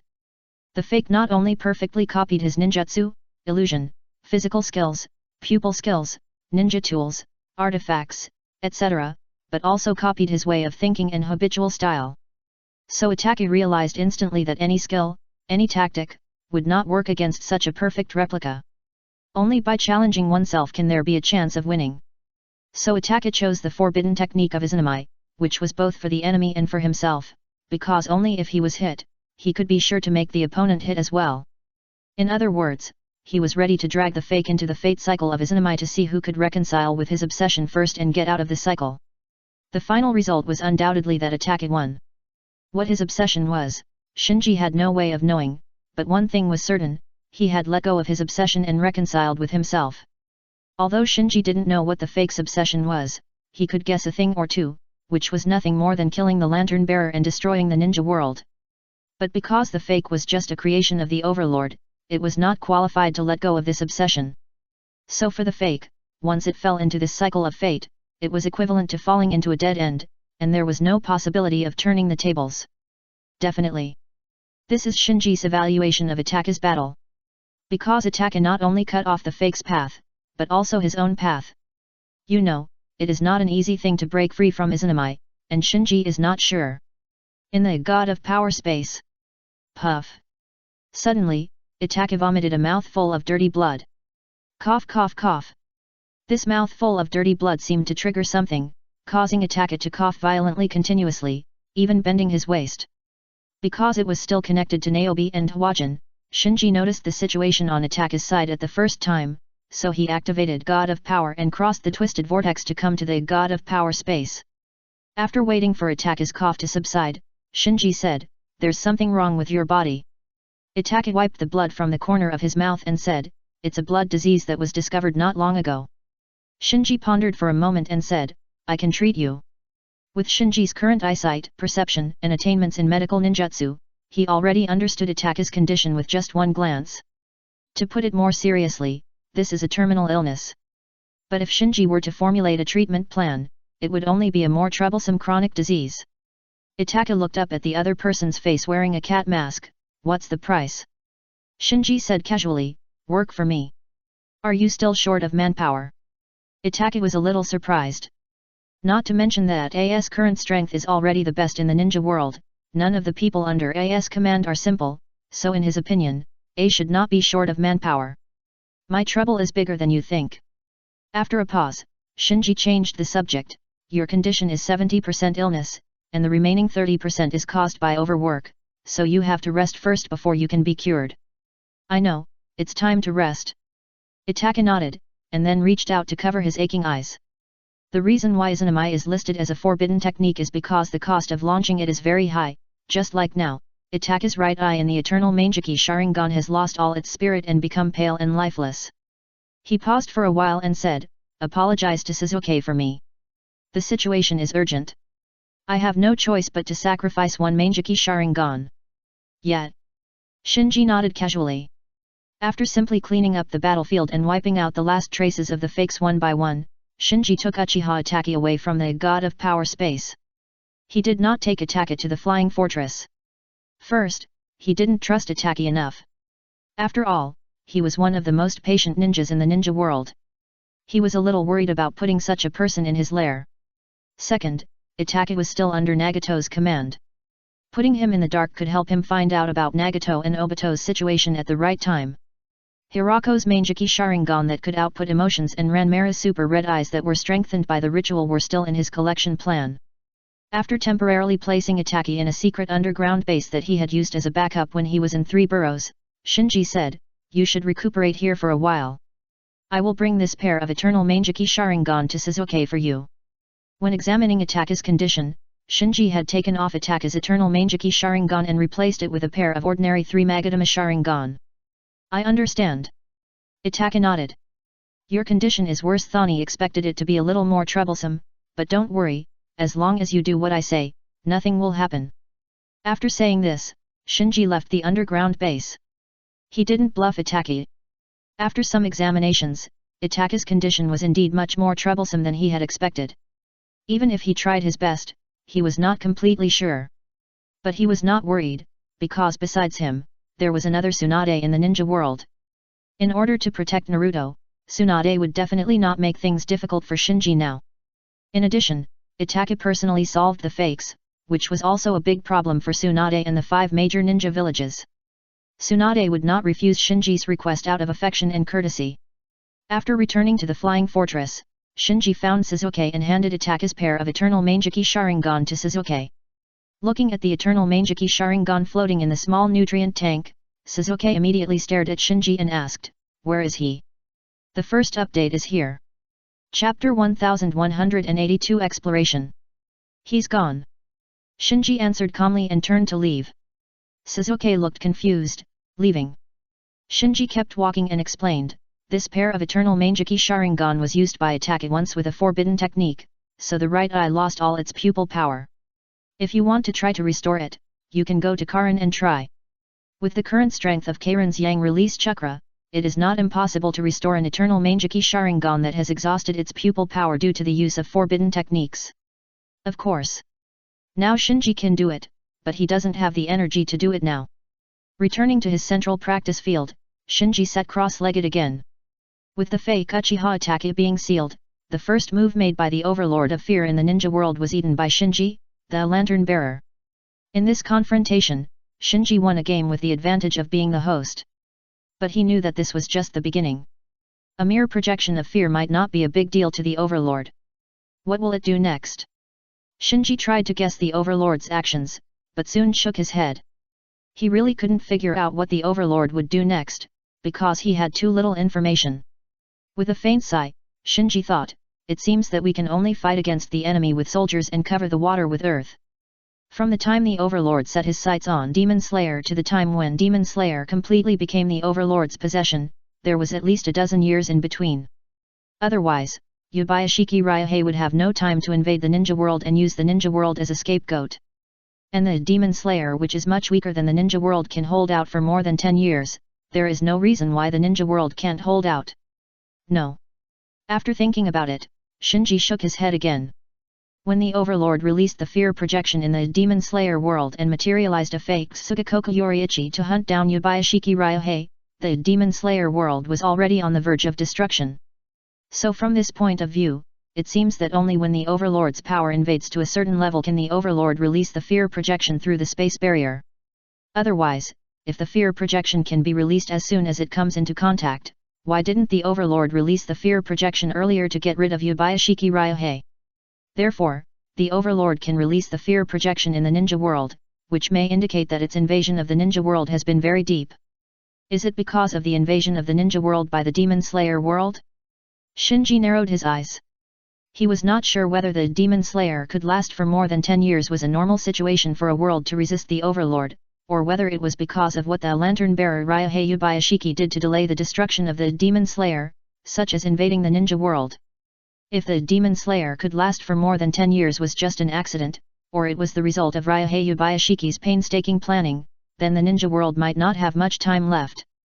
Shinji looked down at the lamp that appeared and disappeared on his waist, and there was still half of the embers inside. Even if it can't last for 10 years, with me as a lantern-bearer, it should be no problem for the ninja world to last another 2 or 3 years.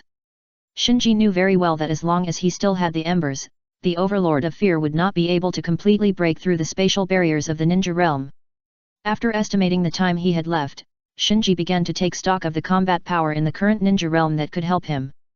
To face an enemy of the Overlord's level, the 6 paths level should only be a threshold. If we count according to this condition, there should only be 4 people in the current ninja realm: the sealed chakra ancestor Kagaya Otsutsuki, is Heike Otsutsuki, who has been dormant in the ninja realm for 1,000 years, the 6 path sage who has stayed in the ninja realm as a spirit, and Tonari Otsutsuki who may have fused the samsara eye on the moon. Shinji's own subordinates, let alone others, I'm afraid even the strong complete form of the Mycoshin is also half a step behind. In detail, even the 4 people who can be called combat power by Shinji do not fully meet Shinji's requirements. Otsutsuki Kagaya has been sealed for 1,000 years and is in a weak period. If there is no 6 paths level body for her to revive, she can't play the power of bloodline network at all. Otsutsuki's Heike is even worse. After being ambushed by Kagaya and losing his body, he has been wandering in the ninja world for 1,000 years and has not been able to find a suitable vessel. He can only rely on Jijin's body to survive in the wedge that backs up all his chakra information. It is true that the 6 paths sage is a strong 6 paths level, but he gave up the 10 tails and founded the ninja sect, dividing the chakra into no one can tell how much strength he has left after giving it to everyone. The remaining Otsutsuki Tonari is actually not qualified to be compared with the above 3 people, even if he has fused the samsara eye. The reason why Shinji also put him in the combat force is because he can mobilize the giant samsara eye on the moon. The 2 together are equivalent to a complete 6 paths level. So among the 4 combat forces, Shinji can actually fight for only 1.5. The one is naturally Otsutsuki Tonari on the moon, and the remaining half is the 6 path sage in the spirit state. As for Otsutsuki Kagaya and Otsutsuki Heike, they are both the most standard Otsutsuki and are almost impossible to be subdued, so Shinji has already listed them as nutrients. And under his own command, there are actually quite a few who have the potential to enter the 6 paths level. As a complete Myco, Shin is the closest to the 6 paths level among them. Karin, who has opened the samsara eye, and Wuming, who has mastered the 8,000 spears, also have the possibility of impacting the 6 paths level. After that, I'm afraid only Sasuke has this ability. This is not because Sasuke's talent exceeds Yakumo, Haku, Kimimaro, Niji, and others, but simply because Sasuke is the reincarnation of Otsutsuki Indra, and there is a certain probability that he can obtain the power of the 6 paths bestowed by the 6 path sage. By the same token, Naruto, the reincarnation of Otsutsuki Ashura, also has a high probability of breaking through to the 6 paths level. In 2 to 3 years, it will take Shinji a while to cultivate a few more 6 paths levels. After sorting out these, Shinji got up and found Karin, and temporarily handed over the command of the flying fortress to her. Karin was a little worried. "My lord, where are you going?" Shinji said, "Don't worry, I'm just going to collect some information about the overlord. When I'm not here, take care of everyone." "Yes." Karin nodded heavily. Shinji left the flying fortress quietly without disturbing others. After landing on an unmanned high cliff, Shinji began to drive the light to find space rifts. The information about the overlord cannot be figured out by sitting at home, so he needs to explore other worlds. "It's just a small favor, please help." Chapter 1183 Haemtus. A man in a black robe kept chattering in Shinji's ear, "Look, that's Haemtus. There are new things there every day. I'll take you to see it." Shinji looked up and saw a colorful super city at the end of his vision. The reason why it is colorful is that the high-rise buildings are filled with all kinds of gorgeous neon lights and projections, which are dazzling. Seeing that Shinji was still silent, the black-robed man patted Shinji on the back. "Don't worry, you can find everything you want here, as long as you can afford it." "I hope so." Shinji responded casually. The black-robed man who was traveling with Shinji was called He Guang. Shinji didn't know his real name, but he knew that he was also a lantern-bearer. He and He Guang met in a space crack. Because of their identities as lantern-bearers, the two sides tried to communicate.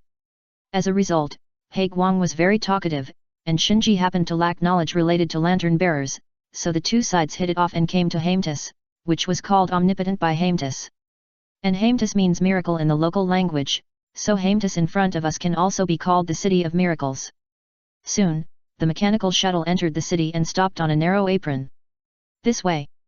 He Guang greeted Shinji, then got off the shuttle and led the way for Shinji. Shinji got off the mechanical shuttle and followed He Guang through the city while looking around.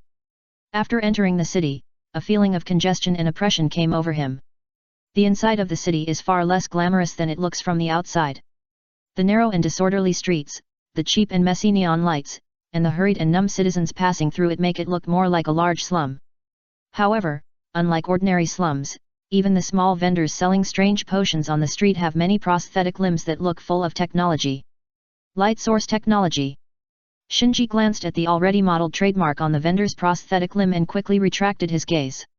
The insight of the 6 Megatama Samsara Eye is unquestionable, so everything that comes into Shinji's sight, whether it is a broken tube on a neon sign, or the prosthetic limbs that replace certain parts of the body on the citizens coming and going, or the shuttles flying in the air, every bit is within Shinji's insight. Because of this light source technology attracted Shinji's attention, because he found that every corner of this city seemed to be full of light source technology, from prosthetic limbs to shuttles, and even the towering buildings, the logo of light source technology is almost everywhere. After changing several elevators, Shinji followed He Guang to the interior of a building. He Guang lowered his voice and said, "The bar in front is the wishing bar I told you about.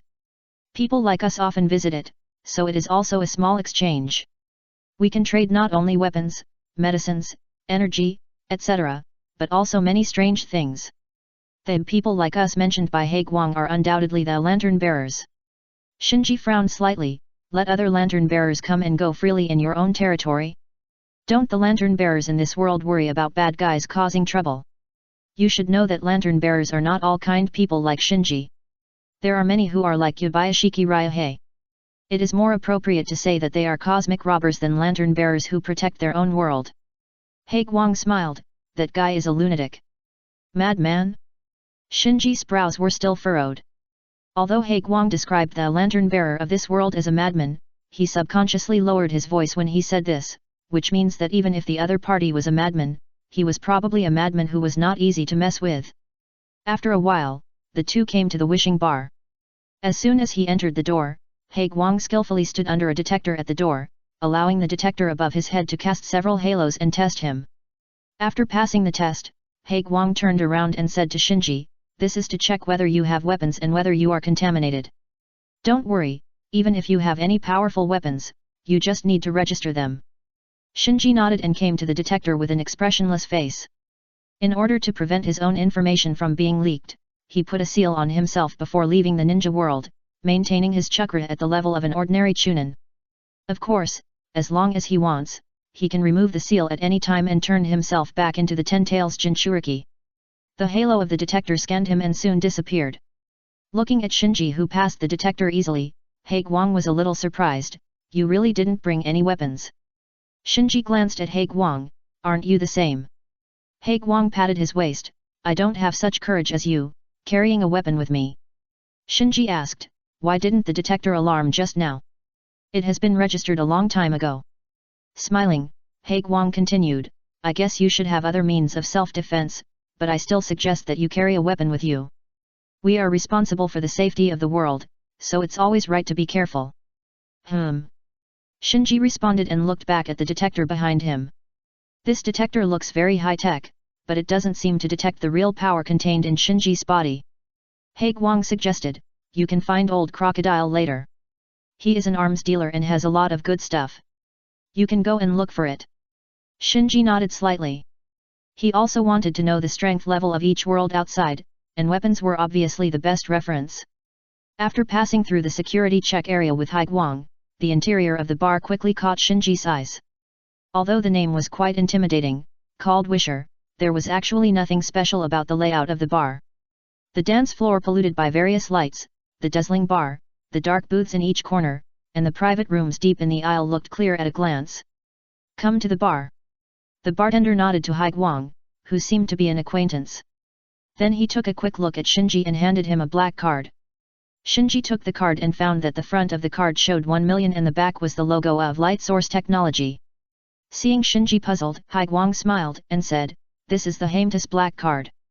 People like us will be given one when we come here for the first time. The value on it is the balance, and you can spend it here at will. The first update is here." Chapter 1184, The One Who Fights the Overlord. Credit card. Shinji carefully examined the black card in his hand. At this time, He Guang took out his black card and asked the bartender to scan it. Shinji glanced at it casually and found that after the bartender scanned it, the value on He Guang's black card quickly changed from 9,200 to 109200. Shinji calmly retracted his gaze. The first time he came to Haemtus, he was given a credit card with a balance of 1 million, and He Guang, the introducer, seemed to have received 100,000. This shows that the owner of Haemtis not only does not exclude the lantern bearers from other worlds from entering and leaving Haemtis, but also welcomes them very much and is willing to pay a fee for it. Shinji secretly said, I just don't know what level of purchasing power this 1 million has in Haemtis.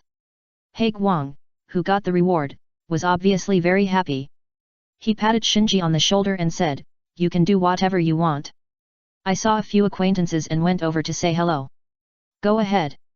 Shinji nodded, then looked in the direction of the black light, passing through the dancers in revealing clothes and flirting in the dance floor, and fell on a dimly lit booth in the corner, where there were 3 people wearing black robes like Shinji, who seemed to be chatting about something. Since he accidentally entered a world that was about to be destroyed last time and met the lantern bearers from other worlds, Shinji knew that black robes were the standard outfit of lantern bearers. Generally, lantern bearers would wear black robes to disguise themselves.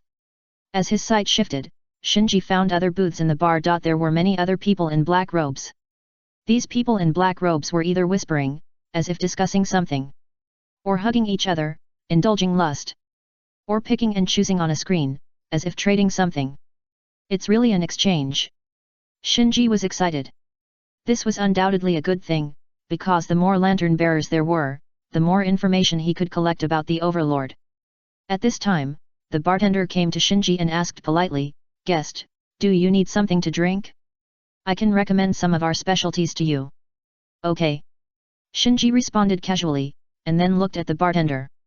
The bartender was a middle-aged man, and his left eye was obviously a mechanical prosthetic eye. The focus was fine-tuned at any time, making a slight sound. Shinji suddenly felt that if Scorpion came to this world, he would be very happy. It wasn't long before He Guang returned to the bar. He took a look at the blue cocktail in front of Shinji, smacked his lips, and said to the bartender, Give me a glass of Blue Dream too. No doubt, the drink recommended by the bartender to Shinji was called Blue Dream. Seeing the pain on He Guang's face flash across his face, Shinji asked, Is there anything special about this drink? You don't know. After a pause, He Guang laughed, Hey, this Blue Dream contains the latest gene repair agent of Haemtis. Don't look at this small cup.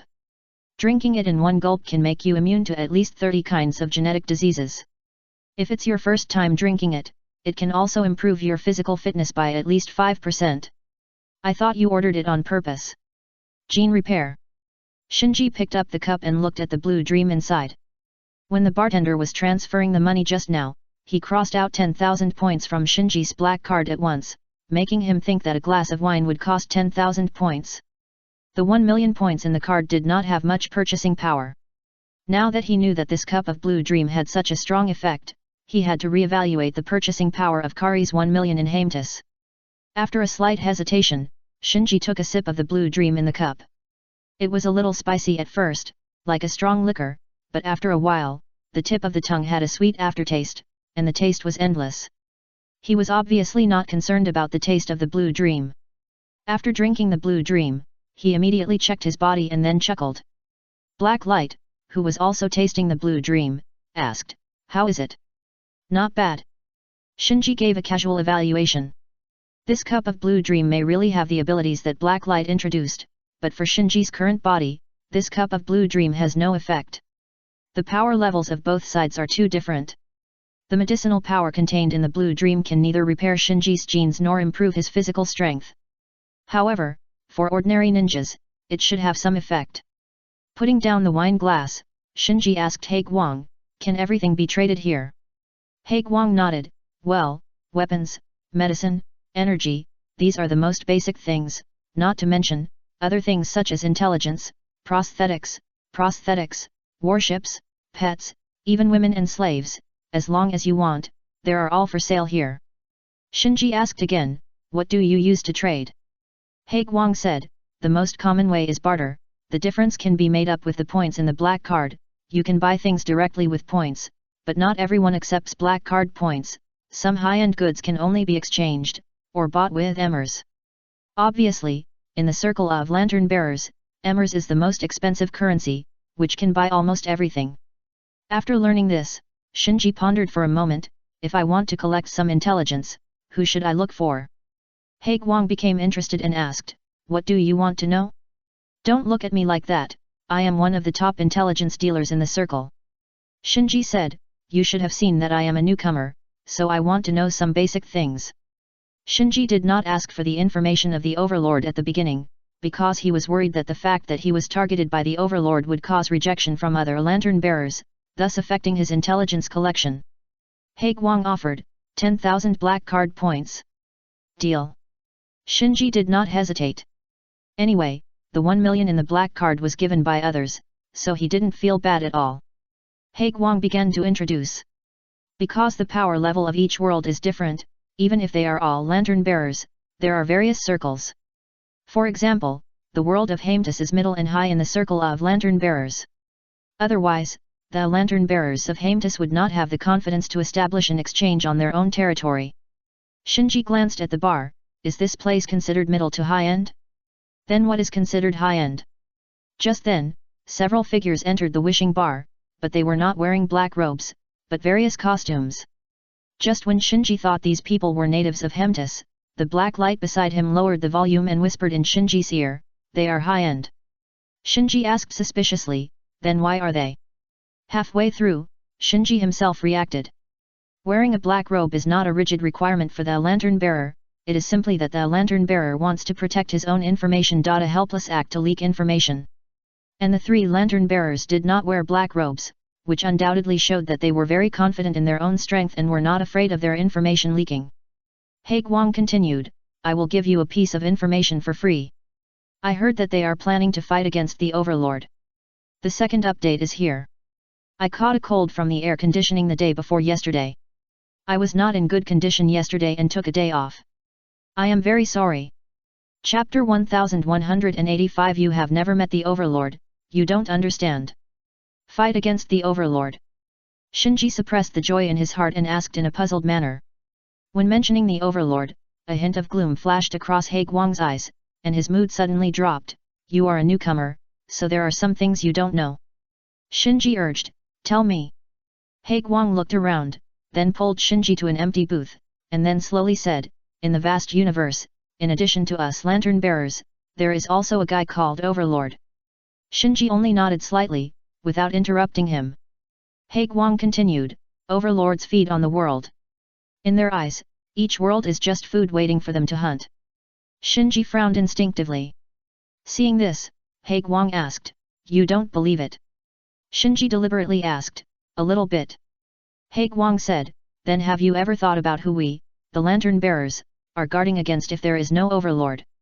Shinji asked, "Are you saying that our existence is to fight against the overlord?"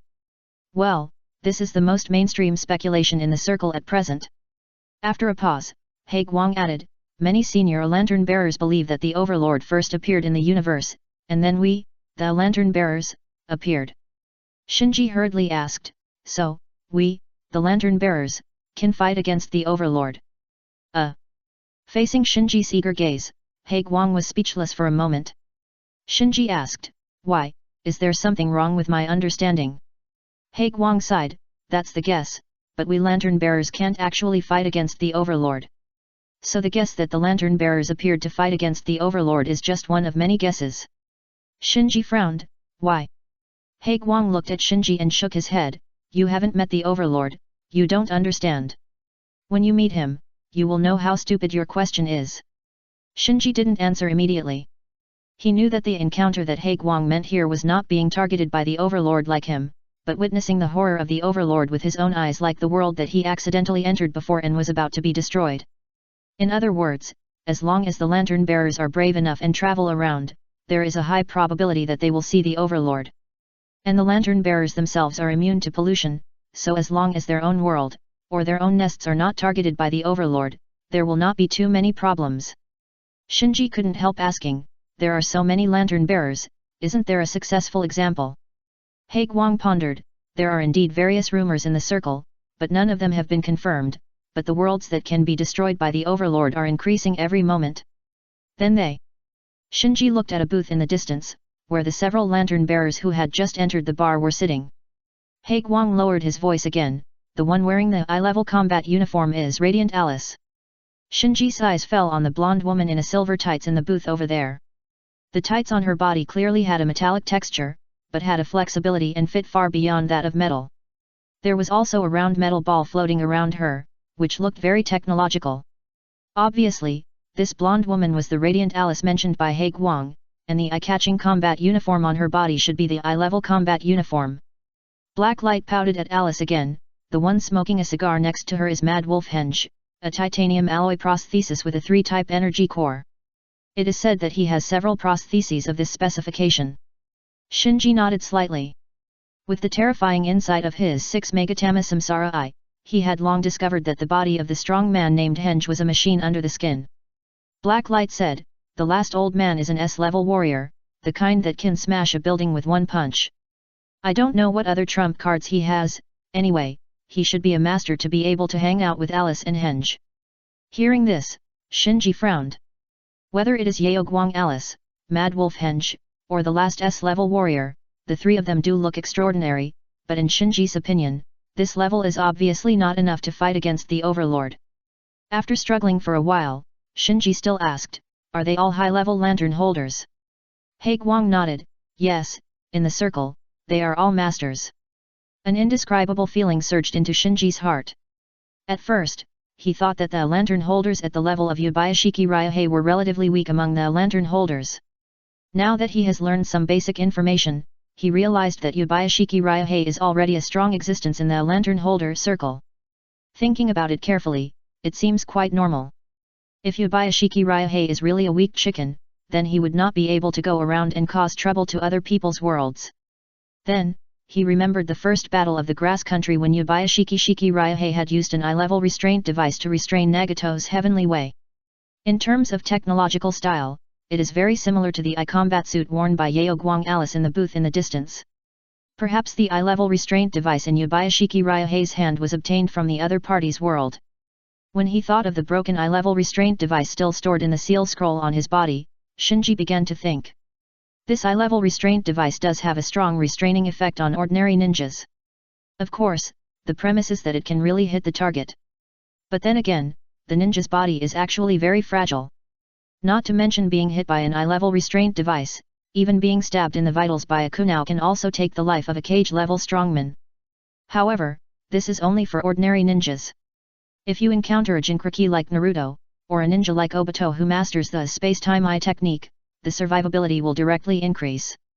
For example, Naruto who has activated the Nine Tails Chakra mode can withstand the bombardment of the tailed beast ball with just the chakra coat on his body. The tailed beast ball can easily destroy a mountain with one strike, and in terms of destructive power equivalent, it is no less than a small nuclear weapon. Going up, it is the level of the 10 Tails Jinchuriki like Shinji. Things like cutting the moon, summoning meteorites, destroying all creatures on the surface of the ninja realm, etc., are all easy things. So Shinji just wants to use this damaged eye-level restraint to understand the technological limit of the other world and see if he can find any way to restrain the Overlord from the other world. Chapter 1186 Omniscience and Omnipotence. However, Shinji was not in a hurry, and still followed the words of Black Light. He Guang was an information dealer after all, so he quickly reacted and said with a smile, any information related to the Overlord is the most sought after and most valuable news in the circle. Your mere 10,000 black card points are not enough. Shinji asked directly, how much? He Guang was stunned at first, then stared at Shinji suspiciously, hey, you are not in any trouble, are you? Shinji raised the blue dream and took a sip, learn more information, just in case. He Guang nodded, the information I have about the Overlord is very basic, so I won't ask you for more. How about 100,000 points? Deal. Shinji took out the black card. After trading the points, He Guang said, in fact, there are many newcomers like you. After knowing the existence of the Overlord, anyone will worry that their world will be targeted.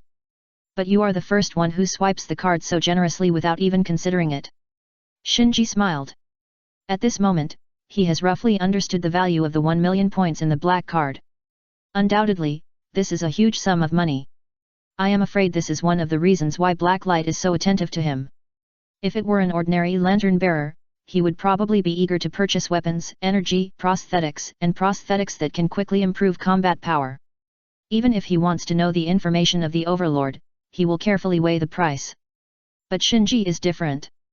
Although he is also interested in the technological products of this world, since he has found a channel to learn about the Overlord, he naturally cannot miss it. Blacklight cleared his throat and said, there are currently 6 known overlords, namely Plague Overlord, Reproduction Overlord, Silence Overlord, Fear Overlord, Flame Overlord, and the last Overlord that was discovered not long ago and has not yet been officially named.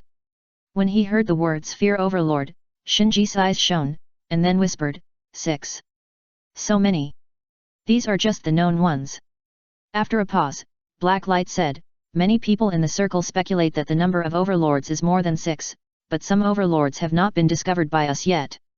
Every time an overlord sets his sights on a world, it will devour it completely, and the victim will not even leave any debris, so if no other lantern bearers happen to encounter it, it is difficult for the information of the overlord to spread.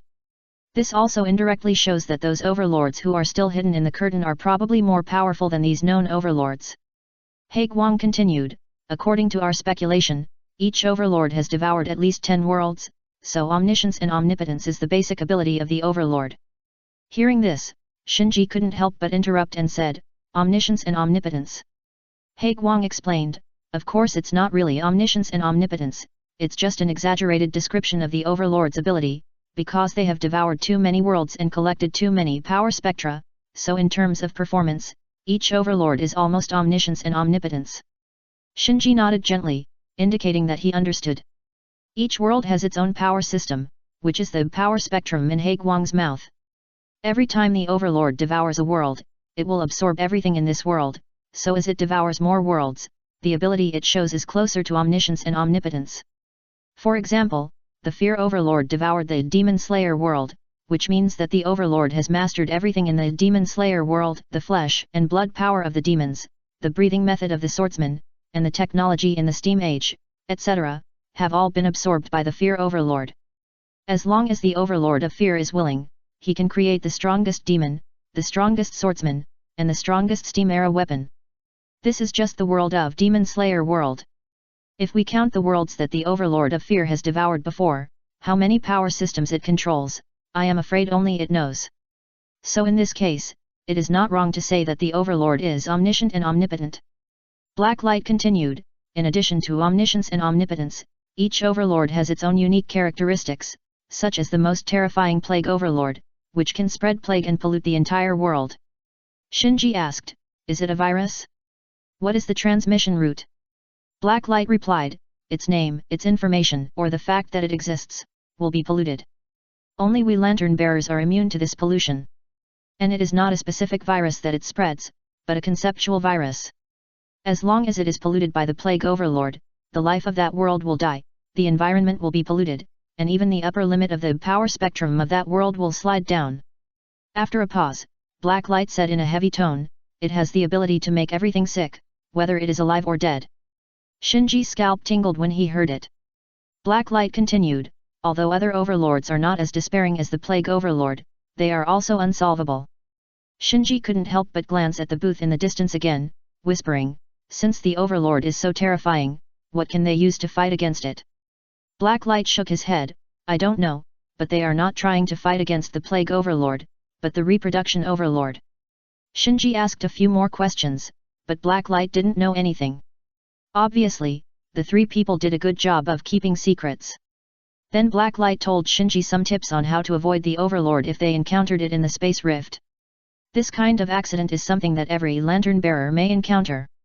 Even if the lantern bearer is immune to the pollution of the Overlord, if he is too close to the Overlord and the Overlord captures his breath, there is a probability that he will be tracked to the world where he is. Therefore, these tips on avoiding the Overlord in the space rift are the big part of Blacklight's information transaction this time. As for some basic information about the Overlord, it was just a bonus for the transaction, not worth 100,000 black card points. Because knowing the basic information of the Overlord is meaningless. As long as the Overlord is targeting you, knowing more is useless. The only difference is whether you die earlier or later. After completing the transaction, Shinji got up and found the weapons dealer Old Crocodile in the bar again.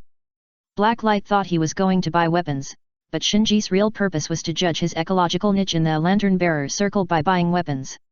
After all, weapons are the most intuitive item to measure the power system of a world. And the weapons dealers who serve the lantern bearers must have weapons from more than one world. As long as Shinji understands the weapon levels of each world, he will roughly understand the power limit of each world. Chapter 1187 Mission. Old Crocodile is also a lantern bearer. After learning that Shinji is a newcomer, he enthusiastically sells weapons to Shinji. Want to replace your prosthesis?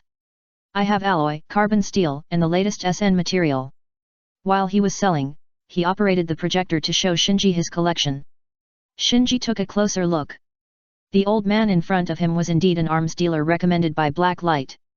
He displayed a wide variety of prostheses, some of which even came with microbombs, laser nozzles, ultra-high-frequency vibration knives and other weapons.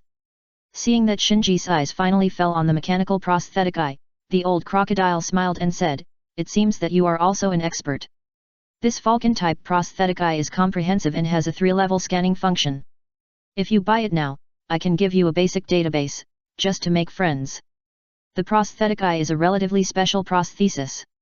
In addition to its own mechanical technology, its function also needs to be equipped with a huge database. Only when the database is sufficient can the prosthetic eye have real-time scanning and analysis capabilities in the true sense. In addition to the database, the military prosthetic eye will even be equipped with an independent firewall and professional network attack protocols. Shinji learned about the basic capabilities of this Falcon-grade artificial eye and found that this artificial eye was already enough to match the insight of an ordinary 3-Magatama Sharingan. With a shudder in his heart, Shinji asked, "Are there any better products?" "Why, you don't like the Falcon type?"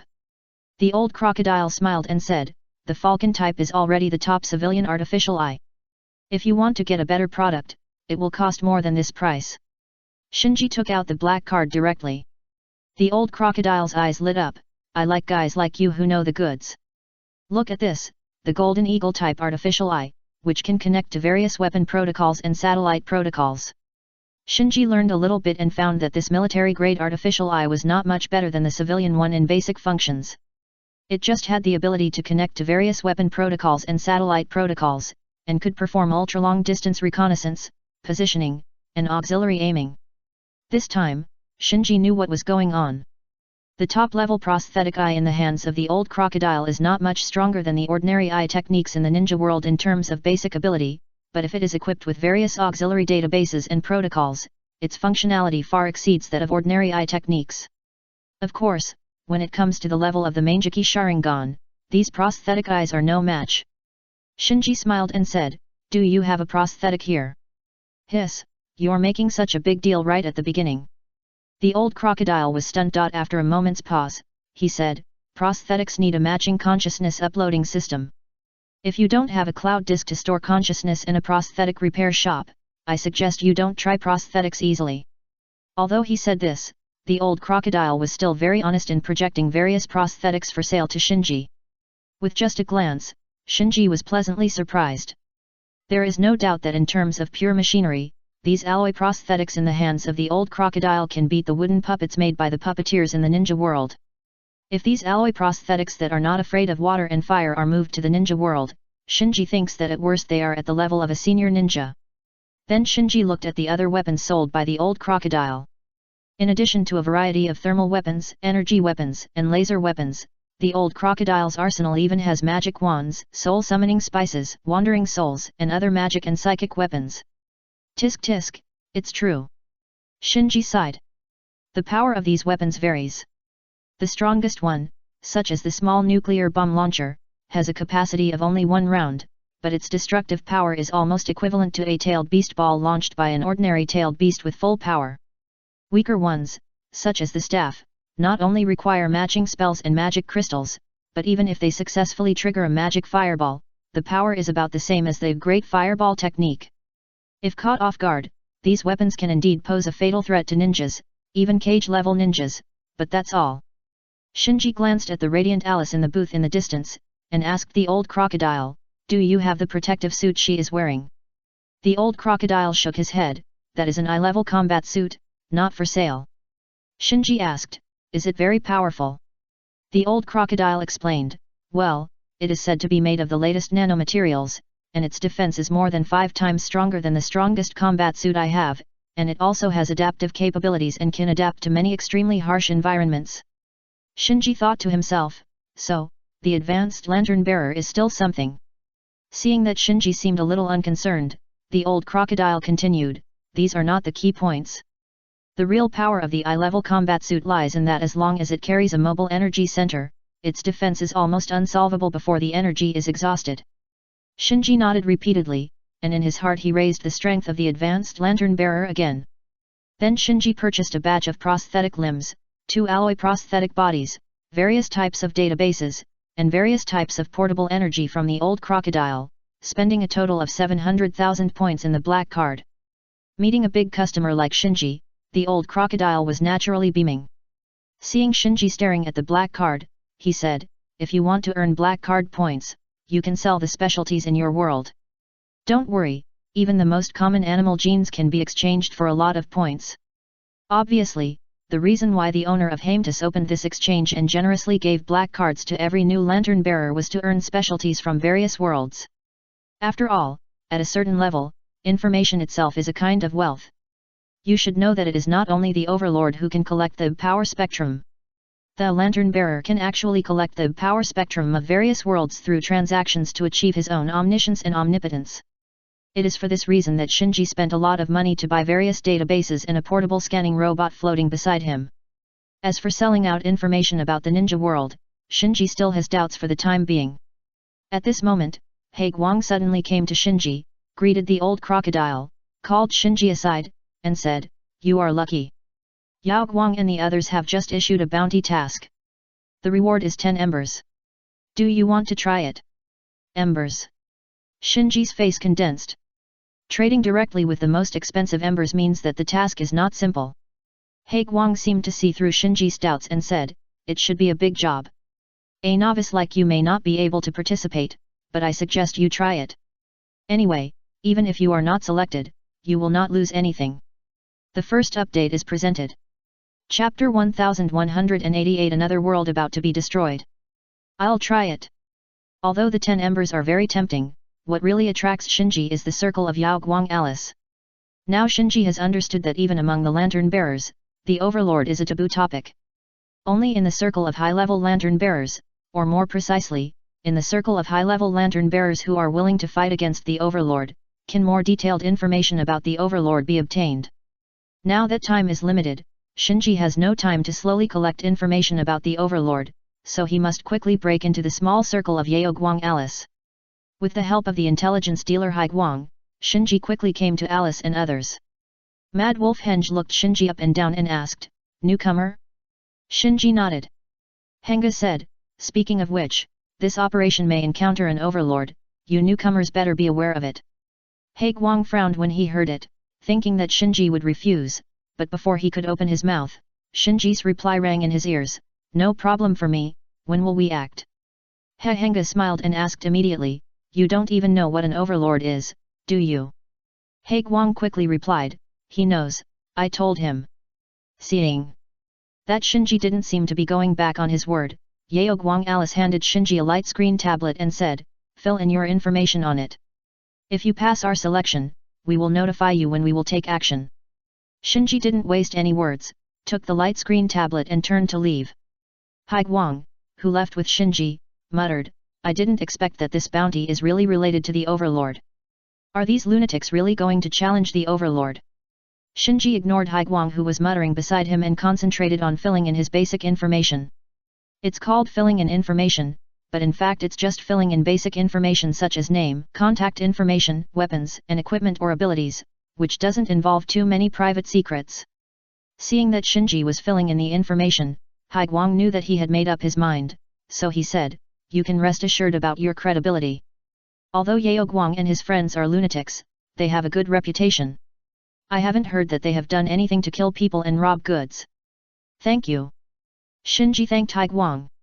A day passed in a blink of an eye. After a night of rest in the luxury suite of Haemtus, Shinji received the action notice from Yao Guang Alice. No doubt, he passed the screening. The meeting place was at the Wisher Bartender. When Shinji arrived, in addition to Yao Guang Alice, Crazy Wolf Hengo, and the old man, there were 2 other lantern bearers in black robes. Because it involved a secret operation, this time it was not in the booth outside, but in a private room deep in the bar. After setting up the anti-eavesdropping firewall, Radiant Light Alice said, Your task is very simple, which is to set up information balls at designated locations. A black-robed lantern-bearer asked, which world? Alice said, T33. The black-robed lantern-bearer's face changed, and he said in surprise, what? Isn't that the world targeted by the breeding overlord? Mad Wolf Hengo smoked a cigar and said casually, otherwise, why would we recruit lantern-bearers like you who can travel through the world? 10 embers are not so easy to earn. The black-robed lantern-bearer looked embarrassed. Even if we are lantern-bearers, if we are unlucky, we may be targeted by the overlord. Alice said, if you want to quit, you can leave now. The black-robed lantern-bearer hesitated for a while, and finally gritted his teeth and said, I want to know the specific details of the mission. Obviously, the temptation of 10 embers was too great, so he chose to take the risk. Alice looked at Shinji and another lantern-bearer and asked, what about you? If you want to quit, you can leave now. Another lantern-bearer said, I need you to advance half of the embers as a deposit for this operation. Alice nodded and looked at Shinji. Shinji said lightly, I need the information of the overlord afterwards. Okay. Alice gave the answer. After the terms were agreed, Alice began to explain the specific steps of this operation. They were going to a world called T33. T33 was just a number. There was nothing strange about this world. What made it a taboo in the mouths of the lantern-bearers was that it was targeted by the overlord of reproduction and was about to be destroyed. In other words, this T33 was experiencing the same bad luck as the ninja world. The difference was that the overlord named reproduction targeted T33, while the overlord of fear targeted the ninja world. After explaining the mission location, Alice said, the 3 of us will also participate in this mission. The 6 people will be divided into 3 groups, and they will go to different coordinates to place information balls. After successful activation, they can evacuate. Hearing this, Shinji finally understood why Alice and the others recruited lantern-bearers to perform the mission. Because only lantern-bearers who are immune to the pollution of the overlord and can shuttle through the space rift can complete this kind of mission. As for what the information ball is and why the information ball should be placed in T33, Alice did not say these. After a long time, Shinji crossed the space rift and stepped onto the land of T33. After a little perception, Shinji found that this world called T33 was very ordinary, and the power level should not be high. Except for the breath of the breeding overlord, there seemed to be nothing that could threaten his existence. Do you know why I chose you? At this time, the voice of Yeoguang Alice sounded behind him. Obviously, he and Yeoguang Alice were divided into a group. Shinji asked casually, why? Alice said, because you are a newcomer, and I can feel that you are very young. Only young newcomers like you will not be afraid of the overlord. Shinji couldn't help laughing. He thought that being a newcomer would be his disadvantage, but he didn't expect that it would become the reason why Alice chose to recruit him. Alice launched a small reconnaissance aircraft around and said, when we are afraid of the overlord, we have already lost. Yet, Shinji, who was targeted by the fear overlord, agreed with it. Alice threw a locator and a message ball to be activated to Shinji. When you reach the location marked by the locator, you can activate the message ball. If you encounter the overlord on the way, I don't need to teach you how to use the light to escape. Shinji raised his eyebrows. Will you meet the overlord? Of course not the overlord himself. After a pause, Alice pointed to the sky. The overlord himself is in the universe. We live on the surface. If you move, you will only encounter the overlord's meat puppet. But even if it is a meat puppet, it is not something you, a newcomer, can deal with, so if you feel that the situation is not right, you can just run away. It's just a small favor, please everyone. Chapter 1189 Escape. Swoosh. After giving Shinji a few instructions, Yeoguang Alice leaped into the air with the help of the portable jet on her waist and quickly went away. Shinji looked at her and then retracted his gaze. Alice obviously didn't want to talk to him too much, perhaps because of limited time, perhaps because she didn't trust him enough, or perhaps because she felt that he was not qualified to know too much at the moment. Shinji didn't care. Since he has already participated in the action, it is only a matter of time to find out what Yeoguang, Kuang Lang and the others are planning. Xiao Yuan, play the analysis report. Shinji said as he operated the coordinate machine. The circular scanning robot floating beside Shinji was activated, ejecting several scanning flying instruments in all directions. Undoubtedly, this scanning robot, called Xiao Yuan by Shinji, was the most advanced civilian small technology ball that he bought from the old crocodile at a high price. The air detection meets the standard, no fatal pollution is found, and the auxiliary secondary portable filter can breathe directly. The light intensity meets the standard, and plants can photosynthesize. The temperature and humidity are suitable, and it is a habitable planet. Do you want to collect samples from the planet? Soon, Xiao Yuan used a female mechanical voice to broadcast its scanning of T-33. Shinji casually ordered, collection is allowed. Yuzuka responded, now start collecting air samples, animal and plant samples, water samples, and soil samples. At this time, Shinji had already started the coordinate machine. According to the requirements of this mission, he needed to go to a canyon 400 kilometers away to place and activate the information ball. After determining the coordinates, Shinji was not in a hurry, but played with the information ball in his hand while calculating. In detail, the behavior of the Otsutsuki clan absorbing planetary energy is no different from the overlord swallowing the world, so chakra is probably also a high-level power generated by the Otsutsuki clan after integrating many power spectra, which is why chakra can easily simulate wind, fire, water, earth, thunder, and other natural forces, the most common element in the world. In other words, Shinji can actually further enhance his own abilities by collecting the power spectrum of each world. For example, the world in front of him is lush and full of vitality. It is obviously a vibrant world full of various natural creatures. Although this T-33 has not evolved into an intelligent civilization so far, nor has it produced its own lantern bearer, there must be places to explore in this world. Another space crack. Hanga, the greedy wolf, and the black-robed lantern-bearer who was traveling with him came out of the space crack one after another.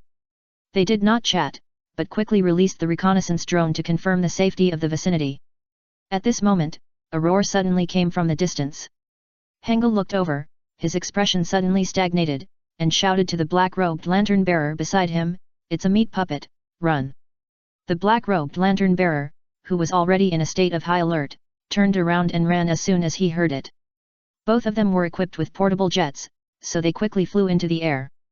At this time, the black-robed lantern-bearer discovered that the one chasing him was a monster as huge as a hill. Seeing the black-robed lantern-bearer's face full of shock, Hanga explained, "That thing is the meat puppet of the overlord. It is difficult to completely kill them even with nuclear weapons. Using ordinary energy weapons against them is a waste of ammunition." The black-robed lantern-bearer was puzzled, "What if we meet them again?" "Run." Henga's answer was simple and clear. The black-robed lantern-bearer sighed, and then felt fortunately, they can't fly and can't threaten us. Swoosh, swoosh, swoosh. Before he finished speaking, countless holes appeared on the back of the mountain-like monster behind them, and flying insects rushed out of the holes and flew towards them like arrows. Hengo spat lightly, "Tisk, it seems that it is not going to let us go." Discovering that the speed of those flying insects is faster than that of himself with the jet, the black-robed lantern-bearer was a little panicked. What should I do?" "You go first, I'll handle this." After saying that, Hengo turned around and faced the attacking flying insects. In a blink of an eye, Hengo started a big battle with the flying insects in the air. His prosthesis is a standard military prosthesis, which not only carries a destroyer-level laser suit, but also is equipped with a large number of missiles and ultra-high-frequency vibration knives. It can be used for close or long-range combat, and can be used for hand-to-hand combat. It is an all-round combat prosthesis. Therefore, accompanied by a series of explosions and laser whistles, the flying insects were successfully blocked by Hengo. Seeing that the black-robed lantern-bearer who was traveling with him had already fled far away, Hengo shouted, "Damn bugs, go to hell." The next moment, he activated the self-destruct device of this prosthesis. Boom boom. A huge mushroom cloud slowly take off. Whether it was Hengo, the flying insect swarm, or the huge meat puppet on the ground that was as big as a hill, they were all engulfed by the high-temperature flames. Undoubtedly, even a high-level lantern-bearer like greedy wolf Hengo would have no way to escape once he was entangled by the meat puppet of the breeding overlord. So when Hengo proposed to cover the rear, he had already uploaded his consciousness backup and was ready to self-destruct the prosthesis. There was no other way. Facing the monsters created by the breeding overlord, they could do very limited things. Short-tailed survival was already the least expensive one, although the prosthesis that Hengo had just self-destructed was very expensive. The mushroom cloud spread in the sky, slowly fading and lightening, and the smoke and flames on the ground gradually dissipated. Swish! At this time, a flying insect flew out of the smoke. Then the second and third flying insects flew out of the smoke and circled in the air. Then, the meat puppet as big as a hill also crawled out of the thick smoke. There were indeed traces of smoke and fire on its body, and cracks appeared in some parts, but that was all. Obviously, a small nuclear explosion was not enough to cause fatal damage to the meat puppet of the breeding overlord. Another place. Bang! With a bang, the old man punched a meat puppet back. Seeing the meat puppet as big as a hill being pushed back dozens of meters, the black-robed lantern-bearer who was traveling with the old man was stunned, so strong. Puff! Just then, the old man suddenly spit out a mouthful of blood. The black-robed lantern-bearer said in surprise, "Hey, are you okay?" The old man calmed his breath, then directly twisted the black-robed lantern-bearer who was traveling with him and rushed back, explaining, "The old man's punch just now didn't penetrate, hurry up. The first update is here." Chapter 1190 Giant Tree. Although the old man was also a high-level lantern-bearer in the circle, he, like the black-robed lantern-bearer who was traveling with him, also came to this T33 world for the first time and saw the meat puppet of the breeding overlord for the first time. Although he had learned from Yaoguang and Tanlang that the meat puppet of the breeding overlord was so terrifying, as a warrior, he still believed in his fists more, so when he encountered the meat puppet for the first time, he did not choose to escape, but went to meet it. The result was naturally a big loss. His indestructible fist force hit the meat puppet of the breeding overlord, not only did not completely penetrate the meat puppet, but also injured himself. After only one confrontation, he understood the horror of the meat puppet, and also understood why Yaoguang and Tanlang had been tirelessly telling him to try to avoid fighting with the meat puppet. Swoosh, swoosh, swoosh. At this time, bursts of sharp whistles came from behind him. The old man and the black-robed lantern-bearer turned back at the same time, and were shocked to find that ferocious flying insects rushed out from the back of the meat puppet and pounced on them. So fast! The two of them were shocked at the same time. After looking at each other, they said in unison, "Separate our actions." Soon, the two separated, one on the left and one on the right, and the swarm of flying insects chasing them also quickly split into two groups, still chasing them closely. After a long time, the old man who lost an arm crawled out from a crack in the ground. He first observed the surroundings and confirmed that the swarm of flying insects had left before he began to treat his wounds. In the fierce battle just now, he barely hid in the crack in the ground at the cost of losing an arm, and with the help of the underground dark river, he narrowly avoided the swarm of flying insects. However, because the situation just now was too critical, he had no time to treat the wound, and could only perform simple hemostasis on the wound. Now that the flying insects have left, he has started to treat the wound. Hiss! After checking the wound, the old man, who was used to seeing life and death, couldn't help but gasp. Not only did he lose an arm, but also half of his shoulder, and the wound was infected by the mucus of flying insects, and strange mushrooms grew out.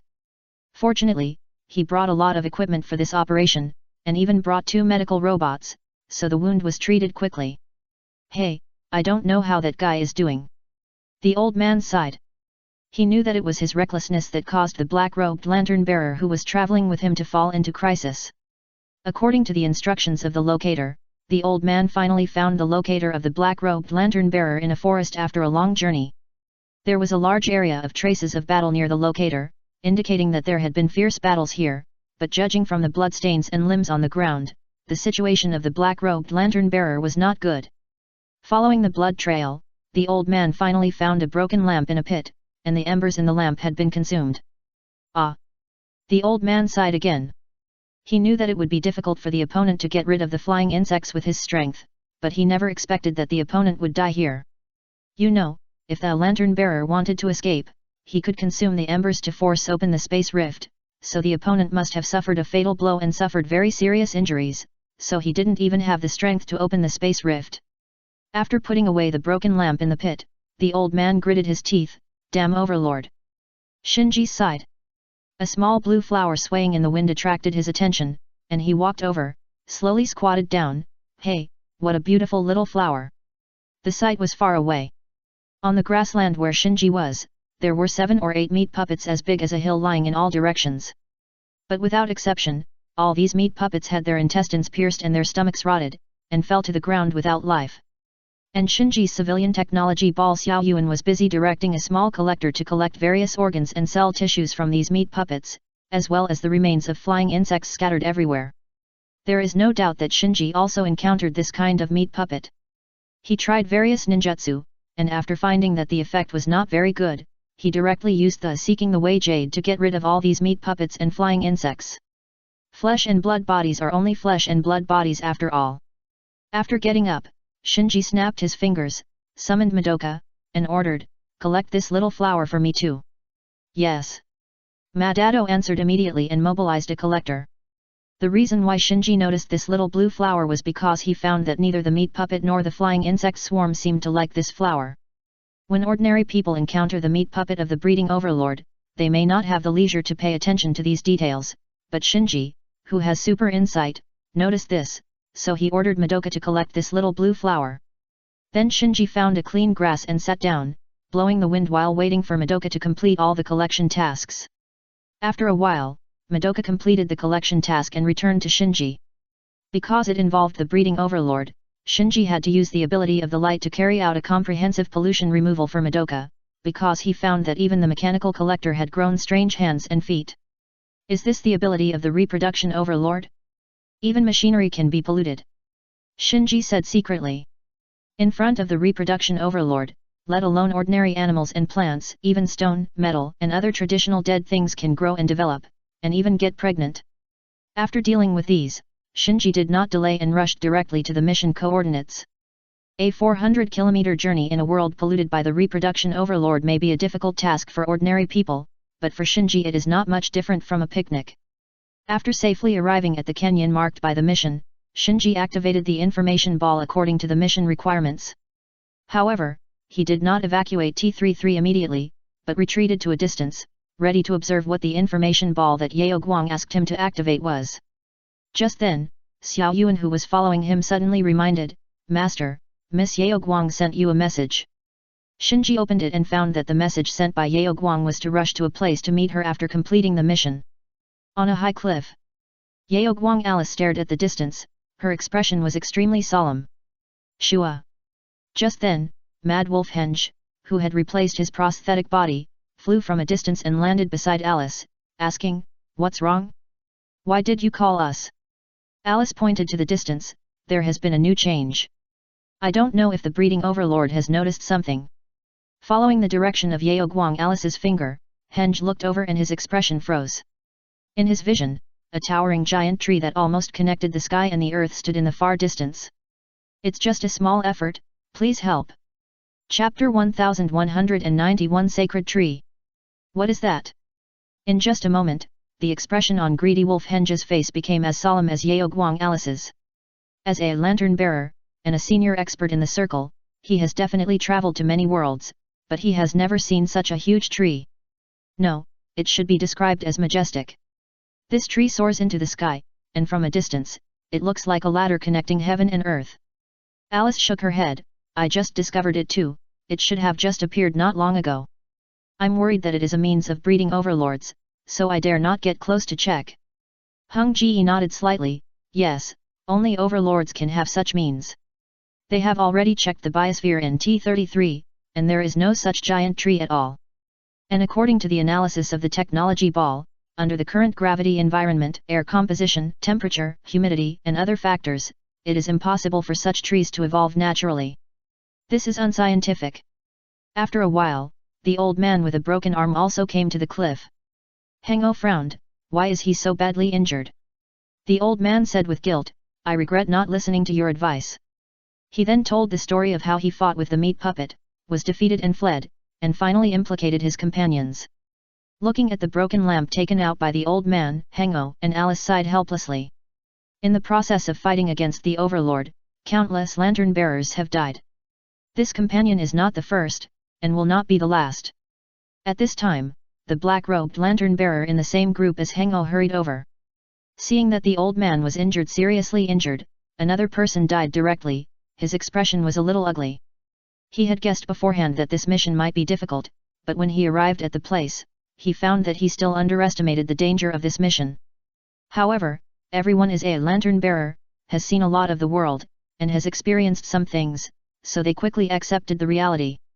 After a moment of silence, Alice pointed to the distance.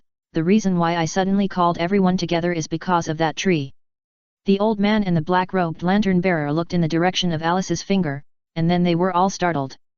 After a moment of silence, the old man asked, "Do you want to go over and take a look?" Alice was a little hesitant. If that tree is a means of breeding overlords, there must be meat puppets all around the tree, and it is difficult for us to approach. The old man and the black-robed lantern-bearer have already tasted the difficulty of meat puppets. One meat puppet is enough to make them flee. If there are more, they may be killed like the black-robed lantern-bearer before. Henga said, "If someone covers me, I can try to get close to investigate."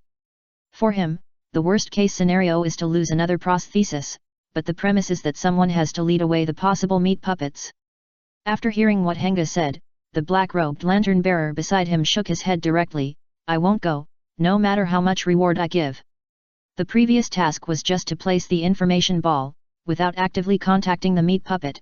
It was already dangerous. Now he had to deliberately provoke the meat puppet, and the black-robed lantern-bearer was naturally unwilling. Not to mention him, even the injured old man looked embarrassed. Feeling that the atmosphere was a bit awkward, Henga asked, "Alice, where is your partner? Didn't he have an accident?" Alice shook her head. "He just sent a message, he should still be alive." Sure enough, not long after, Shinji used the jet to reach the high cliff. Alice said, "I have received the signal of the information ball activation, thank you very much." "Yet," Shinji responded. Alice pointed to the giant tree on the horizon again and told Shinji the reason why she summoned everyone. Without waiting for Shinji to answer, Henga said, "That thing must have been made by the Overlord. Maybe that is the means by which the Overlord devours the world. This is a rare opportunity. I think we should take some risks to investigate." The black-robed lantern-bearer said, "If that is the Overlord's means of devouring the world, then we are not taking risks but dying. Sorry, 10 emmers are not enough to buy my life." The old man said seriously, "My current condition is very bad. The pollution of the Overlord in my body has not been completely removed. The lantern-bearer is immune to the pollution of the Overlord, which is relative to other creatures. If it is directly hit by the power of the Overlord, the lantern-bearer will still be polluted by the power of the Overlord. It is necessary to use the power of the lamp to remove the pollution to ensure its own safety.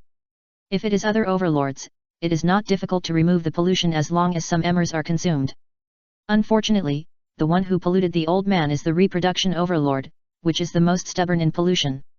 Especially after the pollution invades the body, it is very difficult to remove it." Hengo looked at Shinji again and asked, "What do you think?"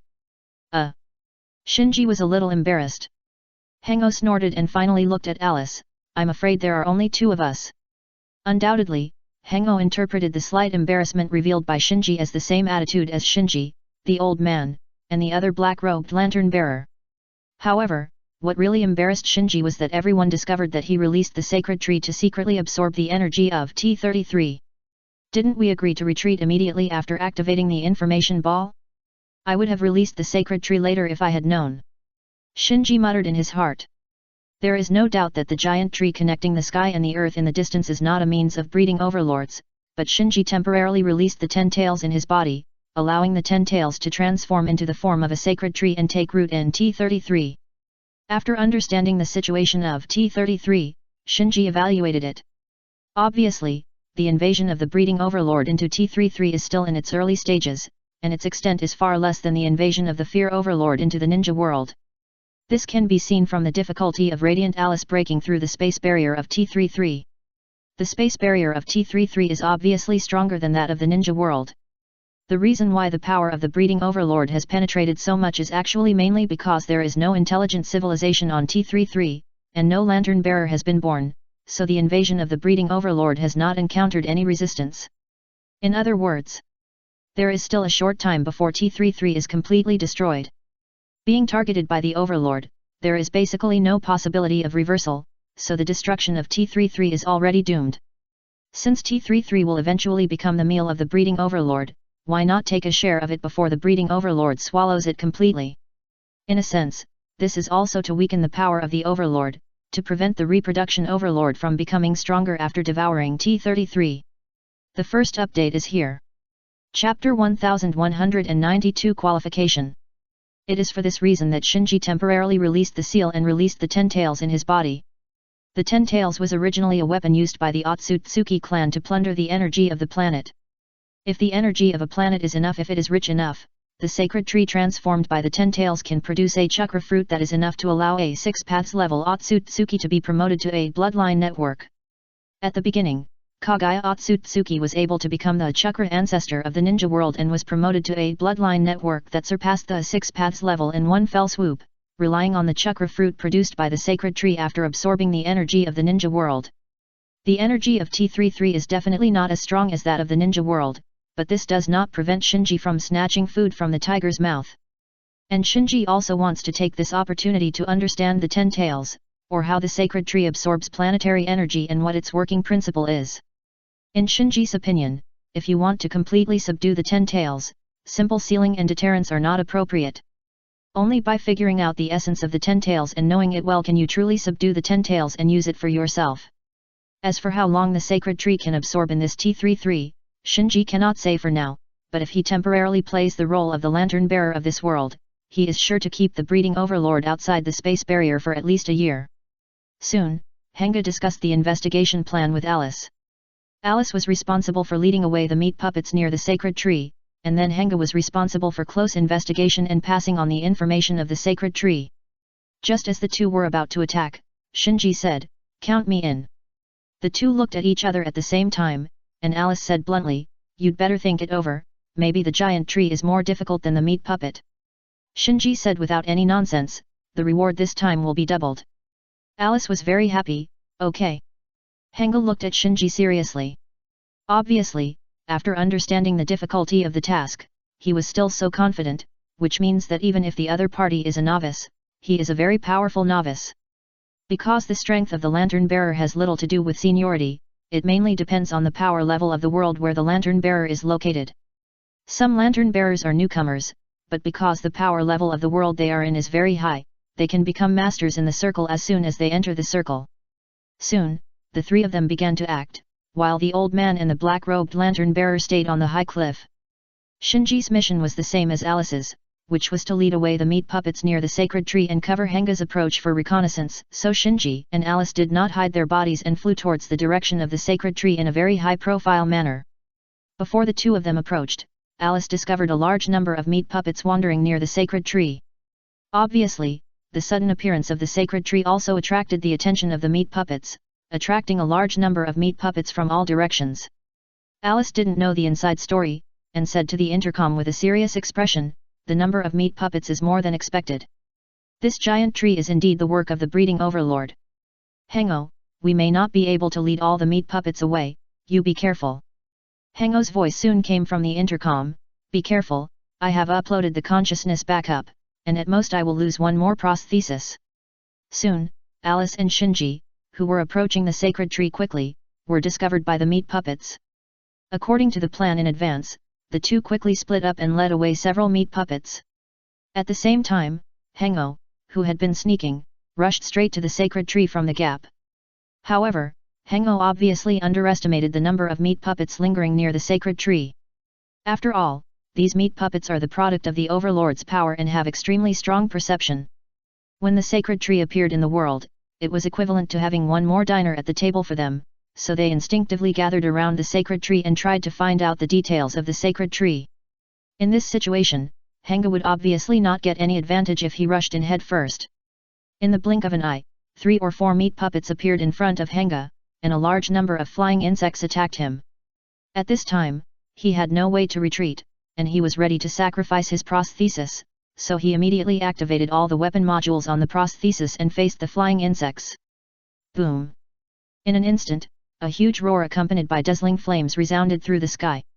On the high cliff, the old man and the black-robed lantern-bearer who used remote observation instruments shook their heads when they saw this scene. The firepower of Hanga's military prosthesis was indeed ridiculously strong. If he only faced a meat puppet, he might really be killed by it and approach the sacred tree. Unfortunately, there were 4 meat puppets blocking him, and there were also a constant stream of meat puppets rushing towards him nearby, so in a flash he was trapped in an endless swarm of flying insects, and his military prosthesis was torn to pieces by the swarm of flying insects before he could even self-destruct. Oh no, we've been discovered too.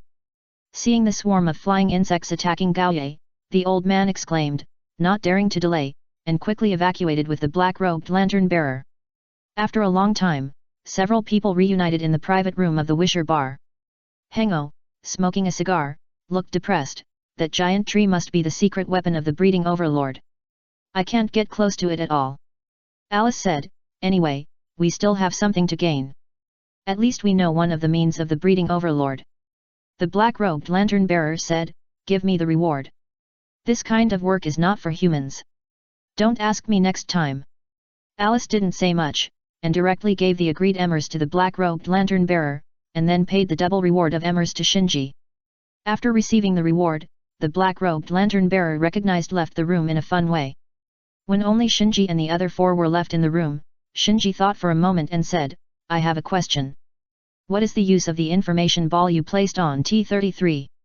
Alice did not answer. Henga and the old man looked at each other and fell silent. Okay, I'm being presumptuous.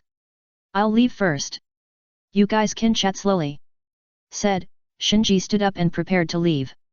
Just when Shinji walked to the door of the room, the three seemed to have reached some kind of consensus. Alice called Shinji, wait. Shinji turned around and waited for Alice's explanation. Alice said, this is our attempt to eliminate the overlord. You are only qualified to understand the plan if you join us. Oh, interesting. Shinji was waiting for this sentence. He had deliberately participated in the action in T-33 before, just to integrate into Alice's circle, and now it seems that he has proved that he is qualified through his actions. The second update is here. Please recommend and vote for me. It's just a small favor, please help me. Chapter 1193 Alice's Plan. After Shinji sat down again, Alice slowly said, we have no way to destroy the overlord, you should know this too. Yet. Shinji nodded slightly. Yeoguang Alice and Tanlang Henga are already masters in the circle, but even so, they can only flee in front of the meat puppets made by the breeding overlord. And it is very likely that only a tiny bit of the power of the breeding overlord was used to make these meat puppets. No, you don't know. Henga took over the conversation and said, we tried to destroy the overlord, using super nuclear bombs, antimatter bombs, magic nova, etc. We tried everything we could think of, but none of them worked. Obviously. Alice, Henga, and the others have tried many times before. They used all the weapons they could think of, but without exception, all attempts to destroy the overlord failed. Before the overlord invaded a world, the overlord's body was hidden in the vast universe, and even the lantern-bearer could not detect and lock it. When the overlord was in the process of invading a world, the overlord's body was still in the universe. At this time, even if the world invaded by the overlord was destroyed, the overlord could not be hurt at all. Only when the overlord had completed the invasion and was ready to devour the world, there was a slight chance to destroy the overlord. But at this time, the overlord had completely controlled the world that was about to be destroyed, and any arrangements made in advance in this world would be invalid. Unless the lantern-bearer personally entered the world that was about to be destroyed and fought a decisive battle with the overlord, there was only a slight possibility of destroying the overlord in theory. Shinji did not interrupt Henge, but just listened quietly. I don't know why, but he suddenly had an idea and put himself in a position targeted by Henge and his team. He found that he couldn't even destroy him, let alone Alice and Henge's previous attempts, let alone destroying the overlord. Direct damage weapons, even the strongest nuclear bombs, would not work on Shinji. He could either use the Seeking the Way Jade to resist, or use the God Palace to freeze the time flow in his area and create time turbulence to avoid. Of course, the easiest way is to directly activate the God's power and hide in the different space. Hengo finally said, so we have no way to destroy the overlord. Newcomer, don't have any luck about this, otherwise, you will die miserably.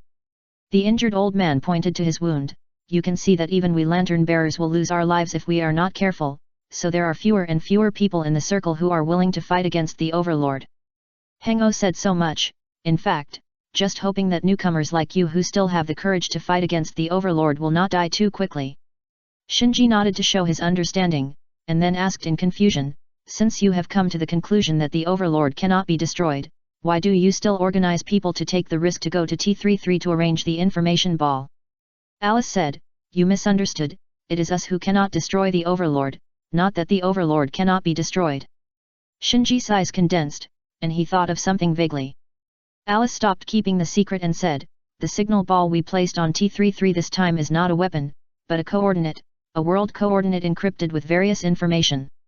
Shinji looked at Alice and the others in surprise. "So what is in that world? It can't be another Overlord, right? You want two Overlords to fight for one world at the same time and let them kill each other?" Henga and the old man were both stunned, as if they didn't expect Shinji to guess their plan with just this little information. Alice said bluntly, "I'm not wrong, you are really very sharp. Yes, our plan is to let the two Overlords fight for one world at the same time and provoke them to kill each other. Let the Overlord fight the Overlord, it's amazing." Shinji sighed. He had to admire Alice and the others for coming up with such a plan that seemed very feasible. Henga smoked a cigar. "We have no choice, because the world of one of our unlucky guys has been targeted by the Plague Overlord. Instead of sitting and waiting for death, why not give it a try?" So we spread the world coordinates of that unlucky guy on T-33 with information balls. Once the breeding Overlord swallows T-33, the next target may be the world of that unlucky guy. The old man said, "When the two Overlords compete with each other, we may be able to win a glimmer of hope for him." "So that's it?" Shinji nodded. "This is obviously a desperate measure, because if things go wrong, not only will the world not be able to escape danger, but it may be destroyed faster because it is targeted by two Overlords at the same time." But Shinji can understand it. His ninja world is targeted by the Overlords, so he can empathize with the unlucky guy. Anyway, it's death sooner or later, so it's better to give it a try. Alice began to explain their plan in detail. The one targeted by the Plague Overlord is a lantern bearer codenamed Arcane, who is a very powerful magician. Because the world where Arcane is located is protected by a powerful magic ring, even if facing the most difficult Plague Overlord, there is not much time to fight. Big problem, plus there are companions in the circle to support Ember, so Arcane can hold on for a while. So, Alice and others planned this action. According to their expectations, after the breeding Overlord devours T-33, it will master the coordinates of the world where Arcane is located because of the information in the information ball. At that time, the breeding Overlord will cross the universe and go to the world of Arcane. Once this step is completed, there will be a strange scene of two Overlords competing for one world at the same time. No one can tell what will happen next, but with the Overlord's domineering style, it should not know how to live in peace. Shinji thought for a while and asked, "How long can Arcane hold on?" He must grasp this time point, otherwise, if he drags on too long at T-33, it may hinder Alice's plan. Alice said, "To be conservative, it should be able to hold on for 5 years. But the Plague Overlord is the most difficult Overlord, so this time can only be used as a reference." 5 years. Shinji heaved a sigh of relief. This time did not conflict with his plan, and he did not expect to make too much money from T-33. After all, it is not easy to snatch food from the Overlord. The reason why he dared to do this now is more because the invasion of T-33 by the breeding Overlord is in the initial stage. Once there is a problem with the space barrier of T-33, he will evacuate immediately. "I have something to do at home today, so there is only one update." Sorry. Chapter 1194 The Sacred Tree That Devours Matter. Inside T-33. Swish, swish, swish. With a sharp whistle that broke through the wind, the Inky seeking the way jade surrounded the sacred tree like missiles, constantly attacking the meat puppets as tall as hills near the sacred tree. The ultimate biological armor of the meat puppets that could withstand nuclear explosions had no resistance in front of the Seeking the Way Jade and was instantly penetrated by the Seeking the Way Jade. This seemingly shocking scene is actually very normal. You must know that the Seeking the Way Jade is the product of the fusion of the 7 attributes of chakra of yin and yang and the 5 elements. Its power level is far beyond the dust release as a bloodline elimination. And the dust release already has the ability to ignore the hardness of the target and instantly turn the target into an atomic state. So no matter how strong the meat puppet's armor is, as long as it does not have the power of the 6 paths, it will be difficult to confront the Seeking the Way Jade head-on. On the sacred tree. Shinji leaned against the tree trunk with his hands folded across his chest, lowered his eyes, and observed the battlefield on the ground. At this time, within a dozen miles of the sacred tree, the fleshy corpses of the meat puppets were piled up. These corpses were densely packed and stacked. If Alice, Henga, and others saw them, they would definitely scream out in surprise. As the mastermind behind all this, Shinji did not have the slightest pride. Those seemingly clumsy meat puppets below that had no ability to resist the seeking Dao Jade could not represent the true power of the reproduction overlord. Shinji knew very well that most of the power of the reproduction overlord was blocked outside by the space barrier of T-33. These meat puppets were just a little bit of the power that penetrated into the reproduction overlord. Compared with the main body of the reproduction overlord, this power was not even a drop in the bucket. Other lantern bearers might be proud of defeating such a level of overlord creation, but for Shinji, who was determined to destroy the overlord, it was just an appetizer and not worth mentioning. Therefore, he did not continue to pay attention to the following the battle situation, retracted his gaze, and studied the working principle of the sacred tree absorbing the energy of the planet. He stretched out his palm and pressed it on the sacred tree, and Shinji raised his eyebrows. He clearly felt every aspect of the sacred tree, even the roots that were deeply rooted tens of thousands of meters underground. He could feel it clearly, as if this sacred tree standing before the heaven and earth was an extension of his body, a part of his body. No wonder the range of my seeking the way jade is so large. He vaguely remembered that the range of activity of Uchiha Madara's seeking the way jade in the original time and space was limited to about 100 meters. This range is more than enough for ordinary ninjas to fight. But if the battlefield is placed in the sky, or even in the interstellar, a range of a mere 100 meters is not enough. When he used the seeking the way jade on the sacred tree, he found that his effective control range of the seeking the way jade suddenly extended thousands of meters. At first, he thought it was because he was stronger than Uchiha Madara. Now, he thought, maybe it was simply because the sacred tree was also judged to be a part of his body, so his seeking truth jade could move freely in the area covered by the sacred tree. Concentrating his complicated thoughts, Shinji cleared his mind little by little, and focused his attention along the veins of the sacred tree, sinking underground, sinking deeper. After a while, his consciousness reached the bottom of the roots of the sacred tree, which was 17,000 meters underground. And this is not the limit of the roots of the sacred tree. The reason why it stops at this depth is just because there is no need to go deeper for the time being. This depth is enough for the sacred tree to absorb the energy of T-33. Then, Shinji saw the process of the roots of the sacred tree absorbing energy. Rather than saying it is energy, it is more appropriate to say that it is various substances. However, on second thought, nuclear energy, bioenergy, electrical energy, etc. also need matter to generate, so matter and energy are obviously the same thing in the eyes of the sacred tree. Feeling the developed root system of the sacred tree constantly swallowing various substances deep underground, Shinji finally understood why the planets plundered by the Otsutsuki clan were all desolate and dilapidated. When all these substances that can nourish and nurture life are sucked away, it is natural that only a desolate land is left. So that's how it is. After Shinji understood the working principle of the root system of the sacred tree, his consciousness moved up with the substances absorbed by the root system and came all the way to the bottom of the sacred tree. Then a shocking scene appeared.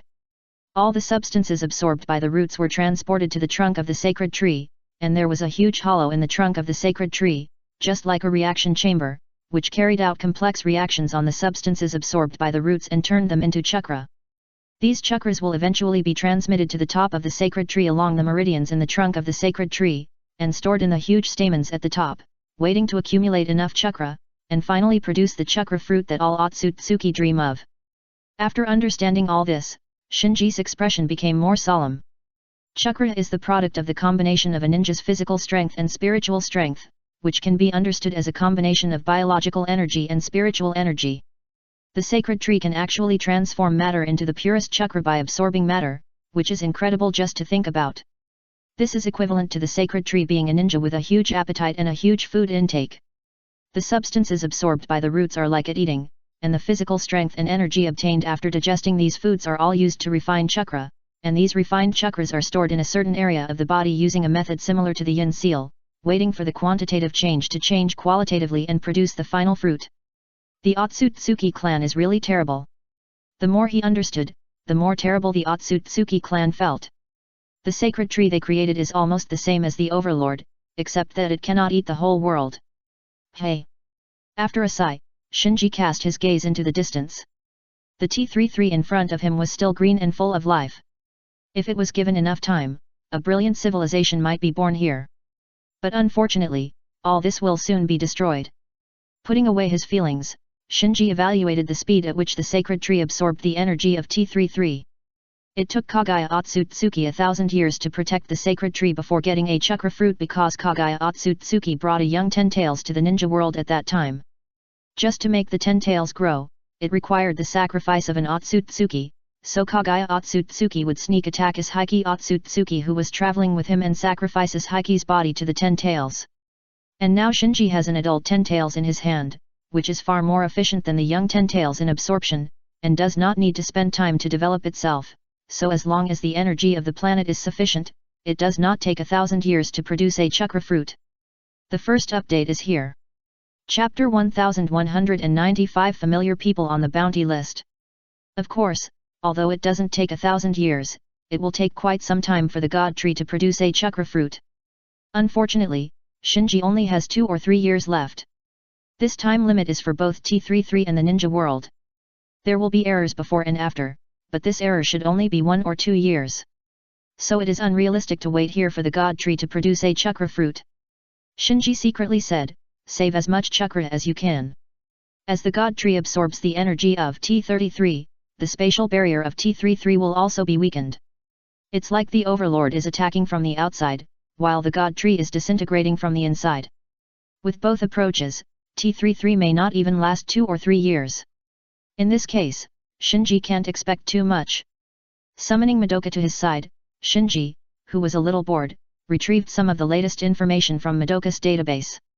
After browsing casually for a while, Shinji noticed a bounty list among the numerous messages.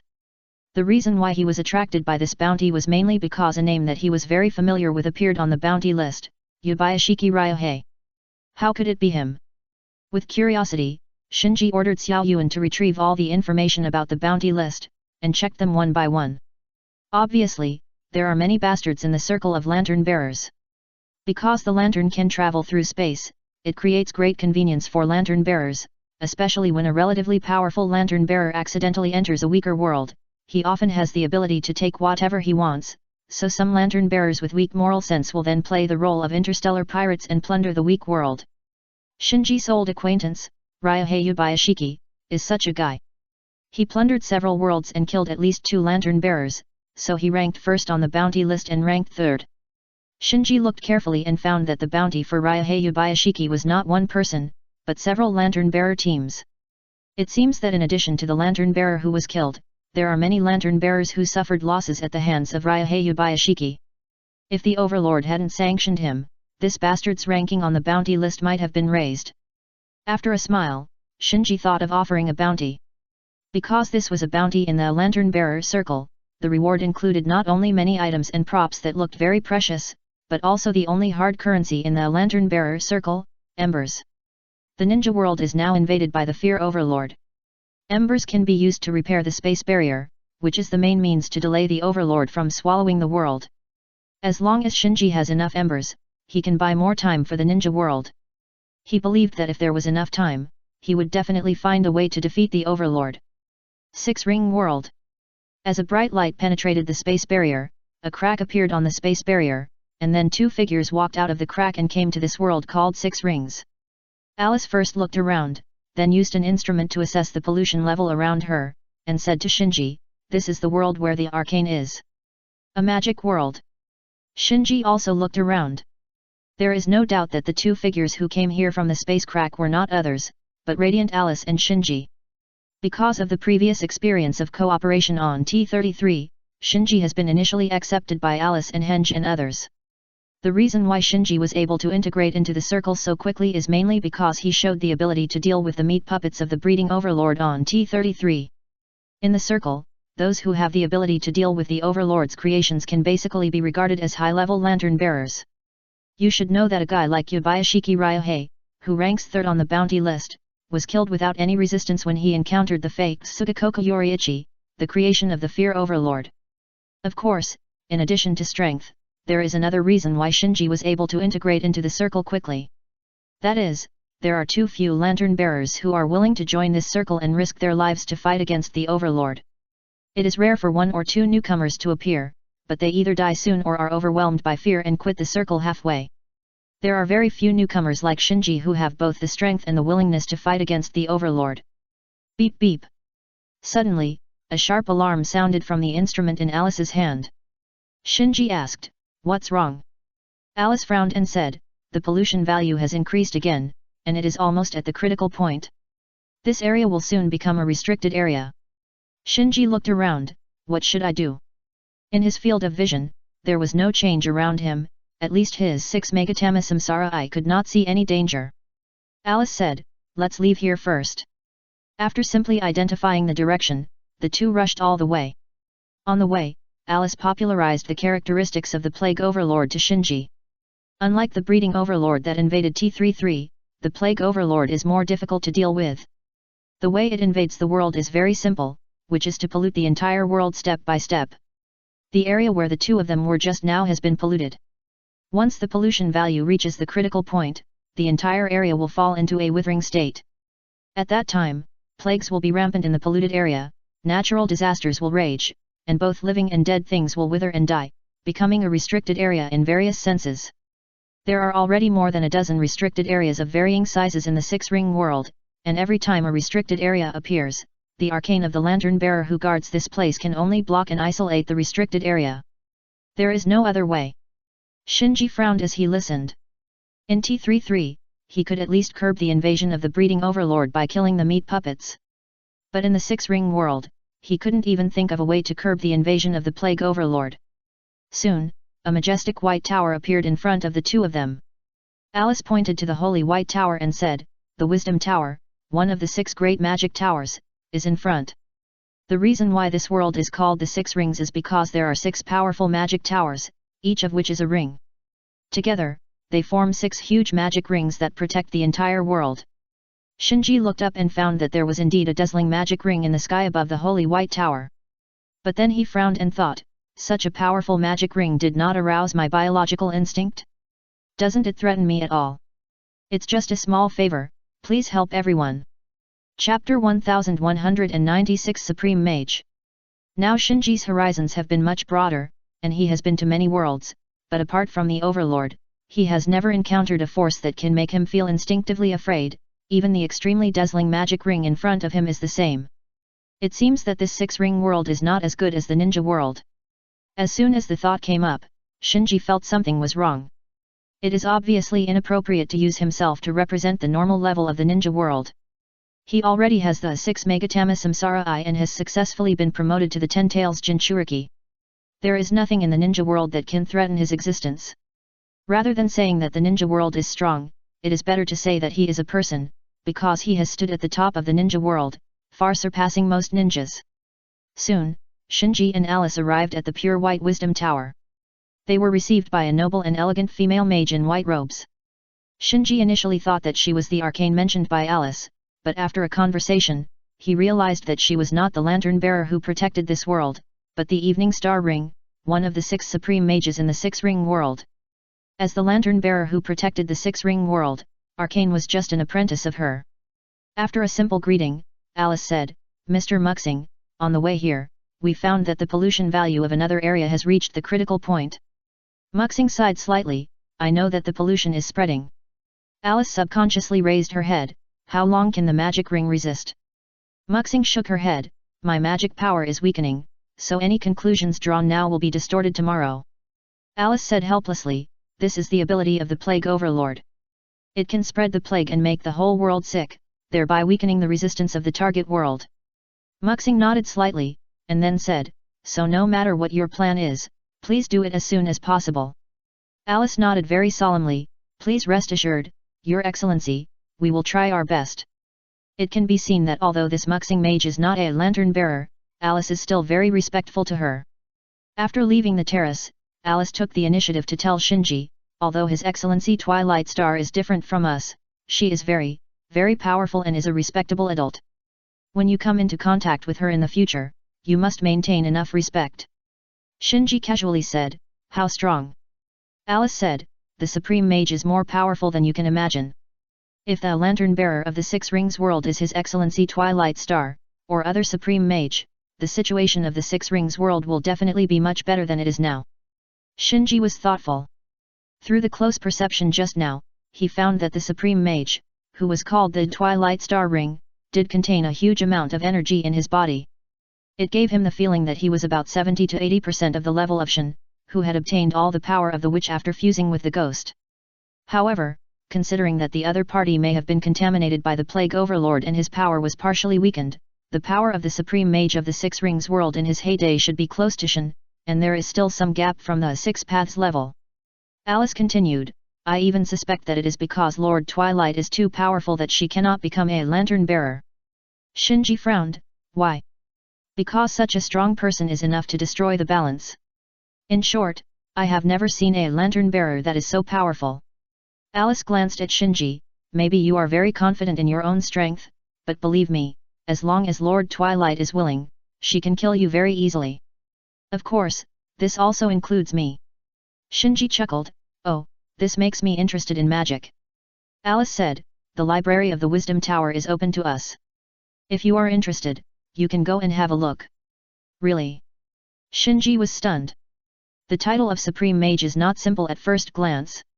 It is likely to be the pinnacle of the power level of this world. But being able to approach the Six Paths level, even at the pinnacle, also shows that the power level of the Six Rings world is not weak, at least not much worse than the ninja world. Alice said, of course it's true. But learning magic in the Wisdom Tower requires magic power, and we, the lantern bearers from the outside world, do not have magic bloodlines. We need to use magic crystals that match our spiritual fluctuations to cast magic. If we need to use magic crystals every time we cast magic, the efficiency will be too low for us, so you can refer to it and broaden your horizons. As for learning magic in depth, I'm afraid it's too late. Shinji and Alice still need to stay in the Wisdom Tower to wait for the return of Arcane, who went out to investigate the pollution situation, so while waiting, Shinji came to the Great Library in the Wisdom Tower. The magic fluctuations in the bodies of the magicians who received Shinji were obviously much weaker than those of the Dusk Star Mage just now. Knowing that Shinji and his friends were guests of the Supreme Mage, after learning about Shinji's purpose, the magicians led Shinji into the Great Library and introduced him to the various magic books collected in the library. General elemental attack magic such as wind, fire, thunder, and lightning, Shinji skipped all of them. His focus was on time-space magic, prophecy magic, and magic involving pupil techniques. Even in the library of the Supreme Mage, time-space and prophecy magic were very rare. Shinji only found a magic called prophecy, which could be used to fate interferes, and a magic called portal can shuttle back and forth between two prearranged teleportation magic circles. Prophecy is not as good as Izanagi, and the threshold for casting is ridiculously high. Portal is not as good as Flying Thunder God technique. It seems that the magicians have not yet perfected the development of magic in terms of application. Shinji sighed secretly. But this is normal, because the reason why the ninja world can develop various strange ninjutsu, secret techniques, and forbidden techniques is that all ninjas can be traced back to Kagaya Otsutsuki, the ancestor of chakra. Many powers beyond the mundane are rooted in the blood, just like bloodline limit, so some ninjas are born with extremely strong abilities. On this basis, they can go to the battlefield at a few years old, and become the top ninjas in their teens and 20s. Therefore, many ninjas have the ability to develop various secret techniques and forbidden techniques when they are young and strong. In contrast, although the magicians in the Six Rings world also have bloodlines, the power of bloodlines is far less terrifying than that in the ninja world. No matter how good a magician is, he needs years of study and practice to improve his strength, so learning alone has occupied more than half of a magician's life.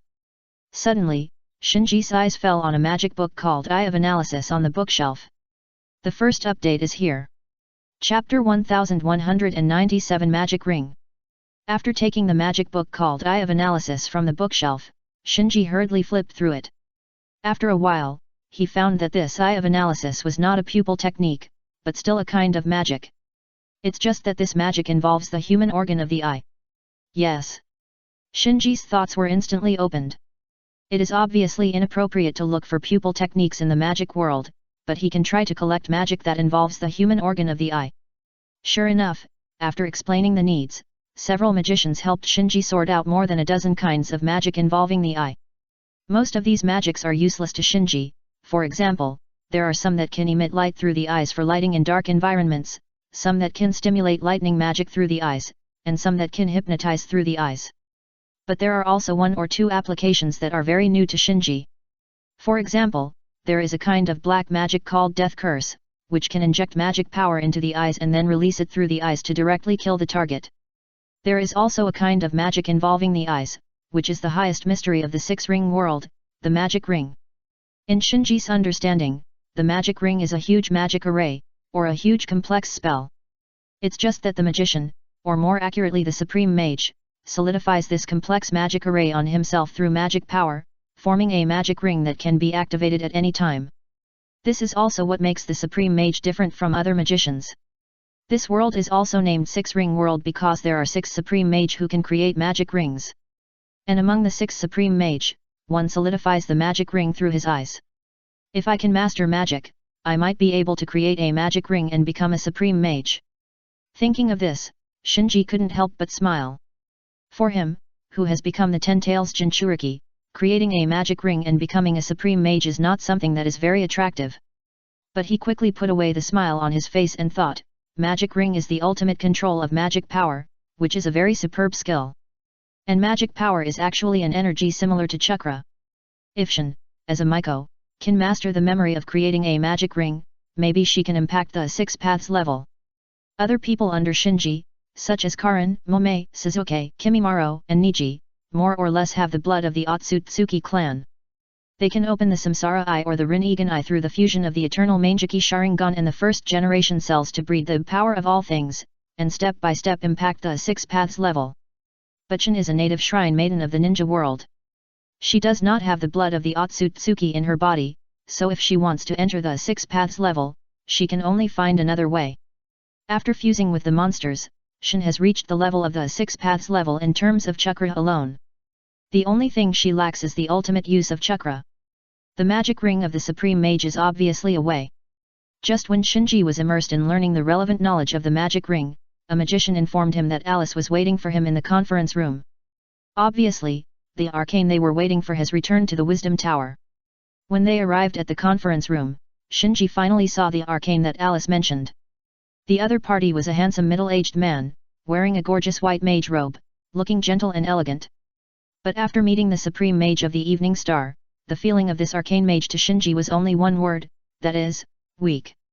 This was not a joke by Shinji, because just now in the library he had roughly understood that the magic power of a magician was a kind of spiritual energy. For ninjas who often need to mobilize spiritual energy to refine chakra, this is not a strange power. So it is not as difficult to master as imagined. Therefore, he can now roughly sense the magic strength of a magician.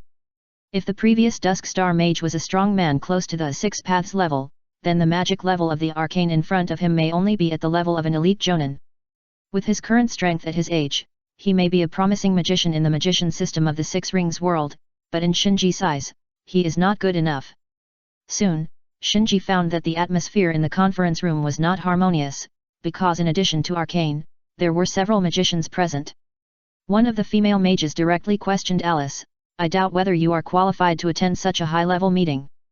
Another male mage glanced at Shinji who had just entered the conference room, and said with some displeasure, "Sir Rafar, this is a secret meeting related to the future of the 6 Rings world.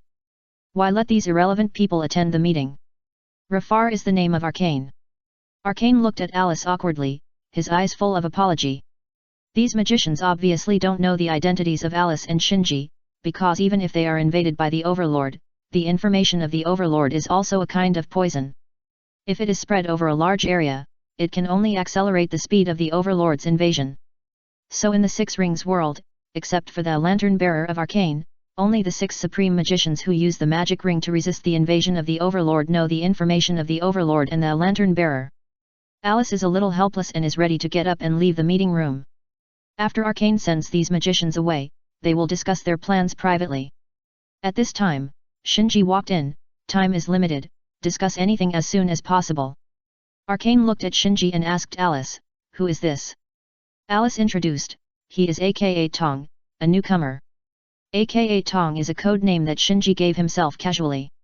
After all, the abilities of the Lantern Bearers are strange and weird, and there is a certain risk in exposing their real names. After the introduction, Alice said to Shinji, "Let's leave first. When Rafar has dealt with the matter here, we will discuss it again."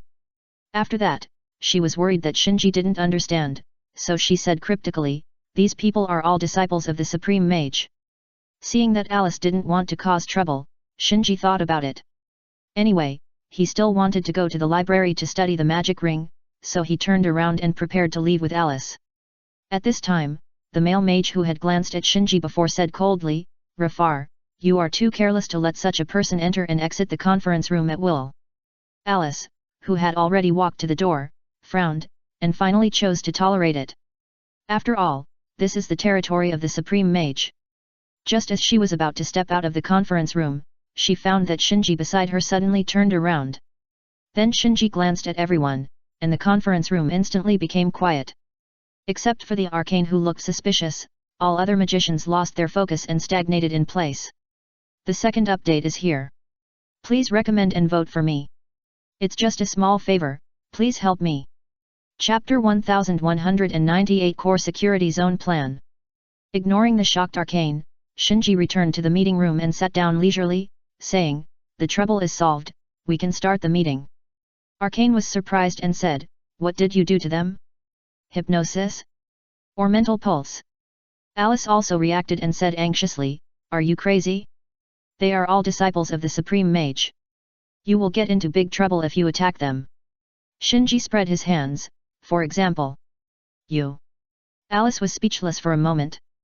The Supreme Mage is now trying his best to resist the invasion of the Overlord, and it is obvious that they can't spare their hands to target them. Shinji looked at Arcane, "We didn't come here to experience the cold stare, we are here to fight against the Overlord with our heads on the line. Since you can't handle it well, I will teach you how to handle it. Remember, you don't have much time." "Sorry." Arcane bowed slightly and apologized to Shinji and Alice. Shinji's words were rough but true. The Six Rings world was in danger at the moment, so he didn't care about any red tape at all, let alone the so-called mage etiquette. And Arcane was still a little unsure of Shinji's strength. You have to know that the mages around him, although arrogant, are all disciples of the six supreme mages without exception, and are high-level mages at the same level as him. And Shinji can make these high-level mages stand still on the spot with just one look, and lose their ability to resist, which means that as long as the other party is willing, he is probably not much stronger than these high-level mages. Alice still frowned, "Akut, you are too reckless. We have to keep a low profile here. You don't understand the power of the Supreme Mage at all. Even if they don't take action personally, they can kill us by sending magic servants." Arcane said quickly, "Don't worry, I will take care of this matter." Shinji snapped his fingers and ordered, "Get out." Soon, several high-level magicians trapped in Shinji's illusion immediately stood up and walked out of the meeting room. Looking at the high-level magicians who left the meeting room like zombies, both Arcane and Alice had complicated expressions. After several high-level magicians left, Shinji slowly said, "Arcane, I have a question, I hope you can answer it for me." Arcane asked, "What question? Have they always been so arrogant?" He casually pointed at the high-level magicians who left the meeting room. Magician, Shinji continued, "So weak." Facing Shinji's puzzled eyes, Arcane was a little embarrassed. Alice stared at Shinji without saying anything. Shinji said, "Since the trouble has been dealt with, let's start the meeting. Everyone's time is tight." The reason why Shinji chose to make a high-profile move was, firstly, because these mages were too arrogant and annoying. Secondly, because he didn't have much time, so he wanted to show some strength and gain some leadership in the circle as soon as possible, so that he could speed up his plan to fight against the Overlord. After taking a seat, Alice couldn't help asking, "How did you do it just now?" Shinji said, "Just a little illusion." Arcane said, "Illusion? What we magicians are best at is mental control. How could we be controlled by a little illusion?" Shinji shrugged, "It means you are not good enough." Arcane was speechless and shook his head. "Anyway, thank you for taking the risk to fight against the Overlord in order to save the Six-Ring world." Alice looked at Shinji deeply. She knew that Shinji was very strong, otherwise, Shinji would not have been able to successfully contain so many meat puppets that reproduced the Overlord in T-33, but she only realized now that she had underestimated Shinji's strength. However, she still felt that Shinji was too reckless, at least he should not have had a direct conflict with these disciples of the Supreme Mage. After all, he is still a newcomer, and he doesn't know how high the sky is. After understanding the power of the Supreme Mage, he should know how to restrain himself. After a sigh, Alice started the meeting. First, Alice told Arcane about their arrangement on T33 and mentioned the towering tree. Arcane pondered and said, that tree must be the means for the reproduction overlord to invade the world, which is consistent with its reproduction characteristics. Alice said, well, Henge and the others also think so, so we speculate that the destruction of T33 may be faster than originally planned. Shinji did not interrupt, because Alice and the others made a good analysis. With the sacred tree absorbing energy inside and the overlord destroying the space barrier outside, the destruction of T33 is accelerating. Arcane nodded slightly, that's good, we can realize our plan faster. Once T33 is swallowed by the reproduction overlord, the information about the six-ring world and the information balls arranged in various places of T33 will be captured by the reproduction overlord. At that time, the action of luring the reproduction overlord to the six-ring world will be considered a success. Alice said, so you must prepare for it as soon as possible. Arcane nodded silently. If everything goes well, the breeding overlord is really attracted here and conflicts with the plague overlord who invaded here, it does not mean that the six-ring world can rest easy. Because no one knows what kind of scene the fight between the two overlords will be and what kind of consequences it will cause. Seeing that Arcane did not answer immediately, Alice frowned and asked, has the Supreme Council not passed the proposal on the core safety zone? The so-called Supreme Council is an institution in the six-ring world to discuss major issues, and the core members are the six Supreme Wizards. As for the core safety zone plan mentioned by Alice, it is a response plan formulated by Alice and others for the six-ring world to face the possible battle between the two overlords. The core concept is to gather the six Supreme Wizards on a wizard tower, gather the power of six magic rings, and create a core safety zone to resist the terrible aftermath of the battle between the two overlords. Arcane sighed, well, the other Supreme Mages still have doubts about the core security zone plan. Alice curled her lips, I think they are reluctant to give up their magic towers. Arcane was quite helpless, the magic tower is the source of magic power for every Supreme Mages. Each one has been passed down for thousands of years, or even longer. It is difficult for them to make up their minds to give it up like this. Bang! At this time, the door of the conference room was violently knocked open. Several high-level magicians who were sent out by Shinji rushed in angrily and shouted at Shinji, you bastard, what did you do to us just now? The first update is here. Chapter 1199 Forbidden Zone. Arcane quickly stood up and explained, it was just a misunderstanding just now. These two are guests of the Supreme Mage. Please be patient. Shinji looked over slowly and found that all the high-level magicians who broke into the conference room had activated various gorgeous magic shields without exception, wrapped themselves up, and stared at him angrily and fearfully. Tisk. Shinji spat lightly and was too lazy to explain. Although the high-level magicians were annoyed, they could only suppress their anger when they heard that Shinji and Alice were guests of the Dusk Star Mage. In the six-ring world, the Supreme Mage is justice and law. What's more, this is the magic tower of the Dusk Star Mage. No one here can go against the will of the Dusk Star Mage.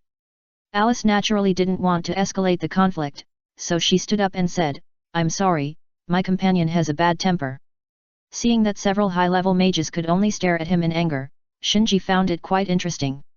Then Arcane introduced both parties, and then whispered to Alice, these magicians were sent by other Supreme Mages to mediate. Investigate the contaminated area. Alice asked, is it related to the core safety zone plan? Yes. Nodding, Arcane said, they should be sent to investigate the danger level of the contaminated area to assess the necessity of the core safety zone plan. Alice immediately understood the purpose of Arcane inviting these high-level wizards. Only by making other Supreme Wizards realize the horror of the Overlord, they would be likely to give up their magic towers and participate in the core security zone plan. Because of the conflict just now, the part of the greeting was skipped directly, and the plan to investigate the contaminated area was made in a few words in the conference room.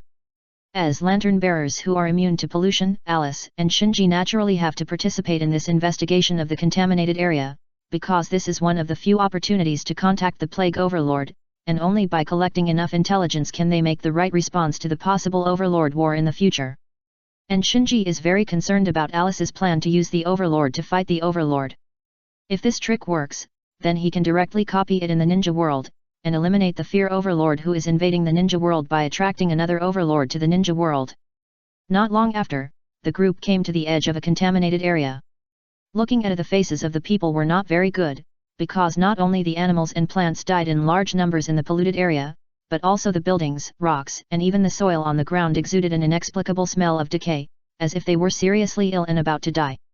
Undoubtedly, this area in front of them was a complete life-forbidden zone. Just when everyone looked at each other and hesitated to move forward, Shinji stepped into the polluted area without saying hello. Seeing that Shinji was the first to enter the polluted area, the high-level magicians who were previously controlled by Shinji's illusions were somewhat embarrassed, and they released magic shields one after another and gritted their teeth to enter the polluted area. Alice and Arcane looked at each other and followed in. Shinji, who was the first to enter the polluted area, released a layer of chakra coat under the black robe to wrap himself, and then moved forward while sensing the surroundings. Perception seems to be unaffected. After a pause, Shinji was startled and thought to himself, no, the perception mental power I released was polluted. He keenly noticed that even the perception of the spiritual power he had just spread out was polluted by the power of the plague overlord and fell into a state of withering. Then, he found that the black robe he was wearing began to decay inexplicably, as if it had experienced the erosion of more than 10 years in just a short moment. It seems that whether it is chakra, magic power, or dead things like clothes, none of them can escape the pollution of the plague overlord. Shinji couldn't help but sigh secretly.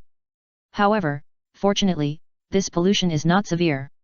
The black robe on Shinji's body cannot be saved, but the chakra coat that protects his whole body can offset this pollution. Because even if the chakra withers and disappears, it can be refined and replenished again.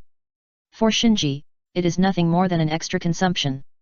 And this consumption of chakra is nothing in front of Shinji, who has become the 10 Tails Jinchuriki. Akaji, you slow down. Just then, Alice's voice called out from behind Shinji. Shinji looked back and frowned.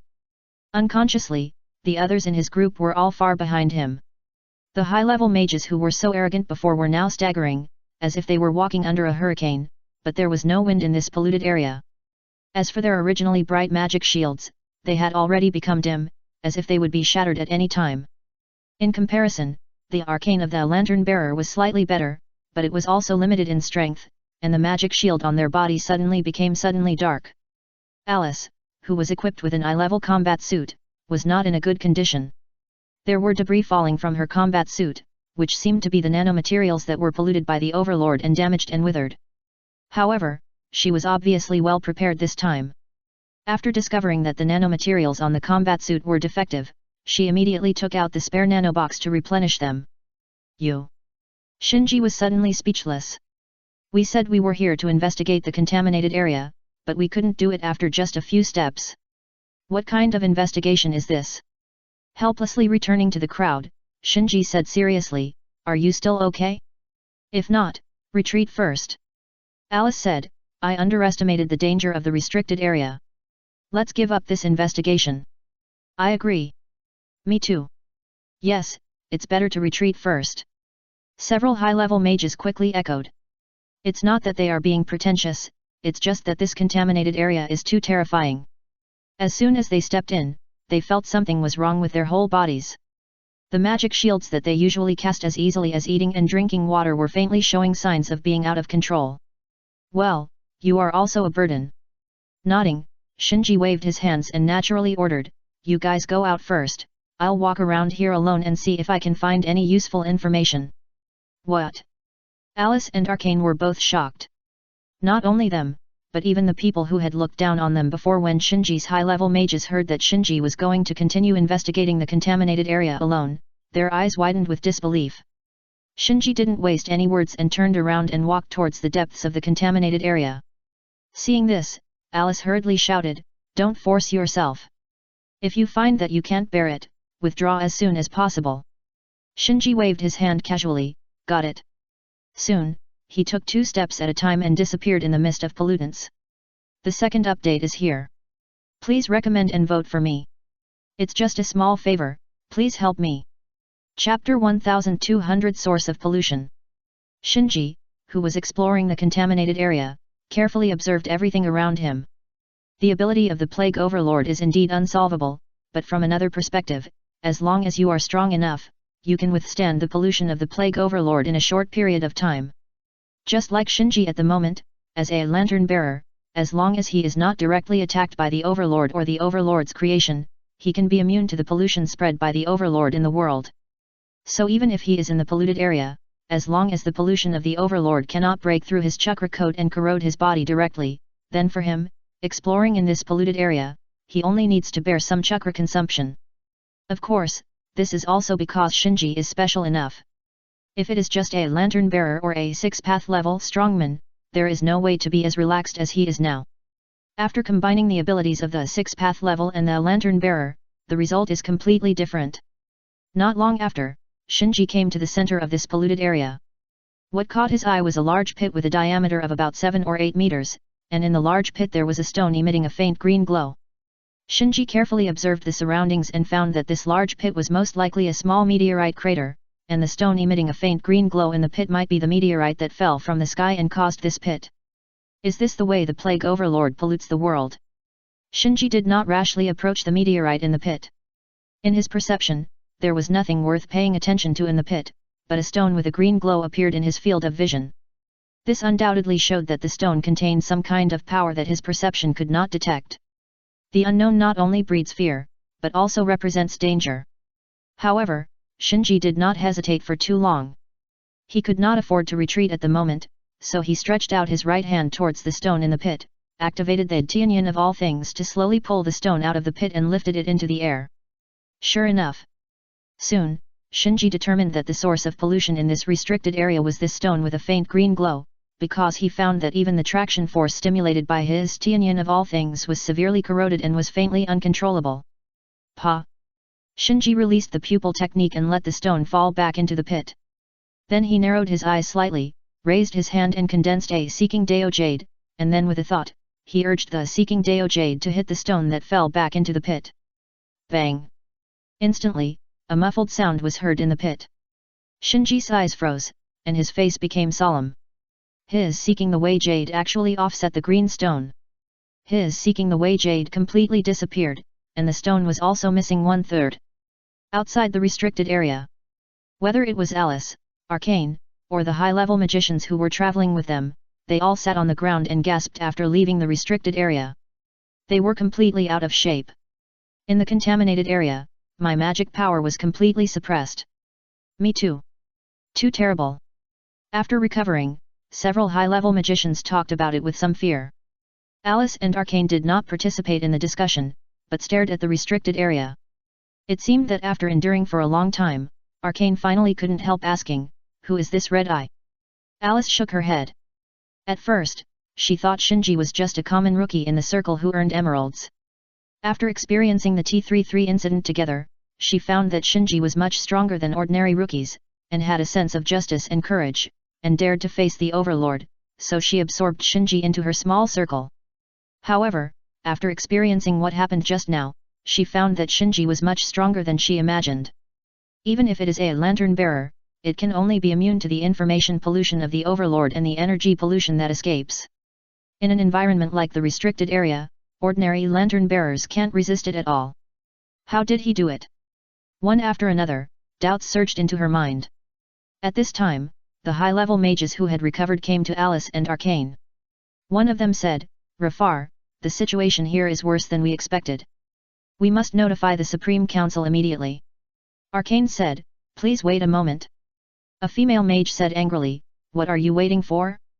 This is related to the safety of the entire world. How can we delay?" Arcane shook her head and said, "Red Eyes hasn't come back yet." After a pause, the female mage said coldly, "He is looking for death himself." Another high-level mage said, "Rafar, don't you know what is going on in the restricted area? Unless it is a few supreme mages, no life can survive in such a place. He must have died in it." Several other high-level mages also echoed come. In their opinion, as noble high-level mages, they could not gain a foothold in the restricted area, let alone a guy like Shinji with an unknown identity. So Shinji had not come out for so long, he must have died in there. Alice said, "Then you go and report to the Supreme Council first, I will stay here and wait for him." Boom!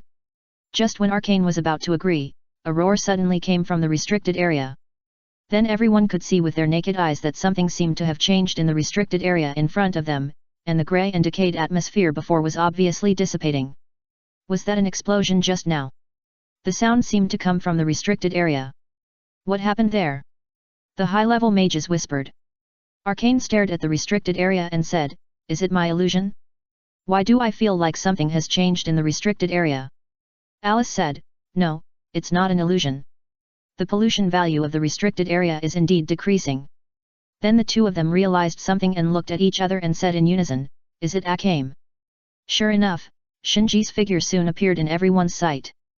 Seeing Shinji walk out of the restricted area safely and calmly, without any panic, all the high-level mages were surprised.